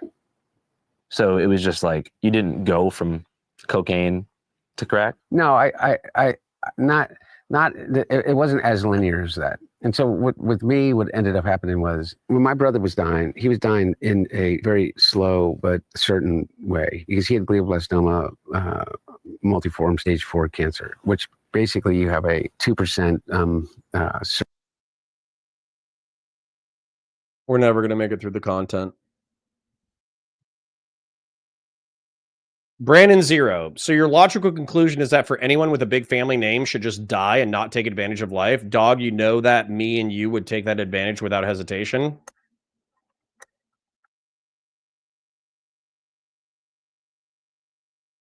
Rewind for the past 40 fucking minutes of content and tell me where I said people with famous last names should die. Find me that quote. Survival rate, and even that 2%, your chances of being fully intact physically and mentally are, basically 0.2% of people survive without, their life, but almost a 98% certainty that you're not going to live outside of 2 years. Oh my God, no, you stupid fucks. All right, I love you. Hold on. I love you. I'm attacking my friends. Let's chill the fuck out for a second. What would I want a rich kid to do? It's not your fault. Let's say you're born rich. Your parents have a famous last name. You're a Biden. Let's just reset Hunter Biden's life to zero. He's going to a private school in the DC, Delaware area, and he is getting a law degree. Okay, he's still Biden. He's still the president's son. Okay, there's about 1 billion things that you can do, but let's just say that he goes down to the legal profession. Okay, let's say there's a corporation that he could work for. Let's say it's Google, or let's say it's even something powerful. Hewlett Packard, Google, Raytheon, Boeing, pick something, any industry. So what I would say is get your JD. You just went to an elite education, you get your elite academic education. Then you go work for a company, and let's face it, your last name probably gets you in the door. This is Hunter Biden, son of Joe Biden. We're going to be working for Boeing. Okay. Now do something related to that company where you can't sell your name and clout and influence in order to make them money. Now that might sound like wasted potential. Why shouldn't Boeing leverage Hunter Biden's employment? It's because it's called fucking corruption. So what I would want Hunter Biden to do is show up for Boeing, and let's say that he was doing corporate tax law, acquisitions and mergers. Then what I would want him to do is show up on Monday at 9 a.m. I would want him to work till 5 p.m. And I would want him to work on acquisition and merger legal documents for 40 to 60 hours a week. And I would want him to collect a fat fucking paycheck. And then I would want him to go the fuck home. That's what I would want in an ideal society. Work your job, collect your paycheck that correlates with the amount of effort that you put in throughout the week. Shut the fuck up and go home. Okay? Lobbying in politics is its own beast of trading names, relationships, parallel interests, and all that kind of shit in order to get the world going. But if you're going to be in this world, if you're going to be in the world of lobbying by a different name, I'm going to call you the fuck out. Because if you want to be a lobbyist, be a lobbyist. Be a registered lobbyist. If you want to work for foreign organizations and lobby on their behalf in Washington, D.C., guess what? You need to register as a foreign agent. If you want to collect hundreds of thousands or millions of dollars from foreign corrupt entities and then funnel them back into your family, even if it's all legal and it's all tax reported, I'm going to think you're an unethical piece of shit who's trading on the cronyism and nepotism of your family name in order to get yourself and your family rich. And I'm going to call you a fucking nepo baby piece of shit. Now, maybe that hurts your feelings.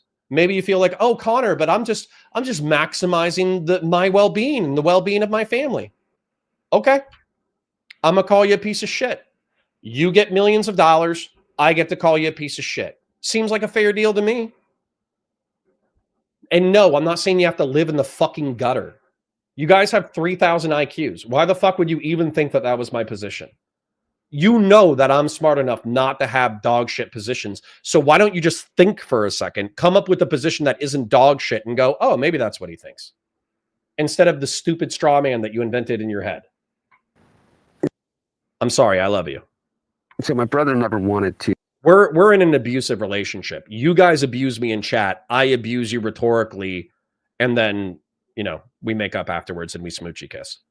You really know those numbers. And so I remember I haven't read all of the book, but the people can be a little synopsis of like this guy, Alex Thompson, who no reason anybody would know who the hell Alex Thompson is. He has this whole thing, I understand. Hey, guess what? Hergerberg says the issue is that Hunter isn't the president of the United States and you're comparing him to Trump and saying both sides bad. Yeah, guess what? Both sides bad. His dad's the president. He sold his name. He sold his clout and influence in order to get tens of millions of dollars and put it back into his family. That's bad. Is Trump worse? Yes. Both sides bad. You caught me. And in which he says like the Bidens covered up Bo's cancer diagnosis. And I feel like saying, what the fuck are you talking about, man? You get a terminal diagnosis, okay? What do? Do you accept it, go home and die? Or do you say, I'm not dying. I'm going to be part of that 2%. I sit down with the oncologist. Okay, West Coast Girl says, I'm sorry, but rich people, politicians, and their children are on boards, get advantages, and get more access. This is just how modern society works. And I'm going to call them pieces of shit. I have freedom of right, freedom of speech, freedom of conscience. I can call them pieces of shit. If they're fucking Nepo babies, they use their fucking name to enrich their families, and particularly if they're involved in politics, I can call them Nepo baby fucking cronies. And guess what? You can't stop me. The oncologists tell me that there are new procedures and there are new experimental things that they're doing as it relates to X, Y, and Z at MD Anderson or at Sloan Kettering, and I'm going to do that, and I'm going to try that, and I'm going to survive, and I'm going to run for governor. My brother was the Attorney General. He was no longer the Attorney General. He did not run for re-election as Attorney General, but he was considering running for governor at the time. When my brother would be asked, he'd say, I'm okay. I'm okay. And he'd keep doing his job, and he was in private practice. Name another Nepo baby. I mean, I thought Don Jr. is a piece of shit. Jared Kushner had good policy through the Abraham Accords, but he had one of the most corrupt deals ever. He got $2 billion from the Sovereign Wealth Fund. You guys act like, dude, this is where y'all need to break out of your tribal bullshit, by the way. Y'all need to break out of your tribal bullshit. Criticizing Democrats or criticizing fucking far lefties isn't the same as supporting the right. You guys are acting like criticizing Hunter Biden is going to swing the election for Trump. No, it's not. Call out the bullshit on your own side. Stop being so fucking tribal. You're part of the problem. Holy shit. This time. And so what does Alex Thompson think my brother would owe fucking anyone to say, oh no, I'm dying. I'm not going to run for governor. And why would he do that? Why would you give up on life? And it's almost like I somehow that this human being is not a human being. Like he has not experienced life. He has not had anyone in his life that is, and I find it really hard to believe in a day and age when I don't know anybody that hasn't had somebody in their family that has cancer. And so what do you say to them? Oh, you have cancer? Oh, so you're going to go tell your boss that you're dying and you should quit now? No, you don't. West Coast Girl says, this is delusional, utopic thinking, Connor. You should really expect people to discard their family advantage to be honorable. Nobody is doing that. My family's done that. My family's done that. My family had, what is it? They ran a small business. It got run into the ground. They started from scratch. They got their fucking MBAs. They didn't use rich friends in order to bail out their debt. And they worked their fucking dicks off in order to pay their bills. People do it all the time. People do it every fucking day. They resist cronyism and nepotism. You're just doing apologia for corruption, West Coast Girl. That's all you're doing. That's all you're doing. You're taking a fucking destiny, neoliberal, it's legal, so who gives a fuck perspective. And guess what ends up happening? The working class and the middle class get fucking pissed off because they know the game is fucking rigged. And if the game gets rigged enough, they get guillotines and they chop your fucking head off. So how about stop doing apologia for the corruption? How about that shit? How about you say, have morals, have principles, have standards, live your life with honor, put in 40 to 60 hours of week per work. And if you're going to be on all these boards, how about you effectuate positivity in the world? How about instead of saying, oh yeah, we doubled the budget, how about you're the one who doubled the budget and so you can claim ownership over it? Apologizing. By the way, I'm going to tell a fucking story. Fuck this. Fuck this. I'm going to tell you exactly why I don't give a fuck about your opinions. Let me tell you exactly. I'm going to say it by name. I used to work for Liberty Mutual, Fortune 100 company that does corporate insurance. Okay. We did residential, we did commercial, we did auto, we did all that shit. We did personal lines, we did commercial lines, right? There was this fucking piece of shit in my unit. And so we were Fast Path. Okay. This is a tangent. Deal with it. In FastPath, we would turn and burn claims. Okay. You have a claim for your house. You had a kitchen fire. You had a pipe burst. You had a power surge. You had any of that shit, right? If any of that shit happens, you call us. If it's denied, we tell you it's denied. We send you a denial letter, and we had something called a pick 3, right? Which is effectively, we send you 3 resources on how to fix your problem that doesn't involve insurance so we can help you out. And I was really proud of the work that I did because I effectively actually walked my customer through the policy, why it was denied, and I got them a good pick 3 so they could fix their problem realistically. I actually kind of became, I would say, an intermediate understander of home repair through this job. All right. There was this other guy, I forget his name at this point, but let's just say his name was Michael. Okay. Michael was the son of the vice president. One of the vice presidents who sat on the board of whatever. And so Michael denied everybody's claims, which is illegal, by the way. It's fraud. Okay. Because if you have a valid claim and you deny a valid claim, then it's fraud. Okay. So he was knowingly committing fraud, and he would, the ones that he could send a check on, he sent a check immediately. So let's say that there was a $10,000 claim. He would send a $1,000 claim and close out the file. Then he denied plenty of claims that were valid. And then all of those claims came back. But what happened was he was only going to be there for 6 months. So in 6 months, if you look at his stats were perfect. He closed out files in 2 or 3 days. He had the right paid out claim numbers because he would pay out cell phone claims, and he would pay $1,000 on $10,000 jobs. His denial metrics were within the fucking denial thing. But you know what he was actually doing? He was fucking customers, and he was committing insurance fraud, okay, on behalf of the company. But because it was within 6 months and he was only going to spend 6 months in the unit, they moved him to another unit so he could claim that he had perfect statistics. Then he did the same thing in another unit. Then he did the same thing in another unit. And then guess what he is now? He's probably a fucking unit manager, or he's a fucking vice president. So despite committing misdemeanor crimes in each unit that he went to, he was groomed for corruption so he could go to each one of these units and convince slave idiots like me to work our asses off. Because look at Michael. Michael worked in FastPath. Michael worked in SIU. Michael worked in water mitigation. Michael worked in this other unit. Michael became a unit manager, and he had perfect statistics at every single unit. And on top of that, he became a vice president within 10 years. Look at Michael. You should be like Michael. And guess what? It was fucking corruption. It was fucking lying. And because nobody reported it, it was legal.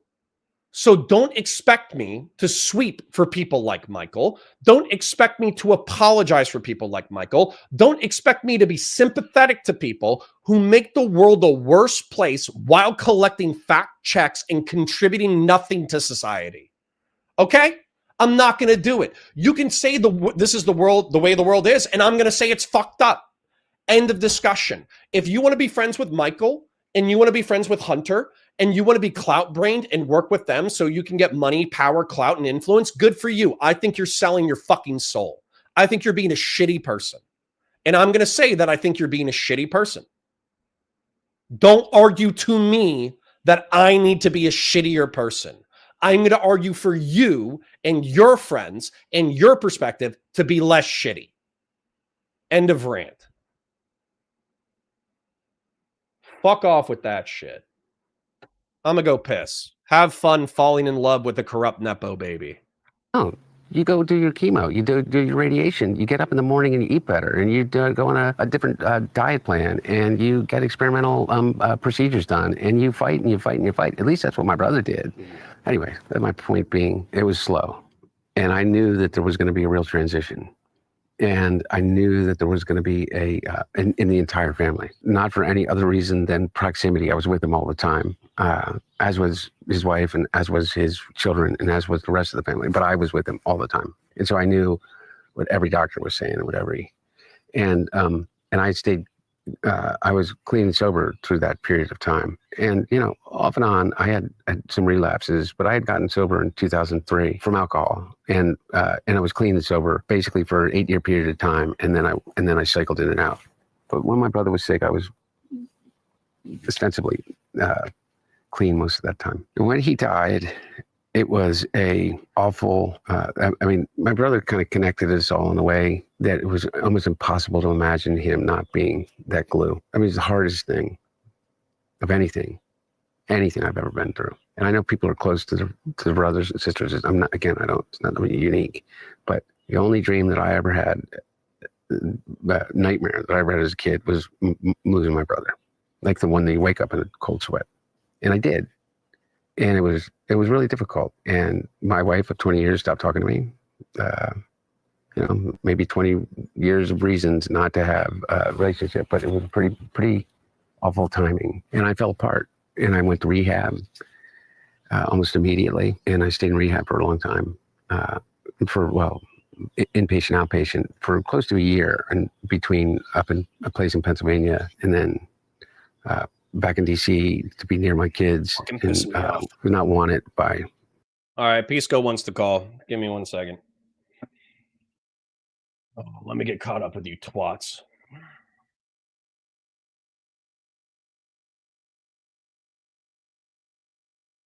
Give me a second.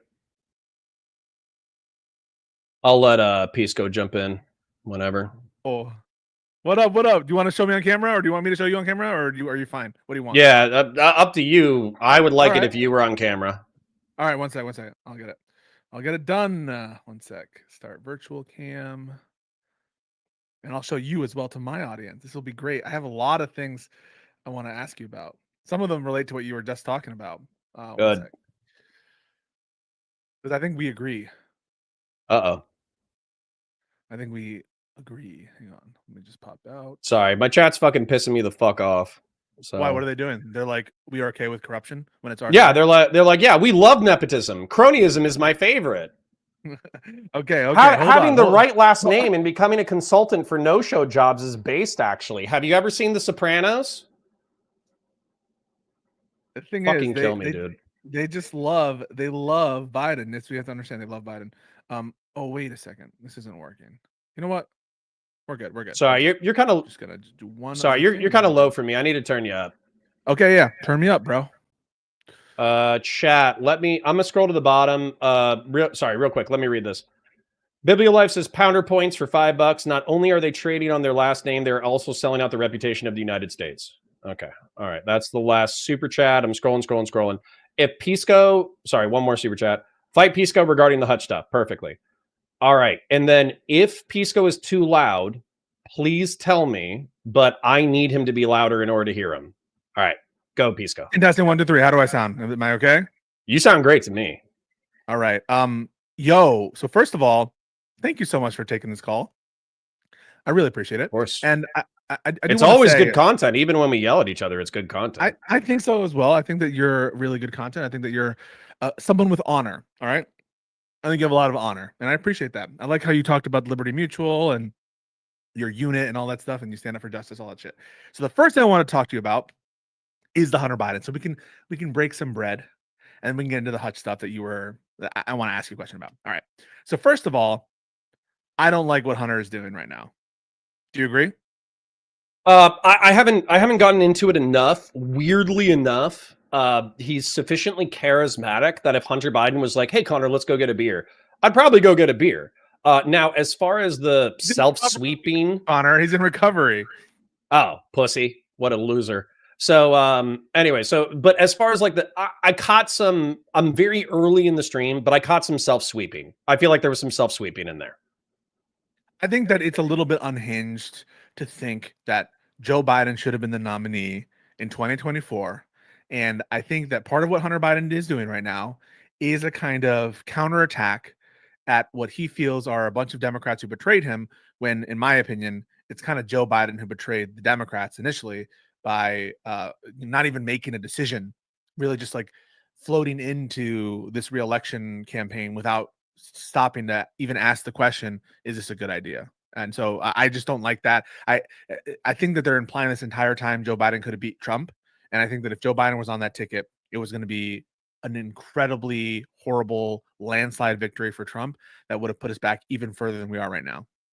I think that I heard you guys talk about this because I think I pre-watched some of the content, and you guys effectively said that there was polling post-debate, pre-election that effectively showed that this was going to be a down ballot disaster. Where effectively, like, Kamala, like, people feel bad because the late minute switch out might have cost Kamala the election, but realistically the damage was minimized. So I think that's a compelling narrative.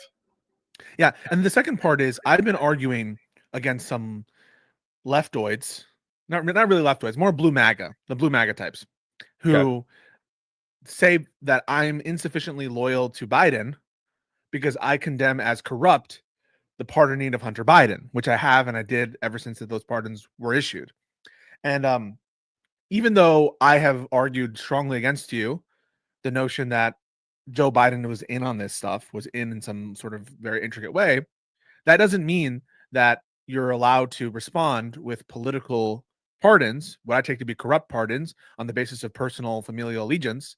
And so I really appreciate what you were just saying there about Liberty Mutual. I think it's the wrong incentive. It's the wrong thing to do. And yeah, like, it's not just also the gun thing. People conflate it with just the gun thing. Like, oh, but the gun thing was just like, it was never done before. Even putting aside if that's true, and it might be true, I don't think that novelty by itself is enough to pardon someone. Like, every crime needs to be applied for the first time in one way. So, like, I mean, Trump, arguably with the New York case, even though I felt he was very guilty and the evidence showed that, there was like a novel application of one of the predicate offenses to condemn him on that basis. And then also, beyond just the gun charge, there's the tax fraud. And everyone seems to put aside the fact that it's not just he didn't report his taxes, he lied about his income when he knew he was making in millions from Burisma, and he lied about it. So even though you and I have fought about, like, what's Joe Biden's involvement there, I have never, ever said that, like, Hunter Biden is innocent or that Hunter Biden should be pardoned just because he's the son of the president. Yeah. And I think I got pissed at you in the past because I think that some people, my chat mainly, because they're fucking brilliant and have 3,000 IQ, although they piss me the fuck off all the time. I think some people pay attention to the words that are being said and they create conceptions within their mind of what's actually being said, and they understand it and they fight it out logically. I think a lot of people only respond emotionally, where they can kind of feel like, oh, this person's more on my side, therefore, you know, I'm going to cheer them on. And so substantively, I feel like with you and me, part of the emotion of the fight that we had previously about Hunter is I felt like that you were minimizing. Still feel that way a little bit. But I could understand the logical conceptions that you were making.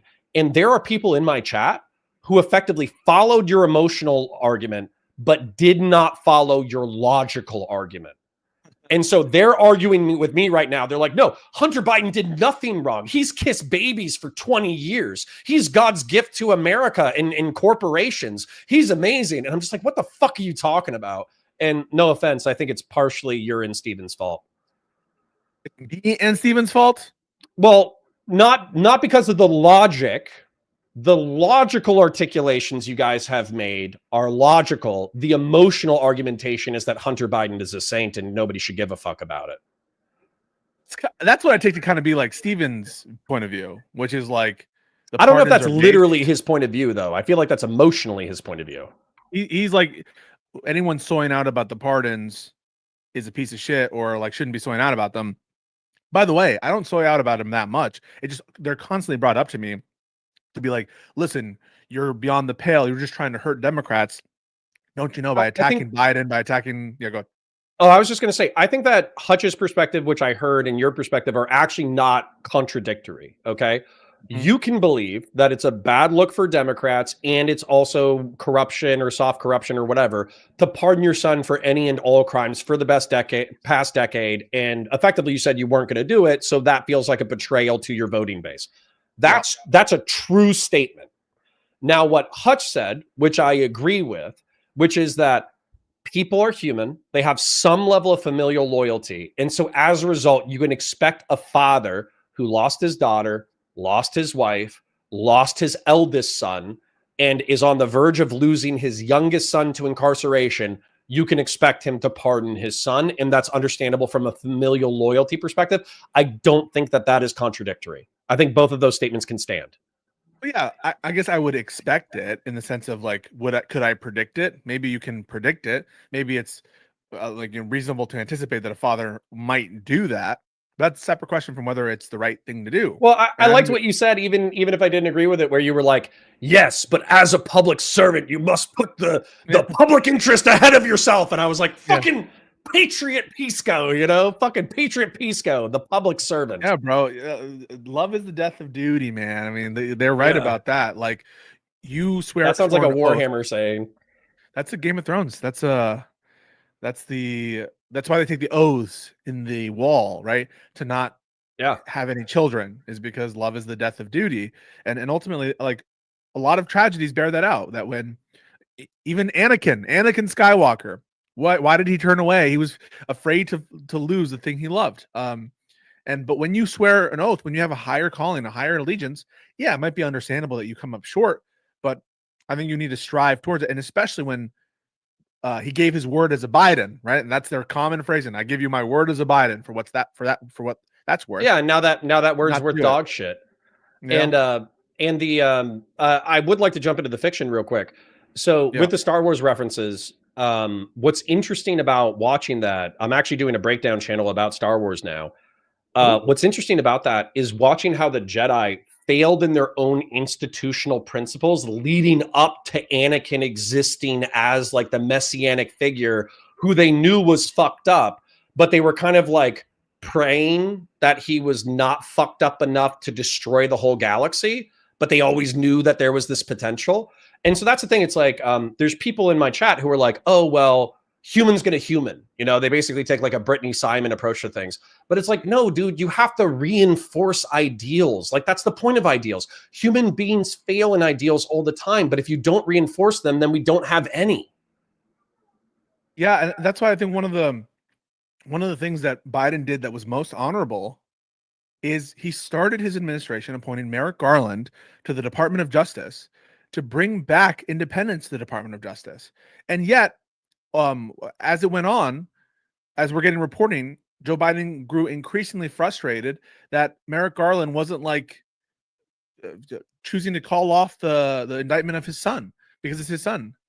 And I think that's very. Well, hold on. What is that reporting though? Because I insinuated this without evidence, and then people were like, "You're fucking crazy." And then no. I never said that. No, there was in real time reporting. I forget from whom, but it was either like Washington Post or Wall Street Journal, or someone, that Biden was reportedly frustrated with Merrick Garland. That happened during Biden's term, and then Jake Tapper has uncovered more evidence in more interviews that Joe Biden was really angry that Merrick Garland wasn't dropping the suit on his son. And I feel like I'm describing color to a blind man, because like I worked in law enforcement before. I worked in, corporate America before, obviously on small ends, small potatoes. I'm not trying to exaggerate my shit, but I've had conversations with people where I basically told them like, no, you need to be explicit with what you're asking me to do.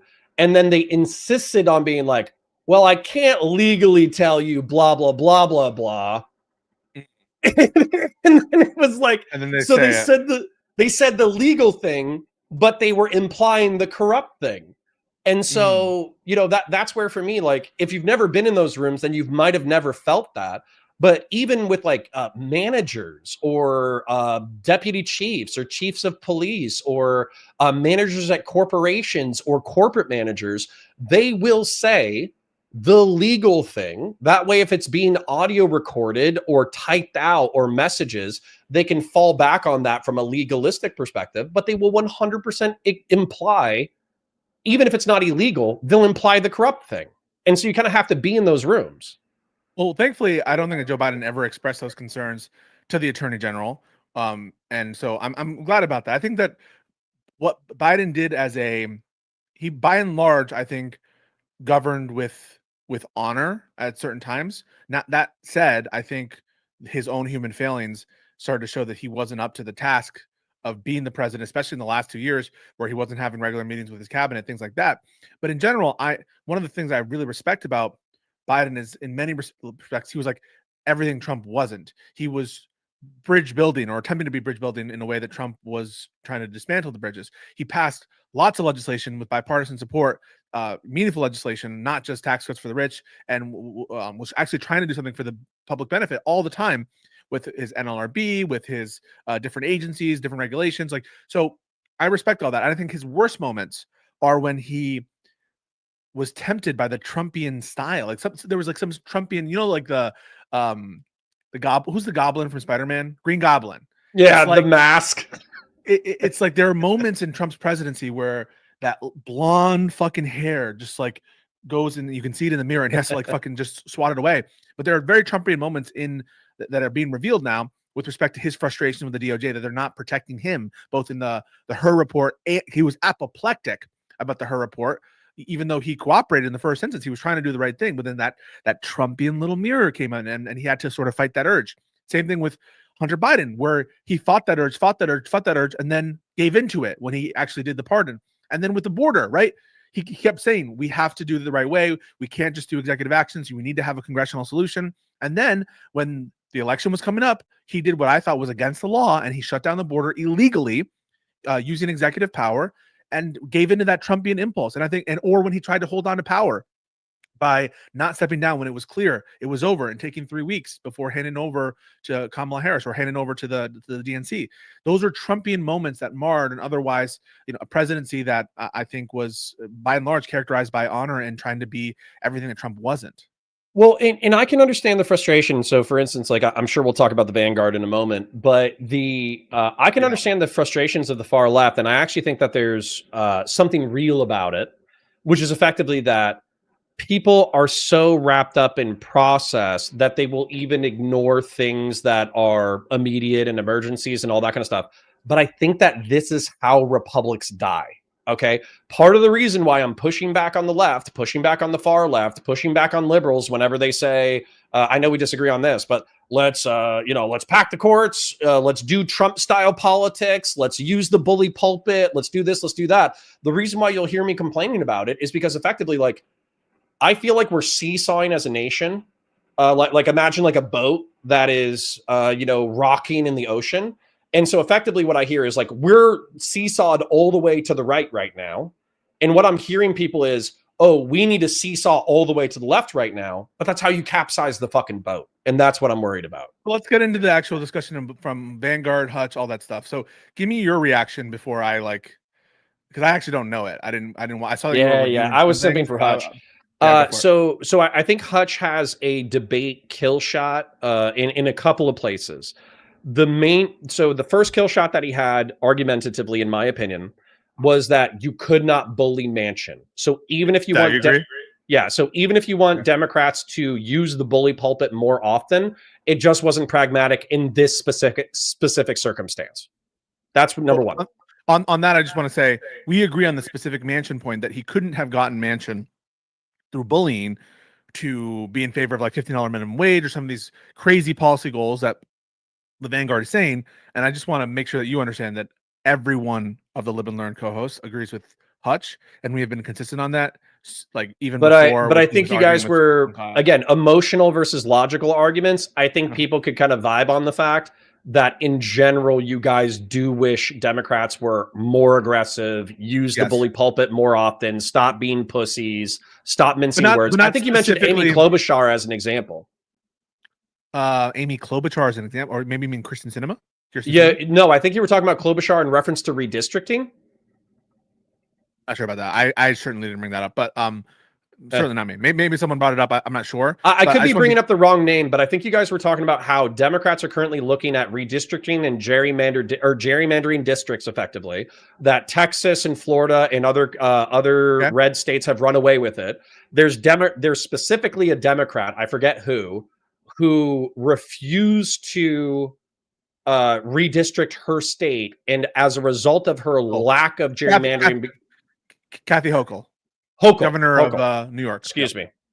Yeah, I'm being racist. I was racist to Middle Eastern and North African women earlier today. I confused a Somali with a Palestinian. White women. So I just now I just confused two white women. So that's good. say white. White. All right, there you go. Quite. Because you say all sorts of slurs. You need to start being more aggressive against your white people. All right. So, what is it with white people these days? They're pissed off. They're always pissed about something. Anyway, Yeah.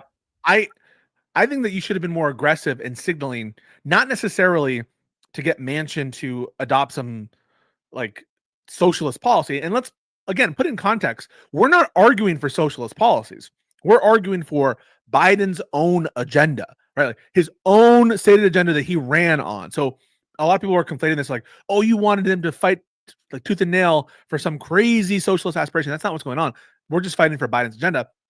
I don't think that you be more aggressive, and certainly I'm not going to take the maximal, like call your DOJ and sick him on Joe Manchin, like do all this crazy shit. And I'm just saying, I think that that is to signal to the base, signal to the people that you give a shit.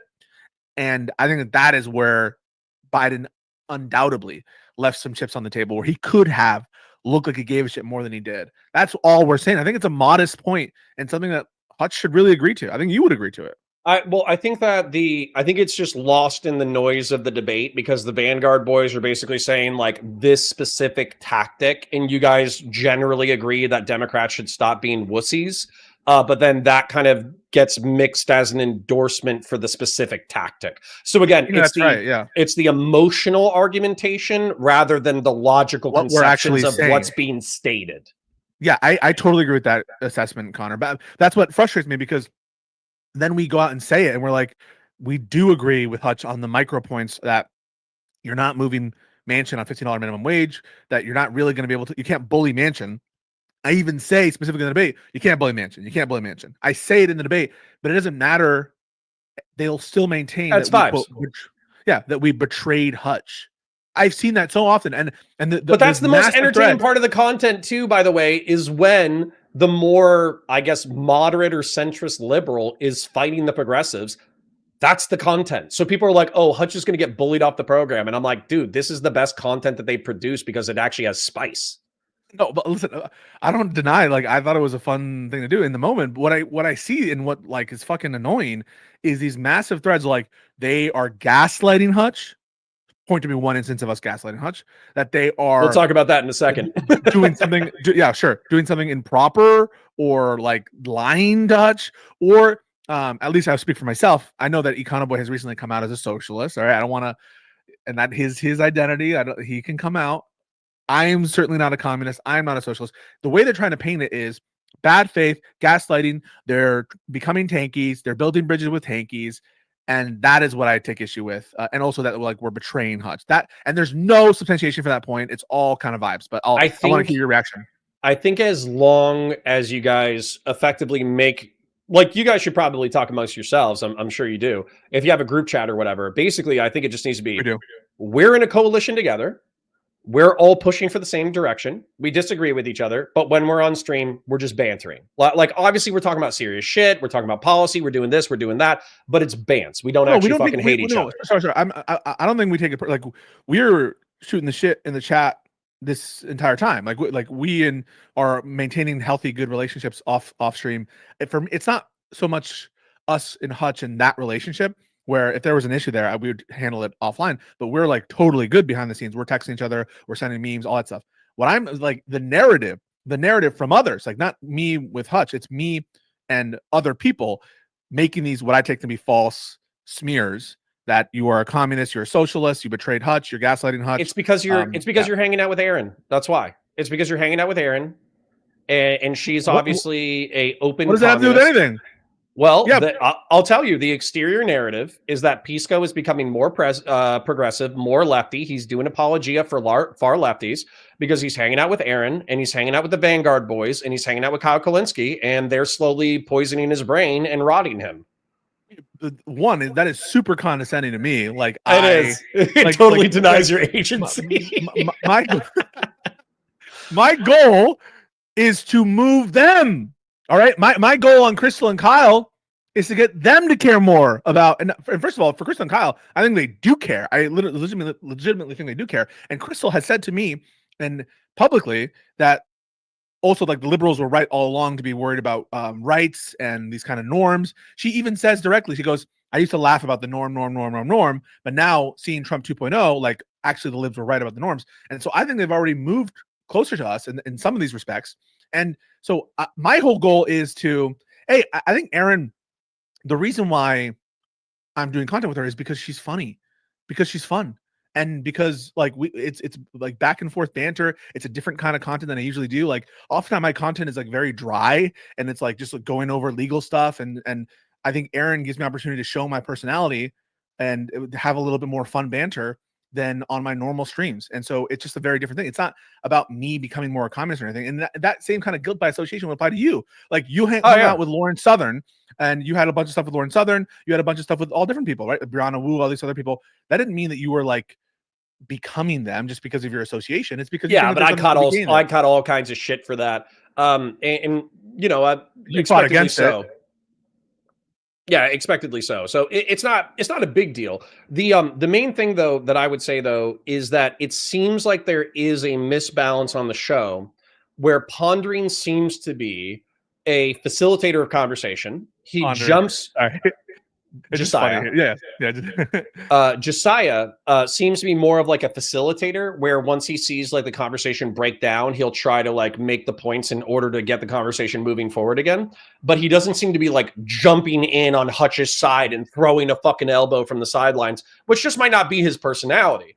But that's where it feels like the show is a little bit unbalanced because it seems that you and Econo Boy oftentimes see eye to eye. And so you're throwing elbows at Hutch. Hutch is doing a great job, in my opinion, in throwing fucking elbows back. But it feels like a 2.5v1 where Pondering is trying to split the difference. You and Econo Boy are on the same page. And then Hutch is like the lone, you know, he doesn't like being called like a moderate liberal, but he's like the lone moderate liberal, just like throwing fucking punches in every direction. That's what it feels like. I don't view it like ideologically, right? This is what I don't understand. It feels that Hutch maybe is more moderate, maybe more centrist on some of the disagreements we're having, but like the disagreements are kind of like about tactically, how does Biden best promote his own agenda, right? That's basically our argument in this specific instance isn't about what the agenda should be, right? We're all kind of agree. We're behind the Biden agenda. But I want to talk about AOC, and the Vanguard is proximately more allies than Rob Noor line of argumentation, because I think you want to go there. Okay, yeah, let's go. But I think I can demonstrate to you. I literally made a drawing. I could show you the breakdown. But if you have something else to share on that point, share on that point. I just wanted to say that I wanted to do that at some point. I think if you actually are objective and looking at the points of disagreements, they're not like, which should we have Medicare for all or not Medicare for all? Should we be in favor of stopping all funds to Israel, or should we be in favor of, you know, maybe just doing a tiered approach, or we're taking away certain kinds of funds, or maybe we're having, maybe it's a full relationship. Like those aren't the disagreements that Hutch is having with me and Econo Boy. The disagreements are like, how do we best promote Biden's agenda? How do we best promote Democrats? And none of that is like an ideological battle. It's kind of like a strategic, tactical battle. And so I disagree. Put it in terms of moderate versus not moderate. Moderate. You're muted, by the way, if you want to say that. I was going to say I disagree. Okay, go for it. Oh well, actually, if you'll indulge me, I'll share this with you because I actually think that we are at mildly opposed tactical and strategic goals. And I think I'm actually aligned with Hutch more than I am with you. But if you'll look at my beautiful drawing, I'm going to make it big on my screen. Effectively, what's that? I just made it big as well. Okay. So the L in the top left, R in the top right is obviously left and right. This is the political spectrum. FL is far left. Prog is progressive. Lib is lib. Lib on the right is libertarian, moderates, and neoconservative. Then I put contrarians, then I put MAGA. And the big box is actually the coalition that I want to build. I want to take sensible progressives, sensible liberals, libertarians, moderates, neoconservatives, and some of the contrarians that we can win back. And I want to say that MAGA is effectively rat poison that's killing the country. And this is the coalition that I want to build. However, if the Vanguard are Marxist-Leninists, or if Hassan Piker or Ogre Boy or Vaush or whatever are far leftists, then they're not part of my coalition. And I would actually, ideally, I would like to excise them even if I can't, right?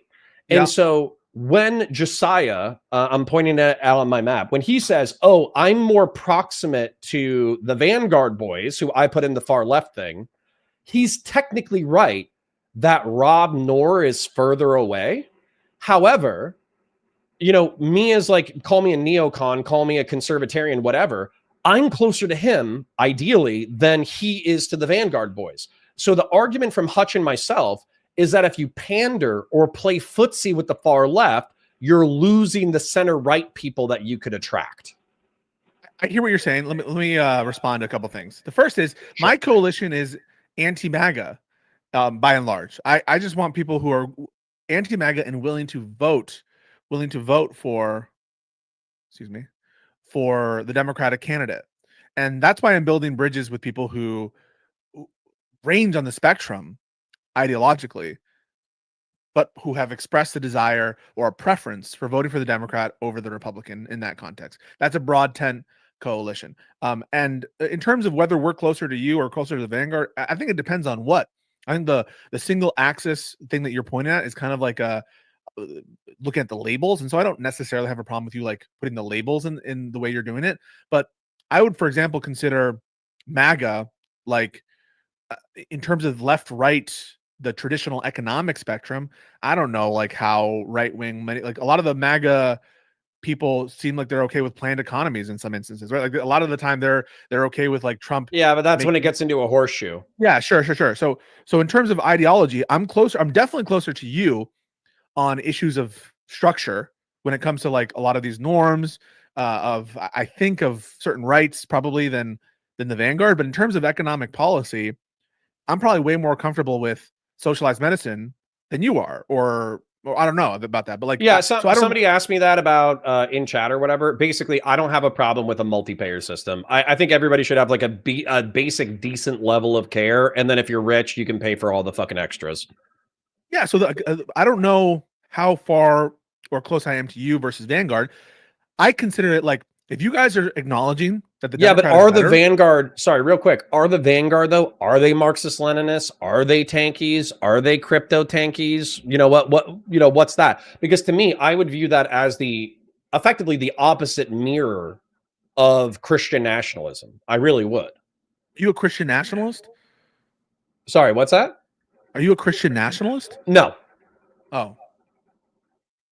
I'm saying Christian nationalists, authoritarian theocrats. Even let's say that JD Vance was still a never Trump Republican and he had perfect right-wing policy, and I wanted to vote for JD Vance. Well, a Christian nationalist might also vote for JD Vance, but they want to institute a Christian autocracy. They want to destroy the Constitution of the United States. So we might be proximate allies, as Josiah was saying, in the fact that we're both voting for the same candidate. However, we have opposed political projects. Yeah. So if the Vanguard start promoting a candidate that I think will cause the breakdown of society similar to like a Christian nationalist candidate, then I won't support that candidate. Like if I think that there's a candidate from the left who poses an existential threat greater to MAGA, I'm going to do a different risk calculus there, and I won't support him. But I don't think that like right now, where we are in terms of the Overton window, whatever you want to say, like we're not even close to fielding a candidate that's like that. Mamdani, but I don't want to entertain. I don't want to entertain the shift left. So for instance, I think what Hutch's argumentation, because I think you guys pointed out towards the end of the stream that like 80%, 90% of his content right now is anti-far left content. He's trying to, in my opinion, like strangle the infant in the crib of far left hoodoo fucking nonsense. And he feels like it's not getting called out by the left. You guys kind of minimize it.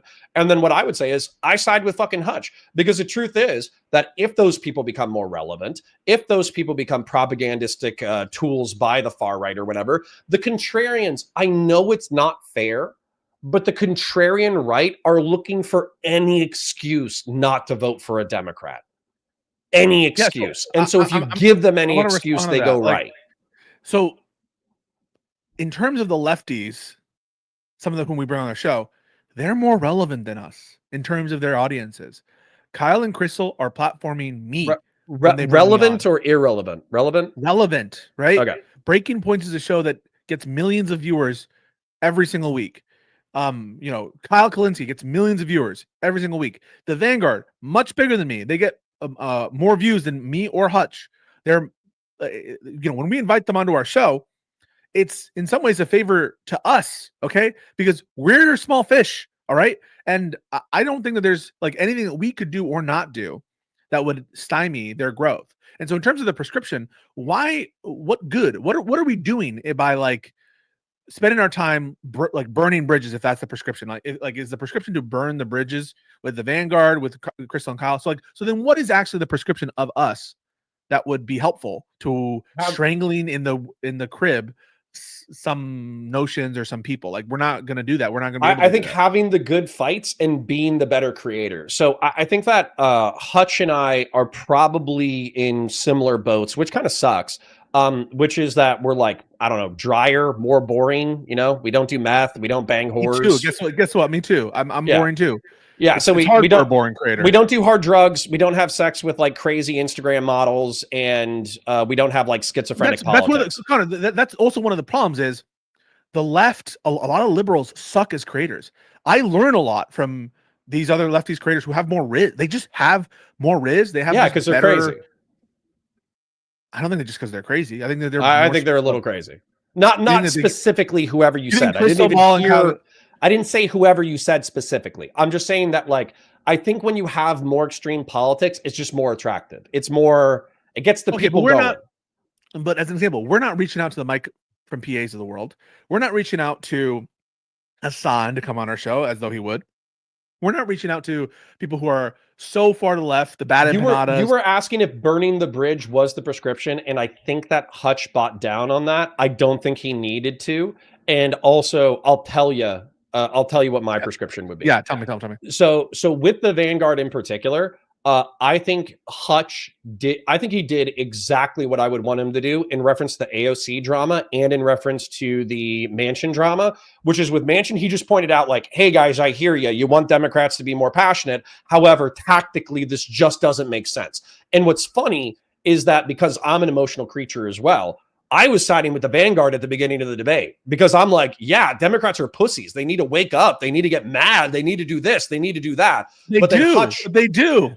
But Hutch actually had like a decent tactical analysis that was undeniable, right? Well, no, but the thing is, he did the same thing with the AOC debate, by the way. Yeah, I know, but I almost think it's a bit of a distraction because, yeah, we agree with Hutch on the specific Manchin, the relitigating of the issue of the past, with respect to Manchin, all that other stuff. He's right about the micro point, but the macro point, which is what I think Econoboy and I were trying to get to is, let's get some energy. Let's get some fight in us. It's something that we can improve on, which is why I think that initial inclination of you, Connor, is so telling, because that's my initial inclination is, yeah, like he heard these two young boys, these young men who are coming on and basically saying Democrats need to be better fighters.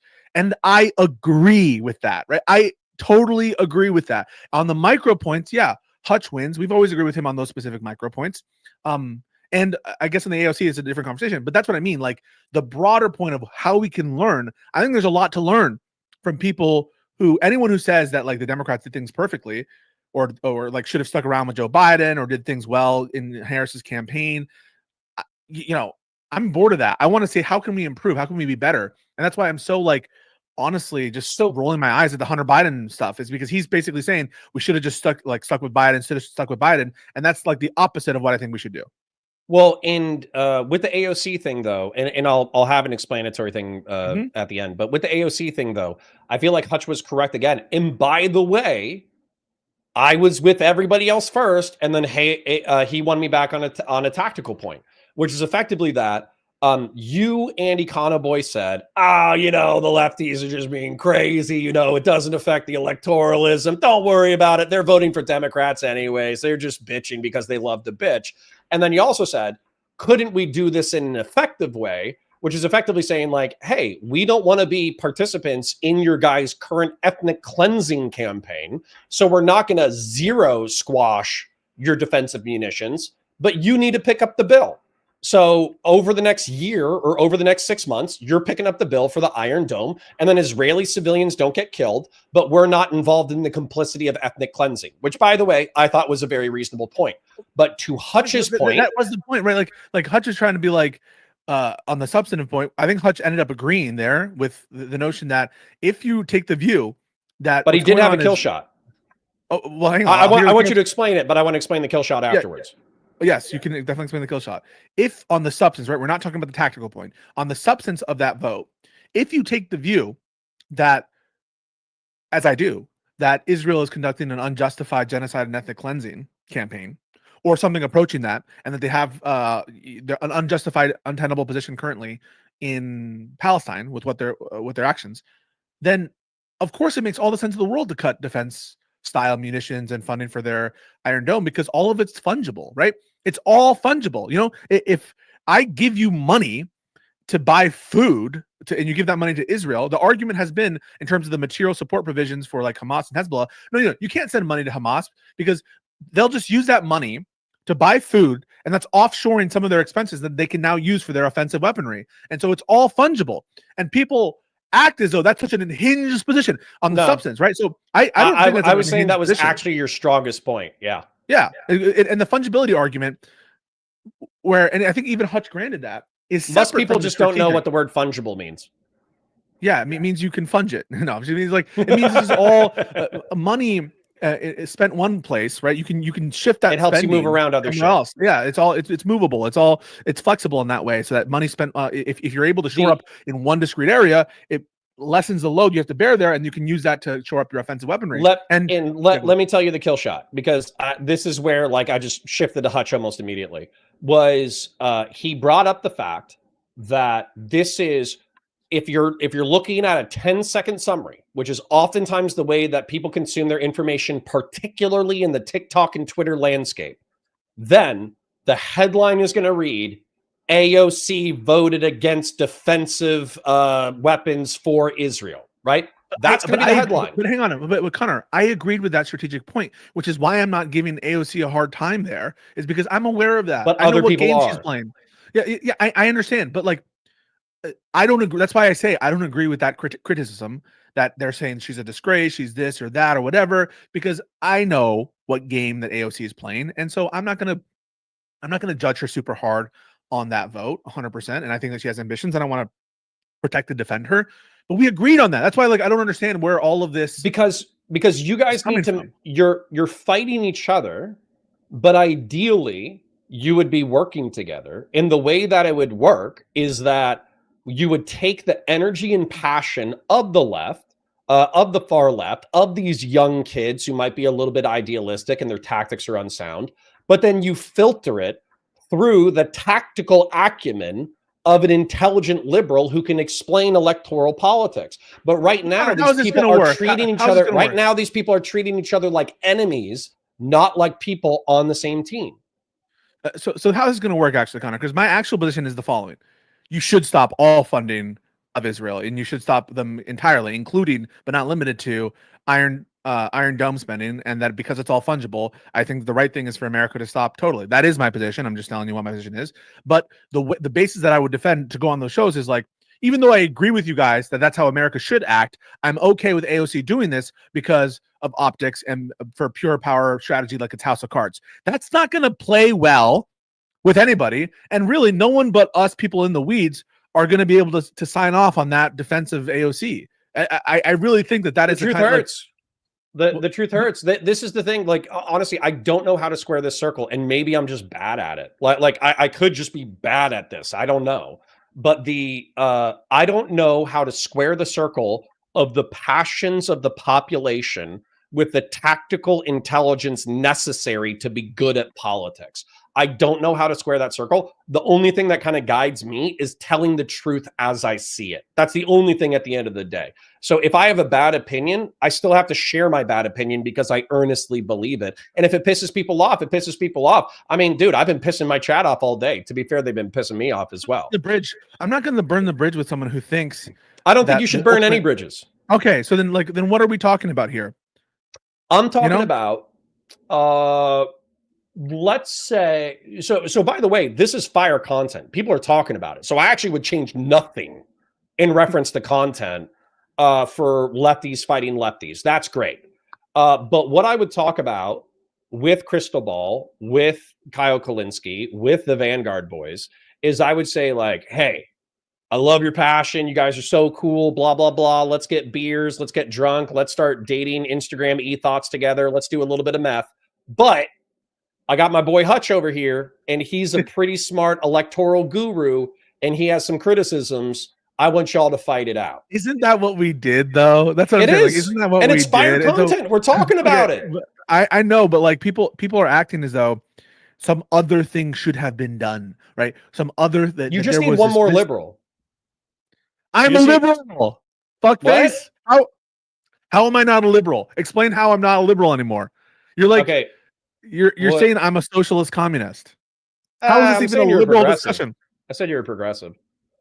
Okay, how is this at all? Right, like how is this discussion about defending AOC or not defending AOC? How is that you're a socialist or liberal type discussion? It's like a tactical discussion.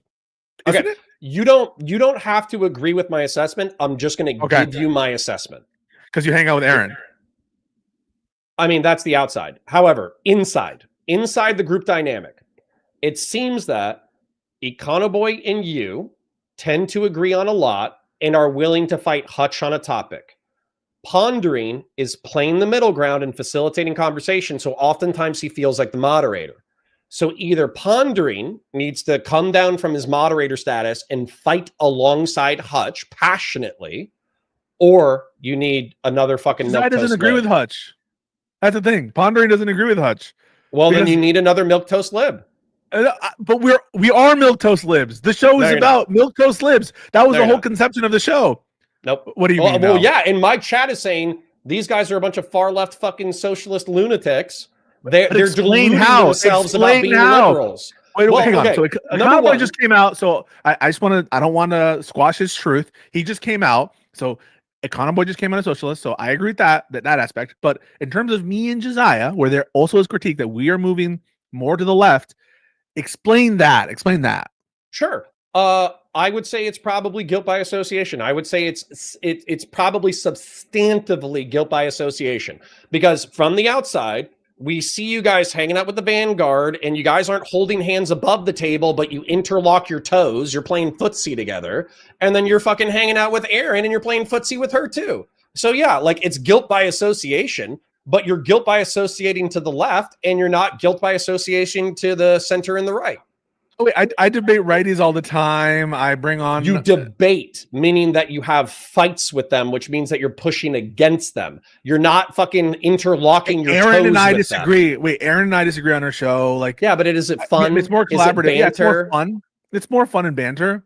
Yeah. Well, but what do you want me to do? Like, so if there's a righty out there, who You don't have to accept my prescription. You don't have to accept my prescription. I'm just saying that's the exterior perception. You're basically saying that it's all virtue signaling. It's all who you align yourself with. It's all who you do shows with. But it's not about an actual tracking of any changed position, which nobody can identify, right? Like, nobody can identify a single changed position in this supposed like turn to the left. No one can identify even one I thing. think it's Israel. I think it's mostly Israel. Because the truth is, when it comes to Twitch and YouTube politics or online politics, oftentimes, like I describe myself as like a tepid Zionist, right? Which is effectively like, I think the state of Israel should exist, but we probably shouldn't help them out with the ethnic cleansing. But if you look at the broad swath of like American political opinion, I think it's 2-1, 3-1 in general support for Israel. And so as a result, that seems like a either far left or lefty progressive take, or that feels like a far right take to be against Israel. And so I feel like if you're talking to the Vanguard boys, or if you're talking to Aaron and you're just saying like, yeah, fuck Israel, we shouldn't fund them at all, then that's going to be viewed as a far lefty talking point. Yeah, so I think that Piers Morgan has come out and said that what's going on. Sure. in It's becoming increasingly normalized online for sure. And like the whole country has seen the depravity of what's happening, like the constant massacres at food sites, the starvation deaths that are now increasing significantly. So like to act as though, okay, now being more vocal against the atrocities that are being committed, that is a lefty position, or I don't know. I don't think that it is. Even just to be clear about something, I was supporting Joe Biden's efforts to get a ceasefire. I'm in favor of a 2-state solution. I'm right, like but Joe Biden on that. But and I was this in is favor where of a ceasefire. The right wing is associated with like what is it? They call it Kufi, the evangelical Christian support for Zionist Israel, et cetera, and then also the tepid Democrats, the Zionist Democrats, the Jewish Democrats, who are viewed as more right wing in context to this issue. One of the arguments that I brought up repeatedly that they bring up as well is that while providing $3.8 billion per year, enabling Israel in order to do the ethnic cleansing is monstrous. Effectively, we need to be critical enough of the state of Israel in order to reel back in their bullshit, but we can't be so critical that we lose their orbit. And so this kind of becomes like a dance between, we don't want them selling tech secrets and intel secrets to Russia or China. We don't want them giving technology away to China or Russia. And then also, we might not be able to rely on the fact that I think it's like 6 million Jews in the United States, 7 million Jews in Israel. We can't just rely on Jewish residency to maintain a good relationship with the state of Israel. And so if we say, fuck you, go independent, Israel might say, yeah, fuck you, we're going independent and we're selling everything to everybody. That sounds like an argument that regardless of what Israel does, regardless. Yeah, we're being held hostage. Yeah. That we should not stop funding them. Yeah, you have to do a balance of 60,000 dead versus Russia and China get the most advanced chip technology on the planet. And they get some of the most advanced weapon systems on the planet. I'm going to give you a hypothetical, and I hope it's not going to be that you're not going to consider it too outlandish. Suppose that Bibi Netanyahu ordered the IDF to commit a knowing massacre of what they knew to be civilians at a food site for the purpose of discouraging civilians from accessing food. Just one time, and we have absolute proof that Bibi did this. So, like, suppose that there is an absolute proof that Bibi ordered one massacre at one of these food sites, killing people for the purpose of disincentivizing citizens in Gaza from obtaining food. Do you think that would be grounds for us to cease all funding of Israel? Of course. Yeah. Of course. On a moral basis, 100%. However, just like we're talking about with morality in politics, we have to do the calculation, right? How many lives? For instance, I thought you were going to ask about genociding the entire 2 million people. For me, I think it's much less than that, right? Like if we have evidence that Israel is directing is trying to murder Palestinians for the sake of murdering Palestinians, not for out of some security concern or whatever. Right. I would think that, like, wait, hang on a second, we have to stop funding this. Even putting aside if it's every single person, right? And I actually think that the odds are, like, what do you think the odds are that they're specifically making conditions in Gaza as bad as possible for the explicit purpose of getting them all out of there? That is to say, making it worse from a humanitarian perspective for the explicit purpose of getting them all out of there. I think that's a high likelihood, don't you? So here's where I don't feel like I know enough. Okay. Since 2023, allegedly, the numbers that we're working with are 60K dead, 20,000 fighters dead, and 200,000 projected deaths from indirect causes, disease, malnutrition, et cetera, right? That's what we're looking at right now. That's 10% of the Gazan population dead. Pretty fucked up, right?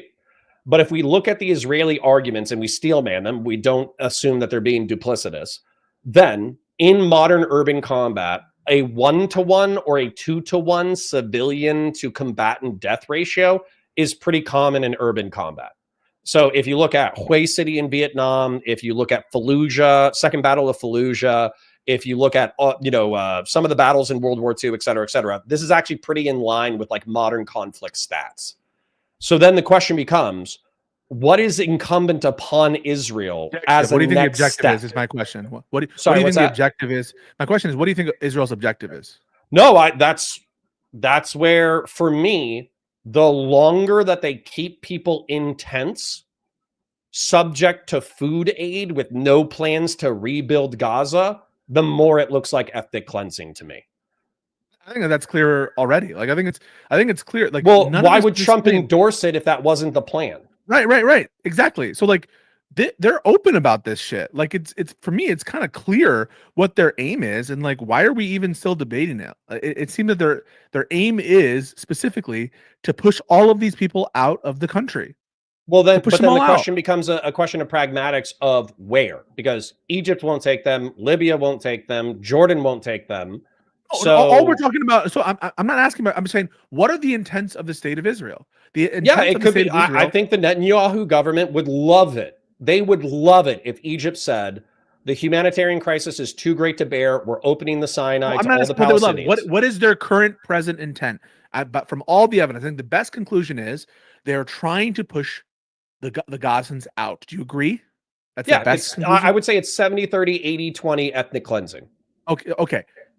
And then the denial of food, these massacres, to me, the most plausible scenario is they're specifically trying to disincentivize the people from going to these food trucks at all, to make conditions bad, make people question whether they should stick around, even though they've been pressured by the Trump administration and others to allow some amount of aid in. These massacres, in context of their ultimate aim, make complete sense, right? Like, we're killing these people because we want to push them the fuck out. And that's something where, if that's the goal, right? If that is the ultimate goal here, and there isn't an ultimate goal of rebuilding, there isn't an ultimate goal of stopping the massacre, stopping the bloodshed, why should America fund it? I don't think that is, like, strictly speaking, a communist position. And it's one I think that the Biden administration should have taken a harder line and harder look at what's going on. What will the world tolerate, and what is in the interest of the United States? And I hate to be so cold about it, but the truth is, like I said, Israel's a high technology country. We don't want them to drift into China's orbit or Russia's orbit. Then if you also look at the Syrian civil war, 500,000 dead. If you look at the Yemeni conflict with Saudi Arabia, I don't even know how many people died, but I know Saudi Arabia effectively did a humanitarian blockade against the Yemenis for like a decade and bombed the shit out of them. So, is 200,000 projected dead and a attempt, not a feeble, but a haphazard attempt at ethnic cleansing, is it enough to sever the relationship? And morally, yes. Politically, I don't think so. I don't know what you mean by that. Like, so if ethically it's the right thing to do, I think the United States is going to sweep for it. I think the United States is going to sweep for it. Well, I take something when someone says something is ethically correct, I take that to be the thing that you ought do. I don't understand ethics outside of things that you ought do. So if the ethical thing is to stop aid, then it's by definition, analytically, it's a thing that ought happen. So I don't understand what you mean by it's the right thing to do outside of that we ought do it. Because there's a geopolitical calculus. Okay. I would include the geopolitical calculus in whether something is right or wrong, because my notion of what something is right or wrong is something that someone ought do. I don't understand right or wrong outside of I don't think so. You ought do. I don't think so. So as an example, let's say that we totally alienate Israel. We say, fuck them, you're not getting a dime from us. You're committing an ethnic cleansing. You're a piece of shit. Fuck you, right? And so we alienate Israel, and they sell all of our defense secrets to Russia and China. Okay? China gains in the next 2 decades, as a result of this consequence, gains a military advantage that allows them to invade and seize Taiwan, which, by the way, I think has like a population of 10 million, right? So what we've done is we've sacrificed our relationship with a country that was currently attempting an ethnic cleansing of 2 million people, and we've condemned 10 million people to slavery with the CCP, and we've also empowered authoritarian communism for another century. So that is part of the moral calculus. You would have to make the calculation that the Israeli secret that they have right there is, that's the horseshoe. You know that horseshoe thing? Because of the horseshoe, the horse was lost because the horse was lost, the soldier was lost because the soldier was lost, the unit was lost because the unit lost, the flank was lost because the flank was lost, the battle was lost because the battle was lost. The war, like, you would have to take some sort of calculation that Israel has some sort of defense secret so secret that it could literally be the linchpin in a strategy of China invading Taiwan. I just don't have a reason to believe that that's the case. You can invent any kind of scenario that that like would, I don't know, to lead to that. Maybe you think that Israel will like sell nukes to someone. If I don't think that that's very likely. Like I don't know. It's like, not very likely. It's not very likely, and I also think that that there's a strong chance that even if we applied leverage to Israel, let's say that Kamala won instead, and Kamala said, "Hey, listen, you guys are fucking up on the world stage. You're committing an ethnic genocide or like an ethnic cleansing with our name written all over it. We can't support this shit. So you guys need to back the fuck off." I think that Israel would probably listen. Reason being that we have 6 million Jews in our population. That's almost the same population that lives in Israel, right? So I think that we have the leverage to tell Israel what to do.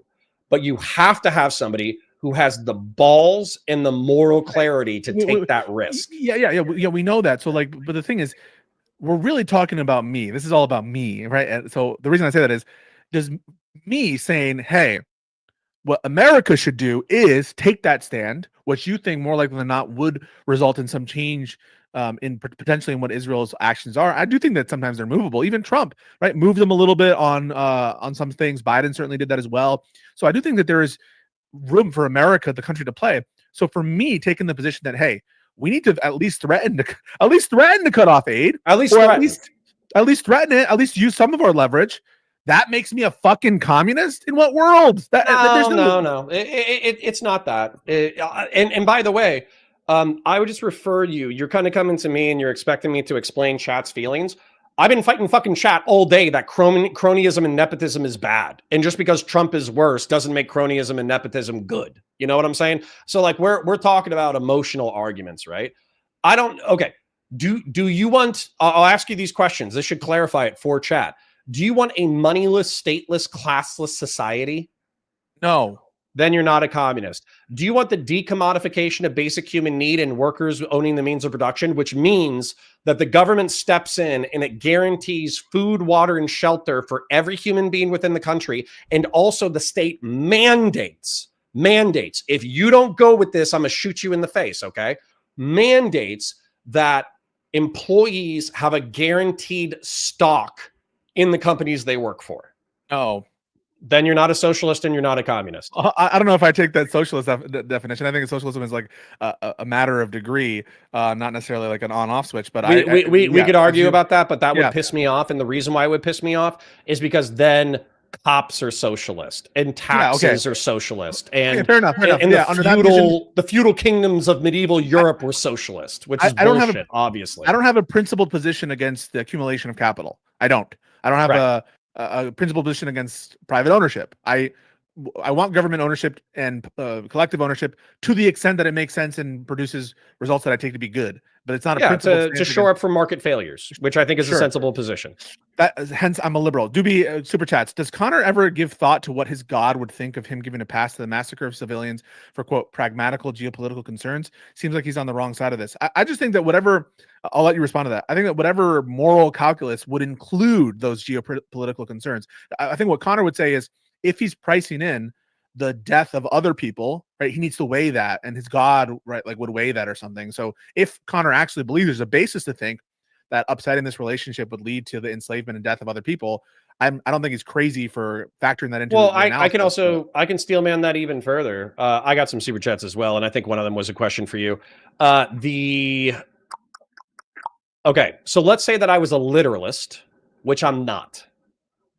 God condemned the Philistines to death multiple times through conquest by the state of Israel, and he condemned the tribe of the Amalekites specifically to be genocided off of the face of the planet to the point that they even killed the babies and the donkeys. Your God literally is a genocidal God. Right. So if I was a literalist, my God would be genocidal.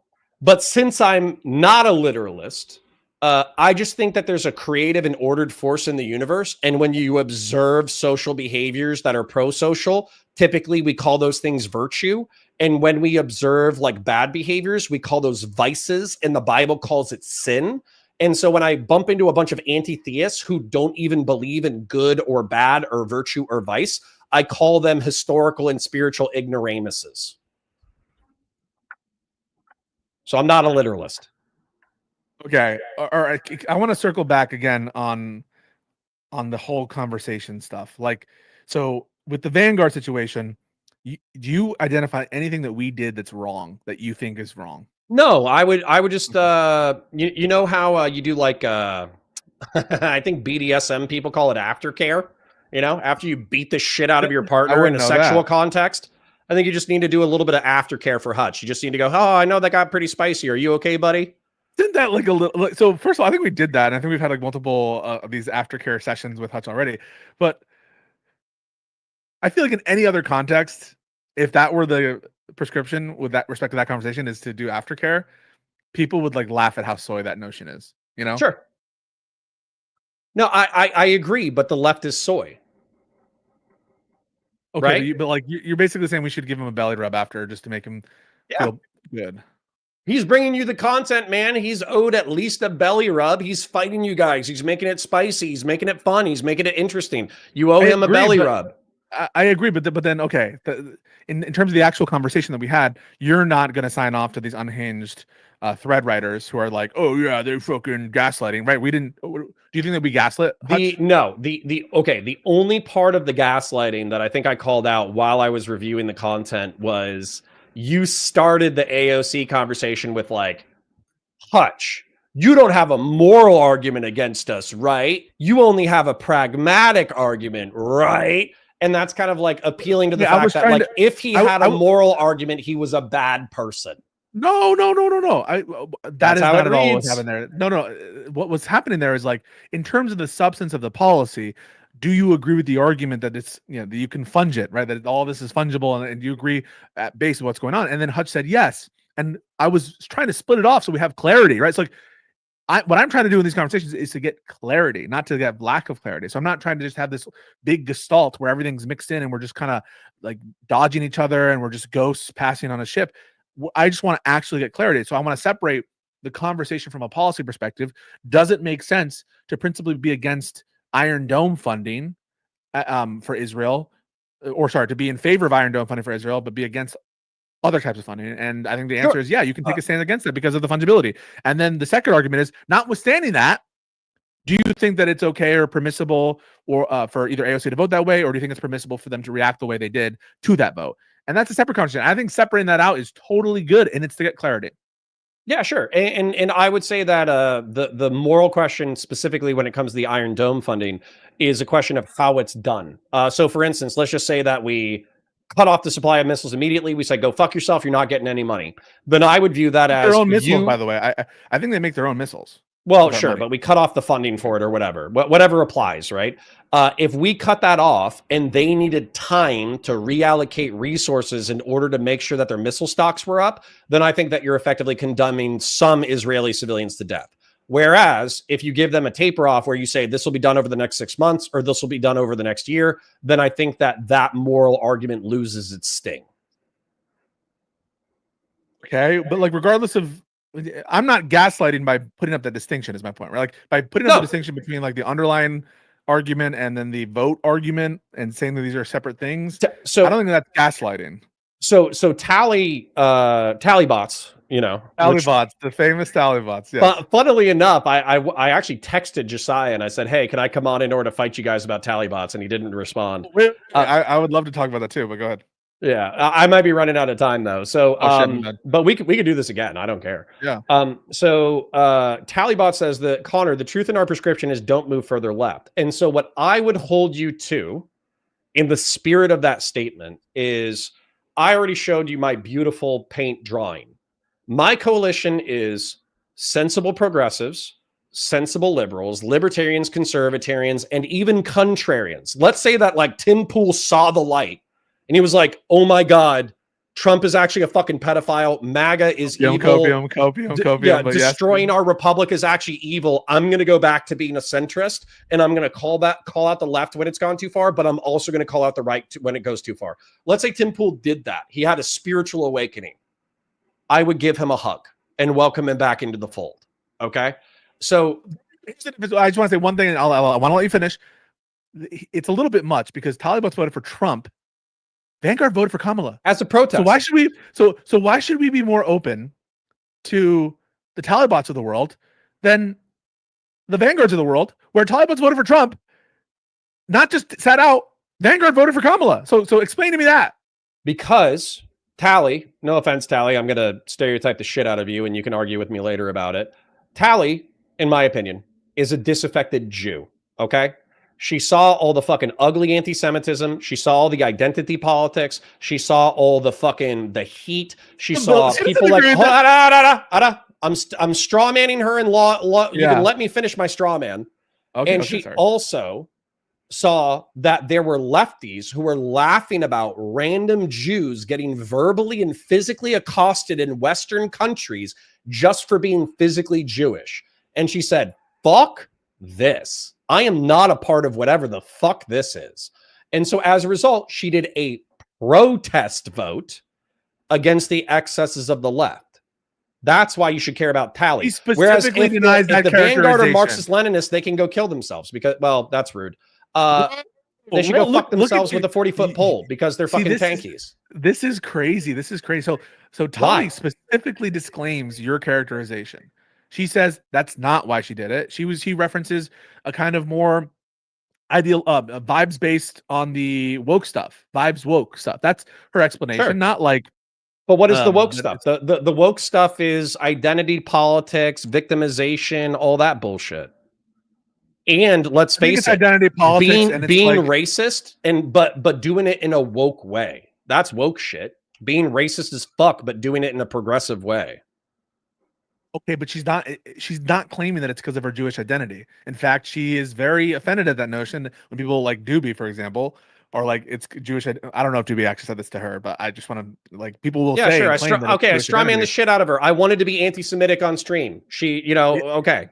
Okay, so you're kind of saying to her, that's number one. And two, like I haven't heard an answer. But you understand that she's not the only person that I've heard that from, right? Yeah, maybe not. Yeah. Who else? Dude, even aristocracy? Aristocracy? Aristocracy. She's another one. And what's so funny, I don't know if anybody will send Queeman this clip, but Queeman, like I watched a clip of Queeman laughing at aristocracy, and it was the most self-hating Jew shit I'd ever heard in my life. He was like, was he pogroms. There's no pogroms. Nobody hates Jews. Lol. Don't hurt me, guys. That was like Queeman's response to aristocracy freaking out about anti-Semitism in Canada.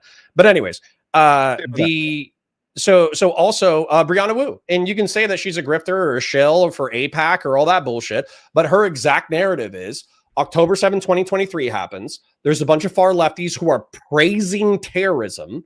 There's a bunch of liberals who don't call out the progressives. And you say, I'm still a liberal, but fuck all of these guys. That's a very common narrative. Okay.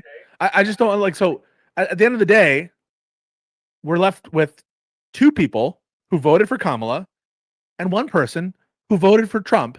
And you think that we should calibrate our response to build a bridge with the Trump voter. Again, all love to Taliban. No. Tally is indicative of a problem, but you shouldn't specifically cater your political response to her. Who won't even commit to voting for the Democrat in the future. Yeah, because you guys fucking struggle sessioned her for fucking 5 hours. Get off of it. Come on. No, really? dude. It was like watching a fucking Maoist cultural revolution fucking struggle session where you're like, you know what you did was bad, right? You disavow what you did previously, right? All that was missing was her with the fucking like a placard. Fucking in front of her saying like, I am a capitalist roader. I'm somebody who sympathizes with capitalism. That's what it would have been in the fucking Cultural Revolution context. But in your context, it would have been, I'm a Trump voter. If all you fuckers could, I'm joking a little bit, but I'm kind of being serious. If you fucking could, you would grab Talibats, you would drag her to fucking Park Avenue, you would stick a fucking sign on her that said, I'm a Trump voter, and you would just fucking yell slurs at her for 6 hours until she recanted. So, first of all, even if I did think that you characterized correctly our encounter with Talibats who, we very much respect. Even if I did grant that, that's exactly what the fuck you wanted us to do with Vanguard, right? You wanted a struggle session because of they're the fucking Vanguard. tankies. So, yes, they have different ideologies. One is better than the other one. Correct.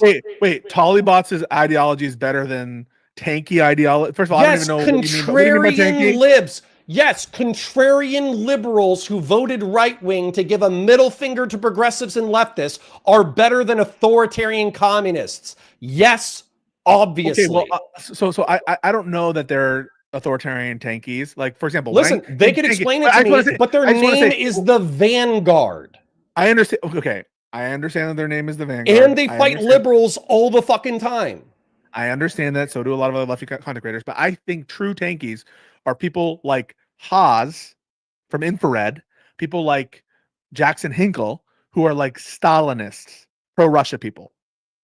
Okay, so dude, I am sure that there is some like cringe hide your power level bullshit where they're like, oh, well, Mao was actually bad because of the the Great Leap Forward, and Stalin was bad because of the purges. But realistically, we need a vanguard party, but we need them to be really nice about it. I'm sure they have some fucking hiding their power level Marxist. You actually don't know, though. Bullshit. Okay, so now we're gonna. I don't fucking buy it for a goddamn second. You actually don't know their ideology, right? You're right. I would love to talk to them about it. However, they named themselves the Vanguard. You don't know. Oh, so because their name is the Vanguard. First of all, Vanguard. What if I isn't your name myself the Valor Brown Media Shirt? Network? That sounds fucking fascist as shit. Valor. What if Valor, I named myself the Waffen? What if I named myself the Wolfen? What if I named myself the Brown Shirt? Do you think, would you have any objections? Would you think that maybe I was hiding my power level a little bit? What if I named myself the Beer Hall Putsch? You know? You think these are analogous? Yes, I view Vanguard Marxism as some of the most evil shit that's happened in human history. 100%. Okay. Well, it gave us Pol Pot, it gave us Mao Zedong, it gave us Joseph Stalin, and they committed some of the worst crimes against humanity in history. Okay, so you are accusing them of being tankies because of the name, right? Well, I don't know. Maybe they would say, "Oh, we picked it when we were 17, but realistically, we're social democrats right now. We just we stuck with the label because we picked it when we were young." You are accusing them. So what I see of their content is that they should talk to the MAGA, they should talk to the administration, that they did express a preference for Kamala, they did express that they voted for Kamala, that they shit on Cenk Uygur when Cenk Uyghur's literally trying to make bridges with like fascists like Charlie Kirk and trying to make bridges with Elon Musk and those people. That's the content I see, and I think it's fucking based. I think that's based content. I think that's great. Now, I haven't seen these clips of the Vanguard saying we don't want rights. You know, they're talking about Kilmar Garcia and saying that they don't like the violations of due process there. So I assume that they're not ideologically against due process if they're literally talking about Mahmoud Khalil. In fact, I'm going to go on a limb here. I seem to recall you defending the actions taken against Mahmoud Khalil, the authoritarian actions taken in that context. Now, you did defend Kilmar Garcia, but so did they. And so I don't have a basis to believe, other than their name referencing some aspect of Marxist-Leninism, the Vanguard stuff, I don't have a reason beyond their name, which I think can be explained for, it could just be optics. It could just be, let me reverse your argumentation. Yeah. So I was watching this kid, Nick Fuentes. He says that he's America First the other day, and he was criticizing Hassan Piker. And you know what? I actually really hate Hassan Piker. Therefore, he's a good kid. I'm going to go ahead and hang out with him. I've never heard him endorse any racist policies. Yeah, but as a matter of fact, Fuentes, I'm gonna rename my YouTube channel the Sturmbettelung, commonly known as the Brown Shirts. Now, I'm not going to talk about Nazism, but I'm kind of like a milquetoast conservative. I'm like a TPUSA type.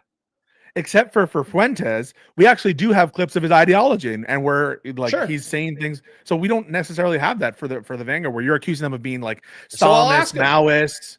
Yeah, you should ask them. Yeah, I don't have a direct will you apologize? line to them.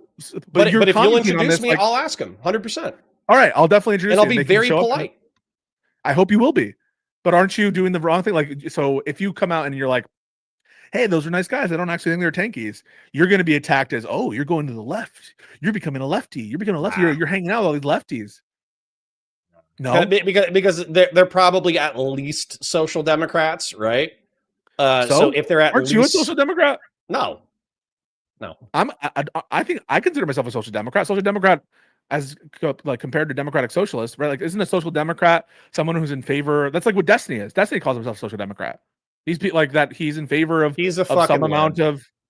And also, weirdly enough, you're saying social democrat. So what I'm hearing descriptively when I hear social democrat is I effectively hear like robust welfare state that takes care of all of the market failures. That's like what Biden would propose, right? Like a public option. That's like what Kamala would propose. I don't view that as like I think that you can eliminate a lot of social ills through mild social conservatism. Okay, I don't see how that's responsive. What I'm saying is it's not like a radical lefty position to be like, okay, you think that there are at least social democrats.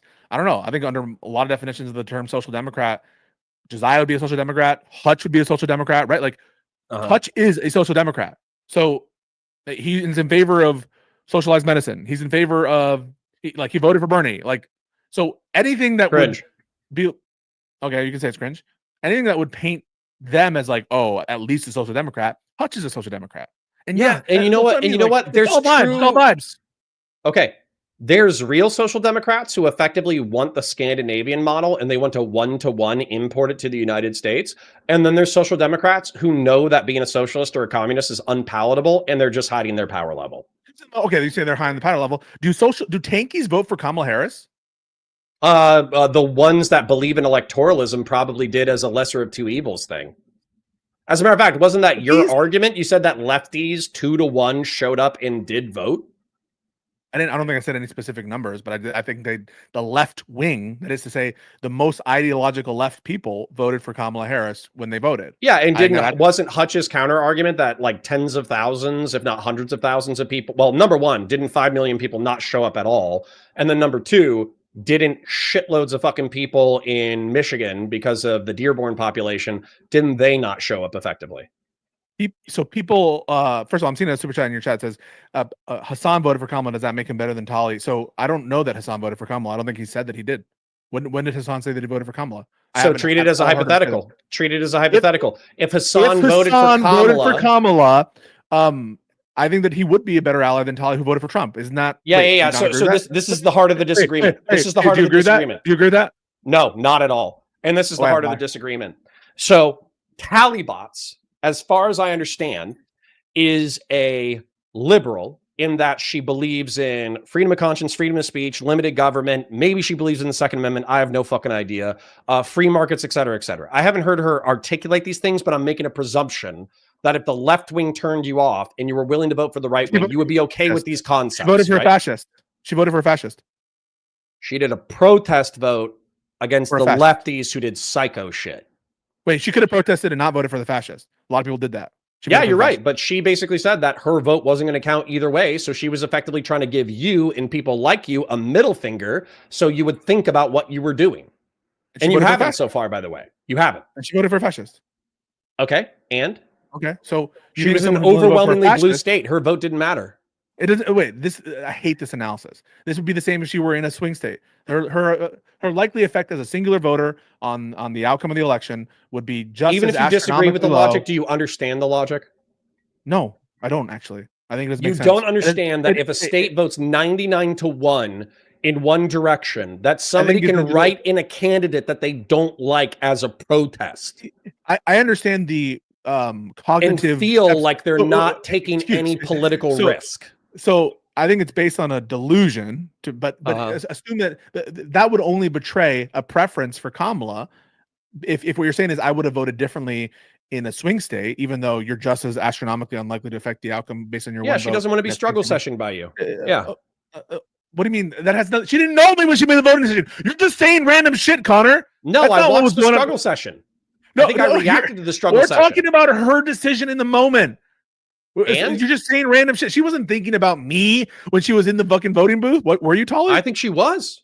I think she was 100% thinking to herself, the Democrats are playing footsie with far lefty psychopaths. They fucking, in 2020, some prominent lefties came out and supported not just BLM as in a police reform movement. They talked about ACAB. They talked about defunding the police. They talked about this. They talked about that. They didn't do shit with it, by the way. They supported a bunch of anti-white racist shit at that time, and I went along with it because I was a lefty at the time. And then October 7, 2023 hit, and they came after the fucking Jews, and that rubbed me the fucking wrong way. So fuck these people. Okay, that's what I heard. I mean, I'll just give you the even harder hypothetical. I don't know if you're going to bite it. Hassan, who voted for Kamala, or Rob Noor, who's a closer ally? Closer ally to whom? You or me? Do both. Okay, so I think for you, Hassan is probably a closer ally. I think for me, Rob is still a closer ally. Rob, who not only voted for a fascist, Rob, who plays cover for that fascist, sure, on a daily basis. Yeah, you he know criticized why? a little bit here and there. I'll explain why. I'll explain why. Because number one, Rob doesn't think he's voting for a fascist. Number two, he has I think, delusional, but he has a real narrative that he's built in his head for why Democrats are the real fascists. Then, also what Rob ultimately fucking wants is he wants working class and middle class Americans to be able to wake up, work, pay their bills, take care of their family, and not be under a corrupt government that keeps getting them into international misadventures that costs Americans the blood and treasure of his country. He's a nationalist. You can say that he's delusional, but I respect more the instinct of Rob Noor to actually care about the United States, to love the United States, to care about its people versus shut the fuck up, Hassan Piker, who is antipathetic to the United States. He hates the United States. He hates the Constitution. I don't understand what that hates means. the liberal democracy. He simps for authoritarian regimes. He simps for jihadist organizations. He simps for authoritarian communist organizations. He wants to see the downfall of the United States. You better believe goddamn well that Rob Noor is a closer ally to me than fucking Hassan Piker. 10 toes down, as he would say. At least electorally, you would agree by definition Hassan would be a closer ally. Yeah, sure. Electorally, not ideologically. So if I'm the Democratic Party, you would agree, not just me, crazy Pisco, crazy awakened lefty Pisco, that for the Democratic Party, they should be, if they had to choose to build a bridge with someone, the closer bridge would be Hassan than Rob. You must agree with that. I think there are. I think stop. You asked me a question. I'm going to answer it. I think that with the insanity of MAGA, with the Epstein files, with the tariff economic implosions, with the chaos surrounding our neighbors, with the endorsement of the Gazan genocide, I think there are way more moderates up for grabs than there are leftists. Way more, and you're squandering them, which sucks. Dude, I'm not talking about the moderates that Democrats could appeal to. I'm talking about Rob Noor. What I'm saying is, I think by choosing Hassan Piker to endorse him in any shape, form, capacity, you effectively make both sides look evil. And so as a result, the moderates will not come over to the left. If you sweep for, don't call out, endorse somebody who is preying on the downfall of the United States, openly endorses authoritarian communism, and openly endorses terrorism. You don't want to be seen at all in any capacity, in any hypothetical, even expressing a preference for Hassan, even when it's this crazy, because you're DGG baiting, because you know that if you say anything positive, even as a hypothetical, even in comparison to a major magatard like Rob Noor, that you can't, even in that context, even in that crazy context, where the choices between Rob and Hassan as an ally for the Democratic Party, even in that situation, you're unwilling to express a preference for Hassan. That shows you are cooked, my friend. I can't believe you would actually say that. No. You actually just ignored yeah. what I said. You just ignored what I said. Okay, yeah. So go. So I think you asked me if MAGA or whatever, or if Rob was reachable, and then you asked me in the hypothetical, who should we pursue, Hassan Piker or Rob? Who's a closer ally? For the Democratic I already Party. answered this. Politically, Rob Noor. Hassan. Ideologically, for me, Rob Noor. Right? Okay. So what I'm saying, but listen to me when I say this. Ignore everything that's happened for the past 2 minutes, okay? Okay. What I'm saying is, if you actively pursue Hassan or sweep for Hassan, you like, let's say for every Hassan person you get, you are going to lose 2 to 3 moderates. 100%. All day, every day. I'm not talking about Rob Noor. I'm talking about moderates. Independents and contrarians like Tallybots, who maybe Tally's a bad example because she wouldn't own her fucking bullshit.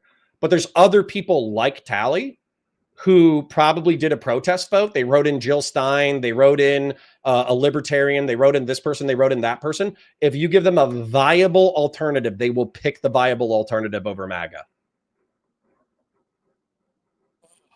And if you endorse terrorism and if you endorse Hassan Piker, you're fucked. Who's the closer ally for the DNC, Nick Fuentes or Hassan Piker? Yeah, Hassan Piker, obviously. Okay. As between Charlie Kirk and Hassan Piker, who's a closer ally? Charlie Kirk. For the DNC. I mean, I can't explain this about anything other than you're trying to optics right now. You must be trying to do that. No. I've Charlie already Kirk answered is your a better question. ally to the DNC than Hassan Piker. I've already answered your question 2 or 3 times. Okay, all right. There's politically, which is the vote. If you want to talk about the vote, obviously Hassan Piker is more useful to the DNC than Charlie Kirk. If you're talking about ideology, which I've mentioned 3 times right now, Hassan Piker is... Yeah, Hassan Piker wants to see the downfall of the United States. Charlie Kirk, in my opinion, thinks that he's fulfilling the promise of the United States. He's a retarded, delusional freak, but he doesn't want to see the downfall of the United States of America. Oof. I'm going to be careful what I say next. Hang on, let me just think. Give me a second to think. I have to pee and leave in a minute, and I need to read a super chat as well. So make a good point. Make a good point. I'll respond to it. I'll read you the super chats, and then we can continue this a different day. Okay. I think you have a Hassan derangement syndrome. I don't. I don't at all. I don't. Why the fuck? I think you have a lack of. I think you have Hassan devotion syndrome. Okay. You think I'm a devotee to Hassan? No, after that was I condemned extreme. him. No, I just took the Trump devotion syndrome and I inverted it. Okay, Hold up. In what world should you ever cater to a human being who says that it's good to shoot missiles into civilian commercial vessels and kidnap I'm not saying civilians? that's good. No, I'm not saying that that's good. I'm saying as between Charlie Kirk and Hassan, Charlie Kirk is incredibly illiberal. Charlie Kirk is not a liberal. Charlie Kirk is a fascist. He's part of this like Hitler Youth movement in our country. I think he's so retarded he might just be self-deluding. Do you think Hassan Piker is so Hassan stupid? Is not. Do you think Hassan Piker is so stupid that he's delusional? Dude.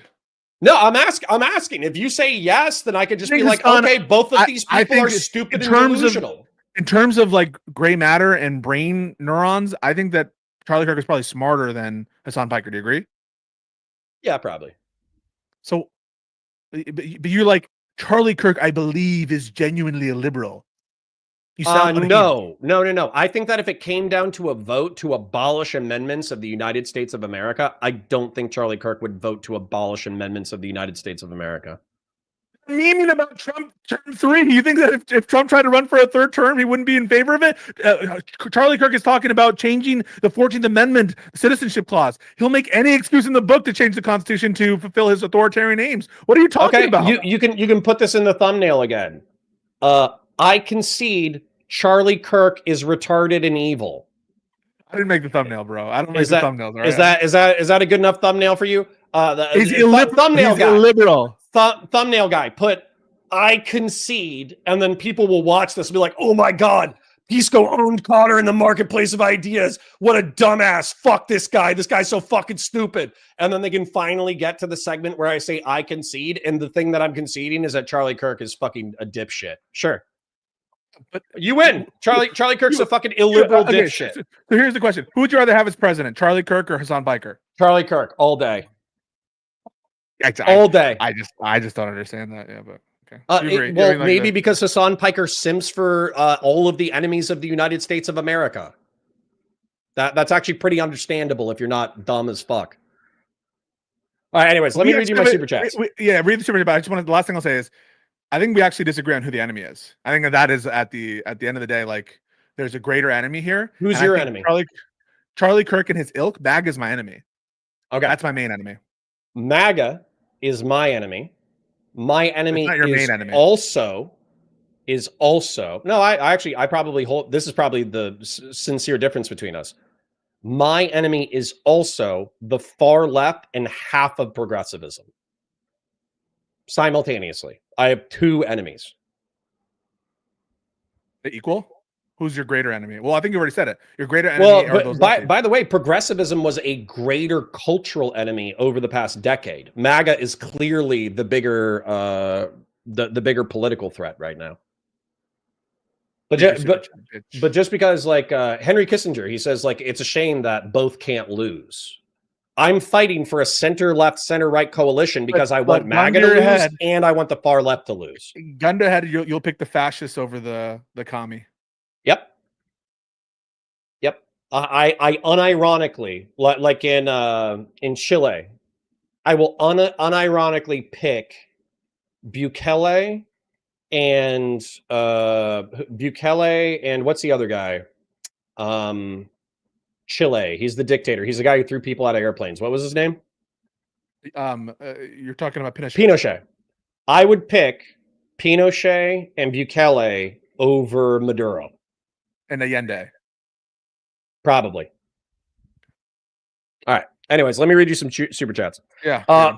Melody says $5. Fight Pisco regarding the Hutch stuff. Got it. True Zealot says here's a 5 and a crisp high 5 to follow if you tell Pisco that he looks like a rejected VeggieTales character. All right, you look like a rejected VeggieTales character. $5 for the big guy, somebody says. Sacred Sound says, pass this on to Pisco. You asked Hutch, do you just want me to go harder on the Vanguard when we disagree? This point is why you should, so you don't mix the message. Ask Pisco. Hassan voted for... Sorry, for that one, yeah. That was barely in English for me. Did you understand that one? No, yeah, I think he's basically. I think it's what people are actually asking for is for more virtue signaling, right? Sure. You say that we should give a belly rub, and we should say Hassan bad, Hassan bad, Hassan bad, Hassan bad, Vanguard bad. Like I think that's what people unironically, yes. Yeah. Okay. Then Sacred Snow. Well, actually, I think we already answered this question. He says Hassan voted for Kamala. Does that make him better than Tally? Yeah. So Hassan voted. I'm actually going to specify the question because I answered it for you 3 or 4 times. Tally, in my opinion, is a contrarian liberal who did a protest vote because the left went too far. Hassan Piker is a fucking tanky. So on an ideological basis, which one of them do you view more as your ideological ally? And on an electoral basis, I already know your answer, but which one is your ally in reference to electoralism? Sorry, ideology, right? Your question. So ideology. If you were stranded on a coconut island, would you rather have Hassan Piker or Talibots? Well, I don't know in terms of like fun. Like I don't know who's like in terms of they will establish the governmental system. You're stranded with 1,000 people and you have to establish a new government. Talibots is there to design the new government, or Hassan Piker is there to design the new government. Who are you picking? Based on stated positions. Based on certain stated positions, Talibots. But I have to question the judgment of someone who would vote for Trump, and so that would factor heavily in terms of the reality of it. Like given the choice between it, if someone who is, in my opinion, so irrational as to vote for Trump based on vibes, maybe I wouldn't trust that person to establish the government. I don't think Hassan is that delusional. I agree. I just would say that a tanky or a tanky apologist is worse. So I appreciate you not giving me a meme answer because I probably would have freaked the fuck out. Now, that being said, I am 45 minutes over time, so I need to run. But dude, if you want to do this weekly or whatever, I love these comedies. We should schedule some time. I think that'll be fun. Dude, I'm live 9:30 a.m. to 2:30 p.m. Monday through Friday on either Valor Media Network or my home channel Counterpoint. So if Pisco isn't live, come hang out. And then if once a week you want to get together and fight about it. Because I think that'll be fun. I think if we pick a day, I can make that part of like the regular stream hours, and we can do it. Okay, sounds good. We can do his take with Connor. Yeah. Perfect. All right. But thank you so much, guys. Guys, I actually have to pee too, so I'll be right back. But thank you, Connor. All right. See you guys later. All right, chat. I'm just going to talk to you for a second before I get out of here because I'm running super late. I'm lucky my son had a doctor's appointment. Sagers No says moving to Kirk near Fuentes completely misses the point of the Hassan versus Tally. I'm not saying that I want to trade commie for fascist. I'm saying we need new mods. Okay, new moderates. Okay. Anyways,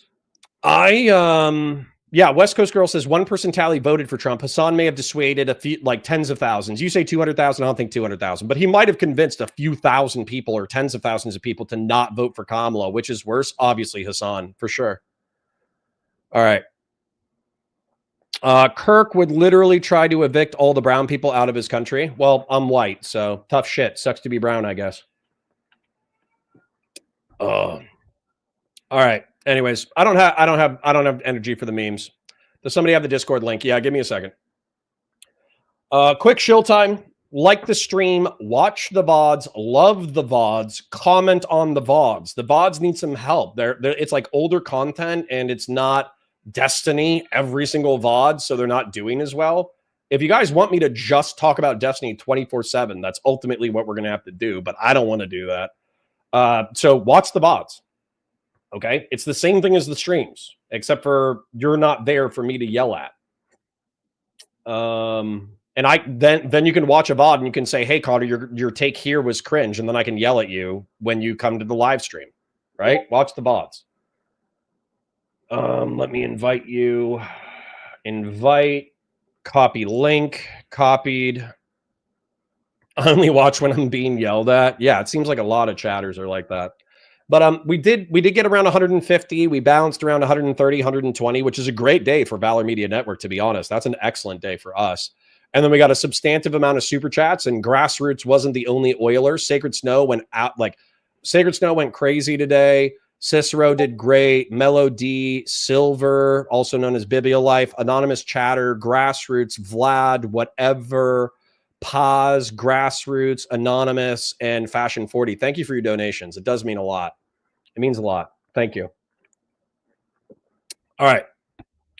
So, MVTT says, I was watching the VOD, but then DGG got hyped about what was happening live. Laughed my ass off. Based. All right. Okay. All right. I got to go. Otherwise, I'm going to die. So, I parasocially love you. Thank you for all the donations. I hope you have a great day. I'll see you tomorrow. Bye, guys.